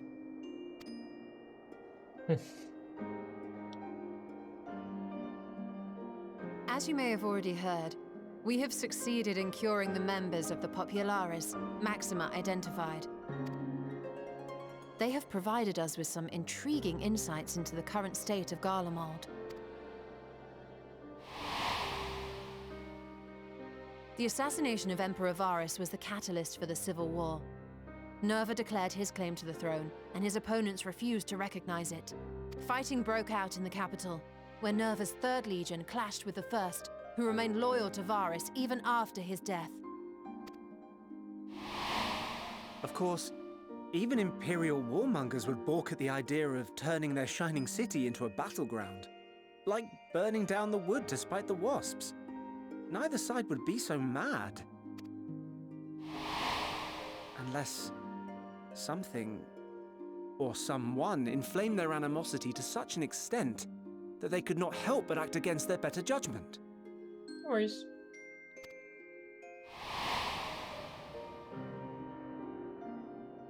It brings to mind events at the Gimlet Dark, does it not? The Emperor's sudden withdrawal from the front lines, specifically. Nerva and his father, Titus, Varus's then political rival, took advantage of rumors that Crown Prince Zenos had been possessed by a demon. Elidibus, what better way to disparage your enemies than with the truth, or a close enough approximation? Indeed. But before their accusations could be substantiated, many of Titus's followers were silenced, while some were merely stripped of their status. Others died under curious circumstances. One after another, suddenly and suspiciously. Again, Elidibus. Like as not, he had a hand in it. No evidence was found to implicate Varus, certainly. Nevertheless, Titus, Nerva, and the 3rd Legion would have judged it a brazen attempt by the Emperor to rid himself of his political enemies.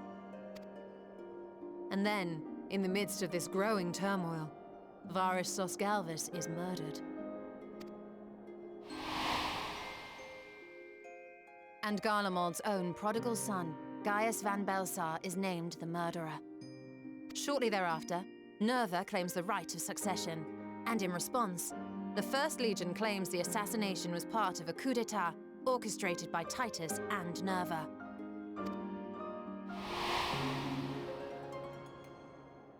So no one is at fault, and everyone else is to blame. I should add that both parties received substantial financial backing, presumably to provide them with the means and encouragement to pursue a swift victory.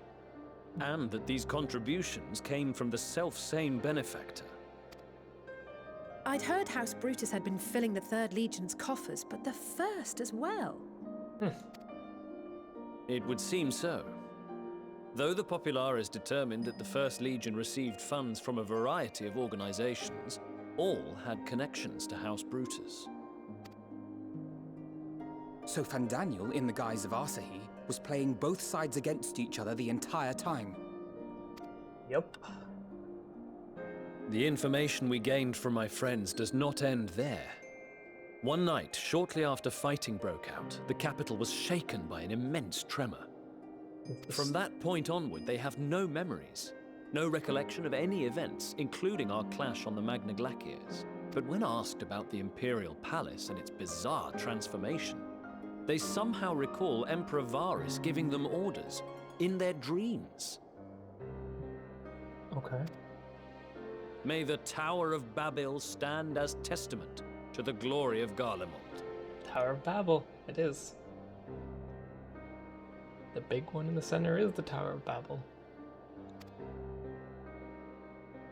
This sounds awfully familiar.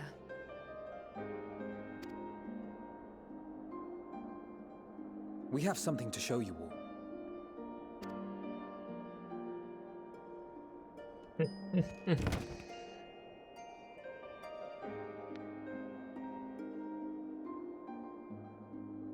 Varys spoke to them through this radio. Perhaps it was a recording, but if not, that would be inexplicable.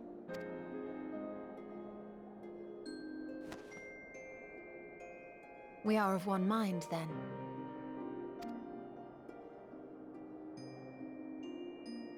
The ether that permeates the ore used in this device is almost identical to that of the talismans.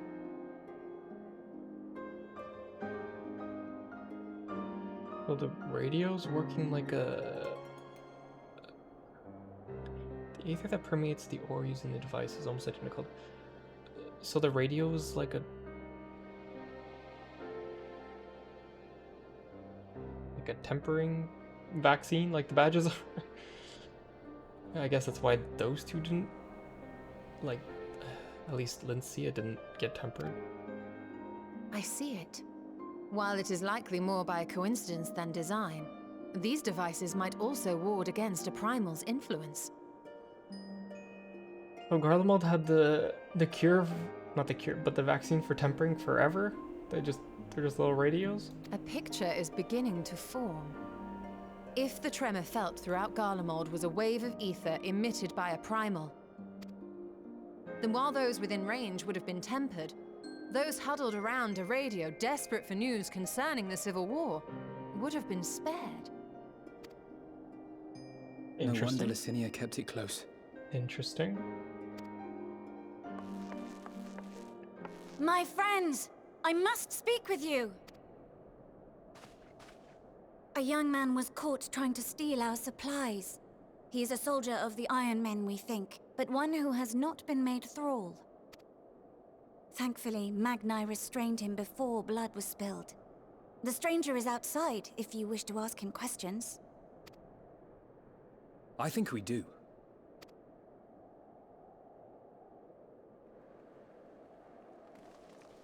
Ah, yes, you. I remember you. From the trailer. Who do we have here?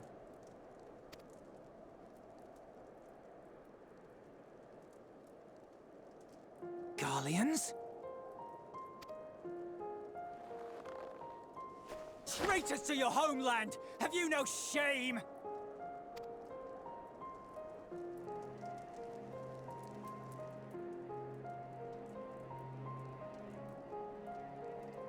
I am Lucia Junius, a Temple Knight of Ishgard.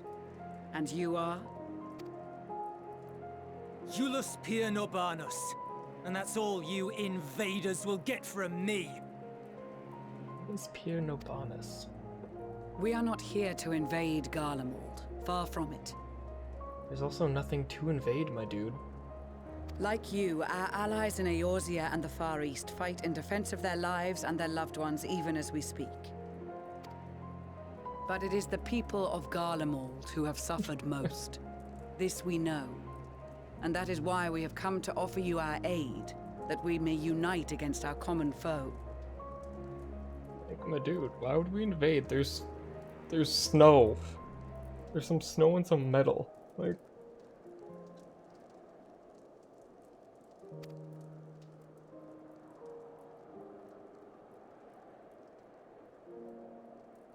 Whether you believe me or not, those are the facts. Now, answer me this. Why would a proud soldier of the Empire be reduced to stealing? The situation must be dire indeed for you to go to such lengths. If it is supplies you seek, we would gladly share ours, or turn a blind eye while you leave with your spoils.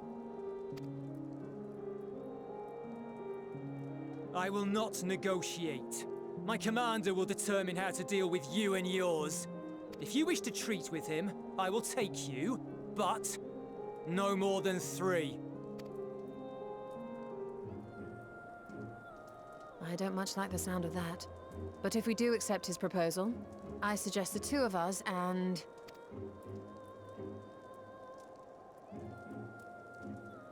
Please allow me and Alize to act as envoys. May I ask why? Y'shtola was like, we sure about that?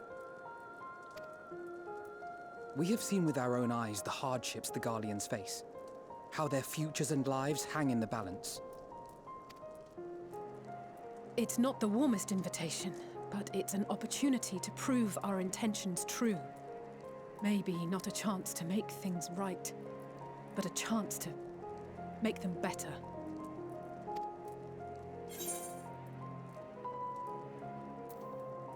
What would your mother say if I let you 2 go by yourselves?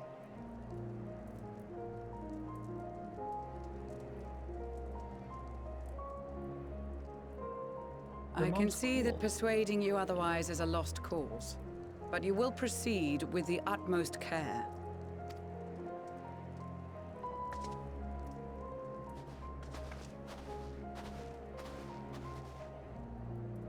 Couple of children and what? A sellsword? Is this an insult? Not in the least. You will find that they are more than qualified to speak on our behalf. There are many dangers on the road ahead. I will need that back. Please. Y'shtola's like, I don't like this idea.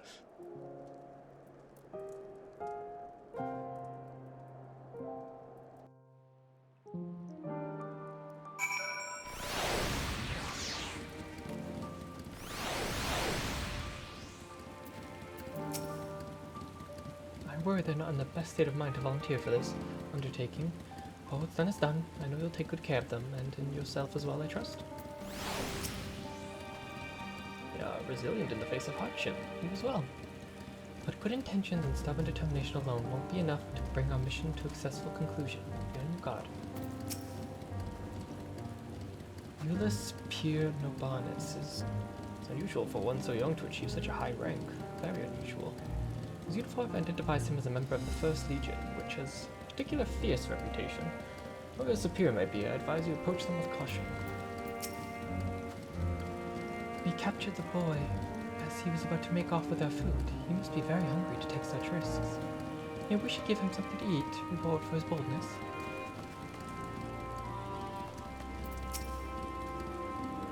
Perhaps it's unwise to volunteer for a mission soon after the previous disaster. Nevertheless, I shall not squander this opportunity.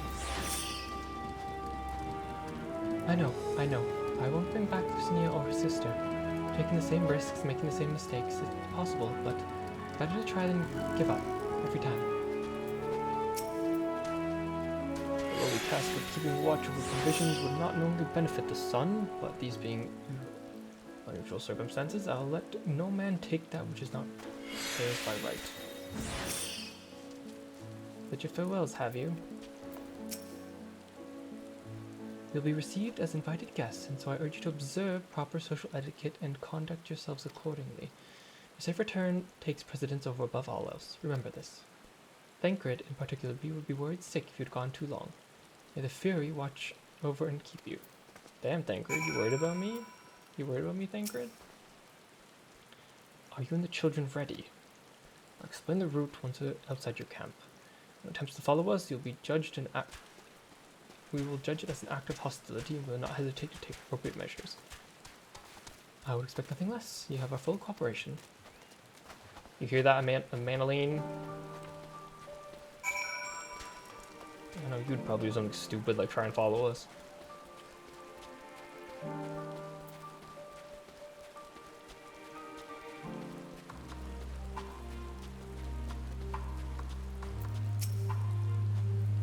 What do you think the headquarters are? I assume there's a few others besides him.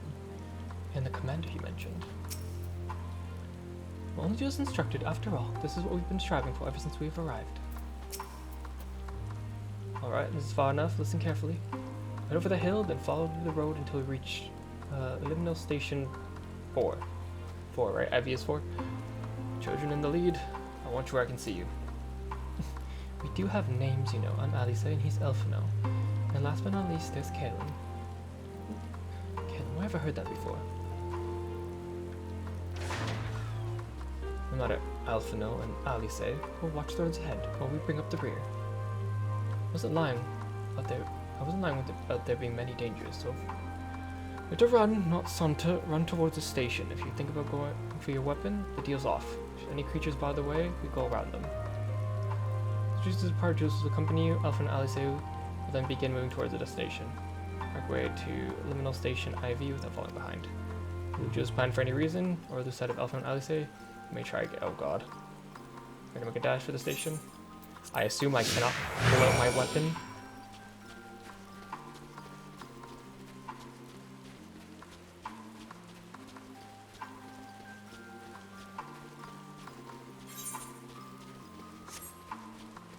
Listen, if something attacks me, Ulysses.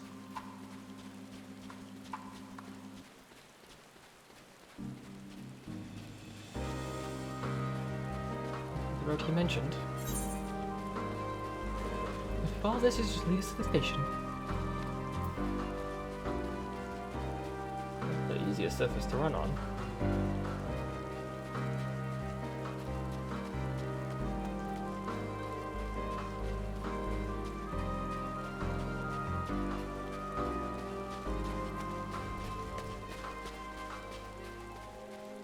We better not draw attention.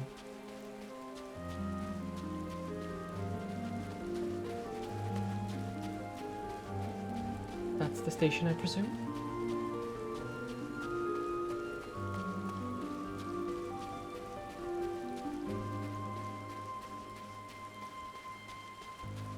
You gonna be on decorating the tree for a while? Good luck. Thank you. I might actually end soon and go get some dinner, but then I will... I'm just finding a good place to end, and then I'll go eat quickly, and then I'll probably come back and stream some more after.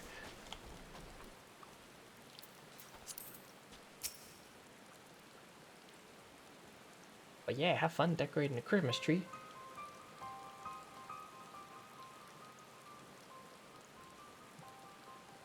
Is it? The first stop, that is.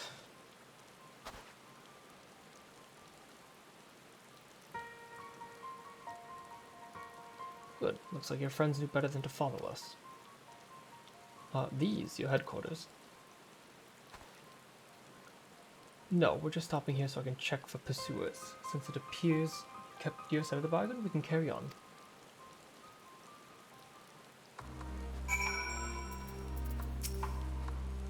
I wonder what sort of conditions Julius and his comrades are living in. If they have any sense, they'd pick somewhere like Victor's spoils to take shelter. We're getting closer to the Imperial Palace, if one can still call it that. Truly a terrifying sight to behold. North of the station is Regio Duronum, one of the main residential areas, or at least it was. The afflicted roam the streets in packs. They'll tear us to shreds if given the chance. Keep close, no wandering off, understood? This knows only too well the danger lists around every corner. From here we'll be heading northeast. Keep to the left of the railway. While the route itself is straightforward, getting past the hordes unseen is anything but. Keep your weapons at the ready. They would attack their own countrymen? Aye, they spare their own, but slaughter the rest without hesitation. Do we try to avoid detection? The chances of sneaking by completely unnoticed are slim at best. I'll lead the way, but in the event we are seen, here, fight them off. Those two will follow us, provided they can refrain from drawing attention to... They can refrain from drawing their weapons. While I doubt they would be foolish enough to stab their guide in the back, I will not take that chance. With that said, let us proceed.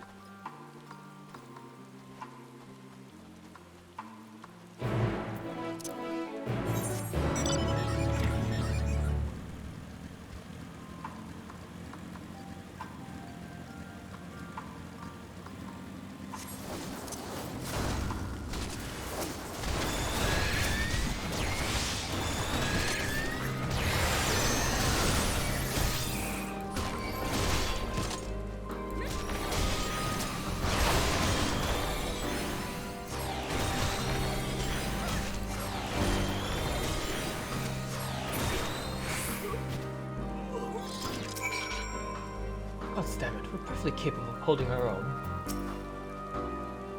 We must stay alert.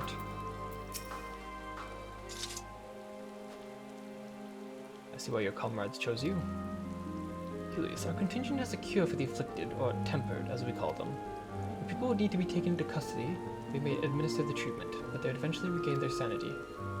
Is that so? Well, I know your treatment would simply force them to forsake one master for another. As far as I and my legion are concerned, they are no longer our people. They're beyond saving. Those who thought differently and tried to reason with them were butchered for their bleeding hearts. Come, we have to keep moving. Oh. Okay.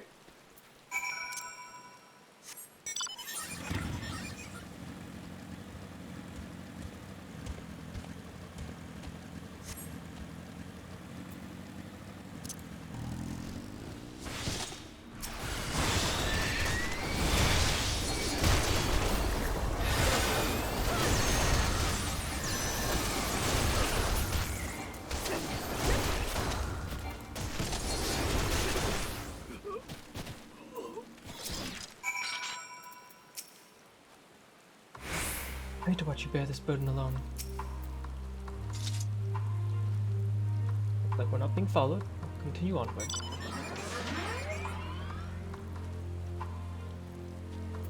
So I guess we're just leaving these guys here.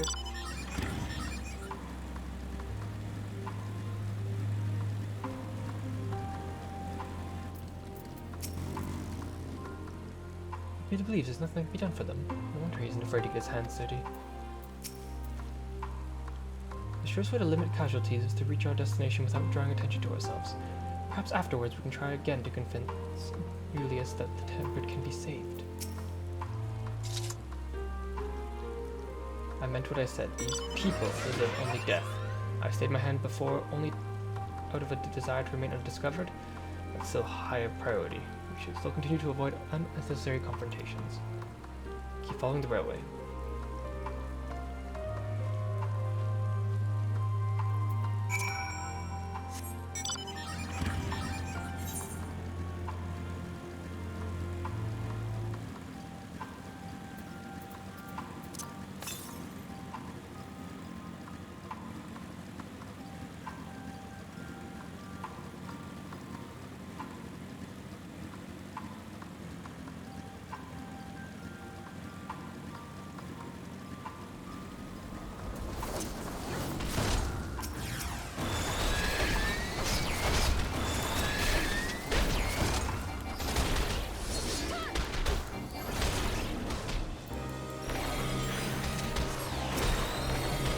I hate these like wormy fucking Imperials.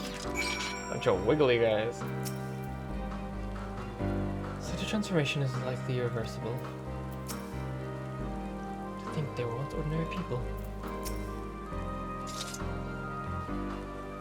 What they've become, you still stand there and claim that they can be cured? Well, not those ones, but the other ones. Those exposed to a vast quantity of a primal's ether may suffer severe corruption. Even with treatment, such victims are beyond salvation. Then you admit it. Now that you've seen the monstrosities for yourself, perhaps you'll think twice before speaking of a cure. It really is. Gotta listen to what we're saying, my dude.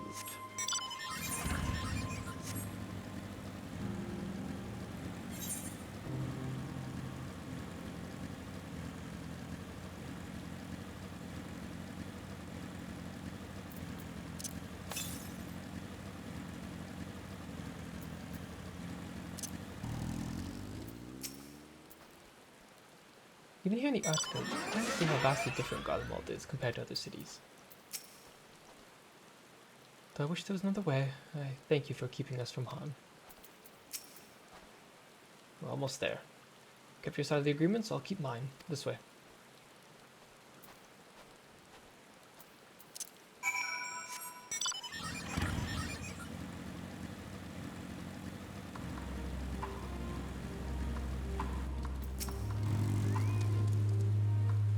Teritum, one of Garlemald's largest stations, now it serves as our headquarters.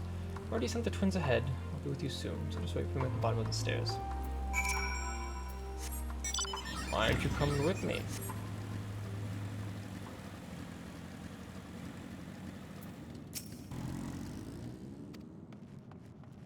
intention of speaking with you. Fair enough.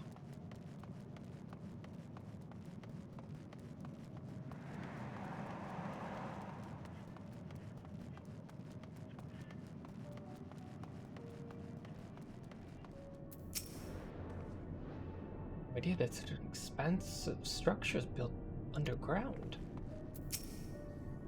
This is the subway, at least, eh?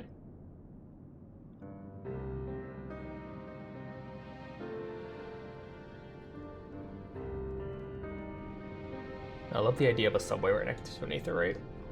Again, Guardians can't use teleportation magic, but still. Ugh. Ugh. It's plain to see why they chose this as their base of operations. They've done a lot worse, even so I imagine it's not the easiest place to live.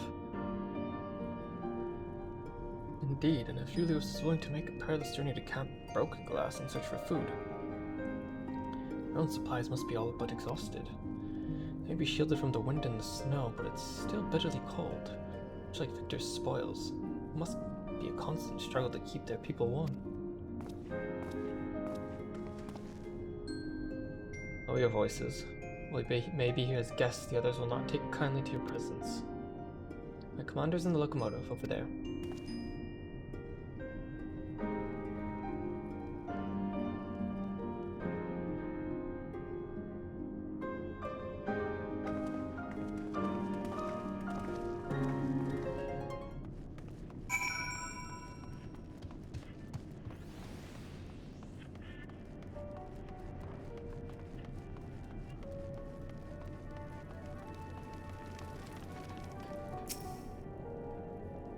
If it's not responding. Oh, okay. Guess not then.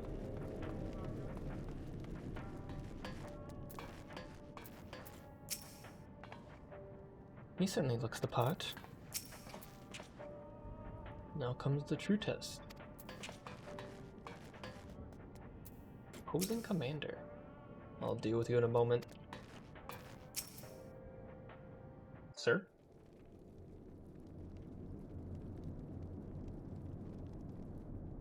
These are their chosen representatives. Very well. Let us hear what they have to say. Yes, sir.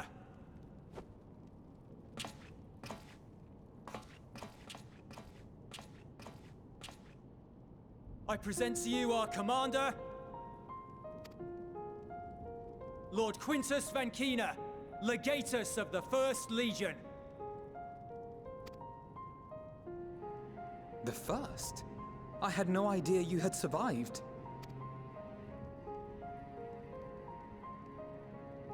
We lost our emperor, our city, more than half our troops.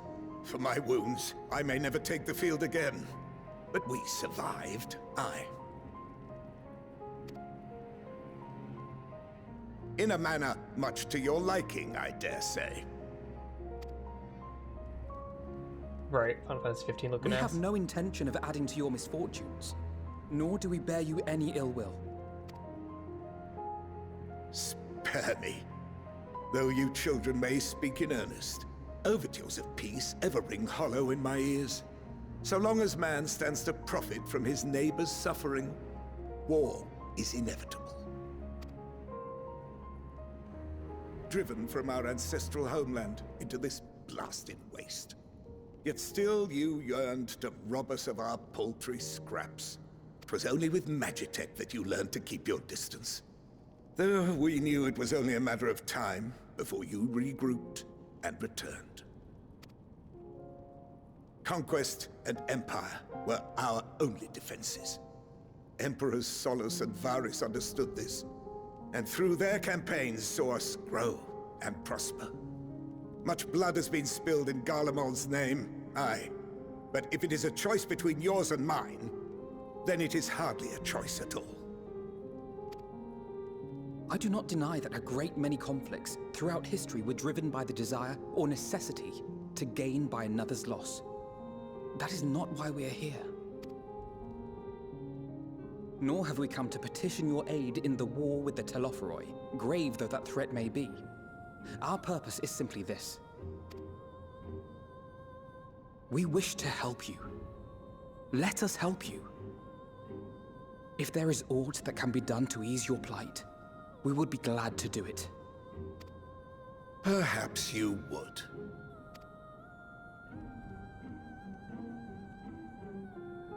But regardless of the ideals you espouse, your leaders would not send an army into Garlemald if they did not stand to benefit.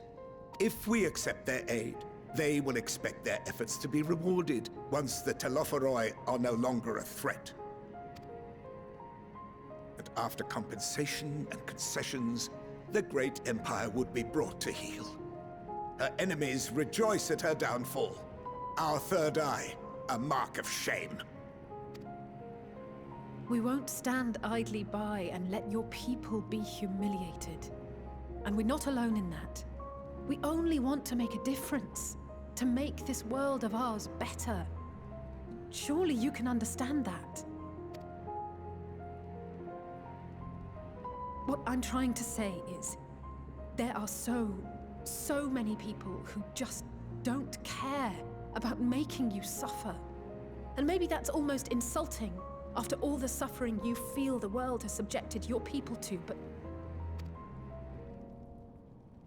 believe it or not, that's the truth. And now we're here, and all we're asking is for you to tell us what you want, what you hope for. So much blood has been shed, so much lost. All because of this endless war. Who wouldn't want to end it? Can we not work together to face our problems as one?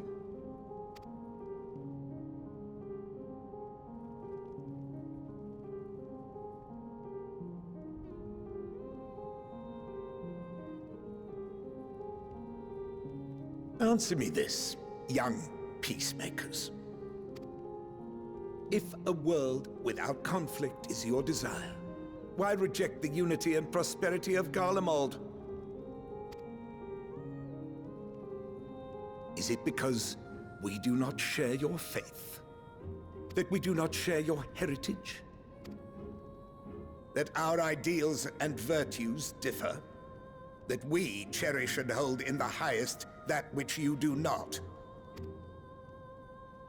Disparity is the root of discord, and peace built on compromise is flawed and fleeting. Happiness for one and all is a dream, and the reality is that to the victor go the spoils. That is why we Garleans will never submit nor surrender. For freedom and for pride, we will remain true to ourselves until the bitter end. That is my hope.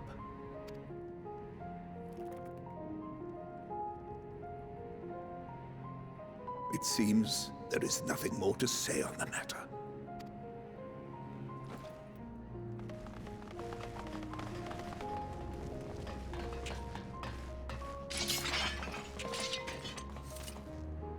I wouldn't try that. You will remain here while I decide what is to be done with you. Do not be alarmed. No harm will come to you if you cooperate.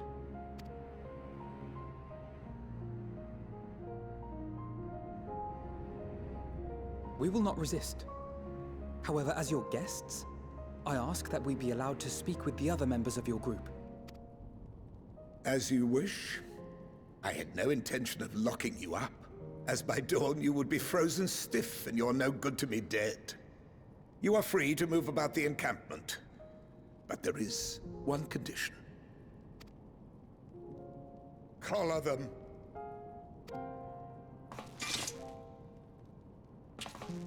Or does this like prevent us from using magic or something?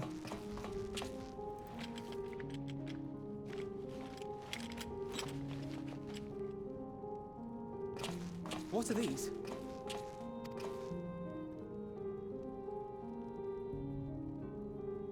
Incentive. You'll be watched at all times.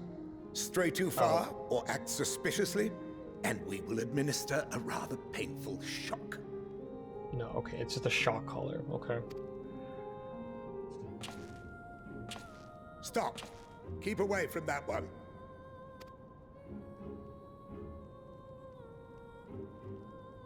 The champion of Eorzea is not so easily cowed.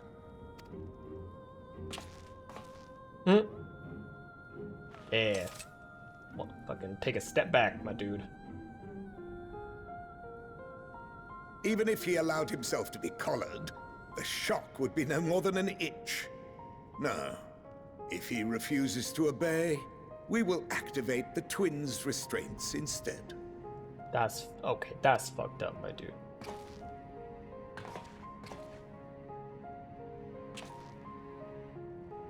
You needn't worry about us. We'll forget we're even wearing them soon enough. Even now, you still... Why go to such lengths? What is it all for?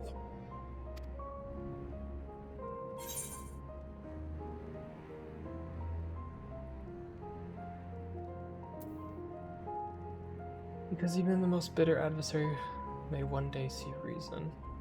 On the coldest, blackest of nights, meager though may be, we must share the warmth of our fire.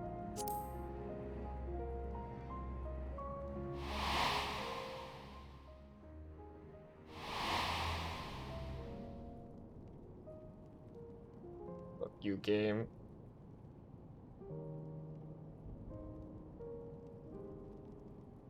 You are a curious one. A far cry from the merciless barbarian others paint you to be. You will be their warden. Take them away. Yes, sir.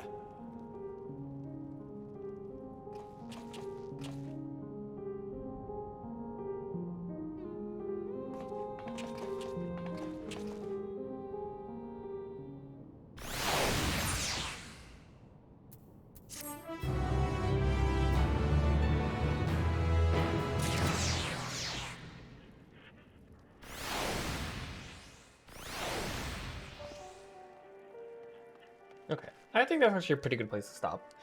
I'm gonna go eat quickly, so I'll probably end stream here. I'll go eat quickly, maybe do some other things in 14 for a little bit, and then I'll probably start up stream again in a little bit, and I will continue with the MSQ. So I shall be back maybe in like 30 minutes, an hour or so. Probably more like an hour. But yeah. Thanks for hanging out. I'll see you later. Okay, I'll be back in a bit.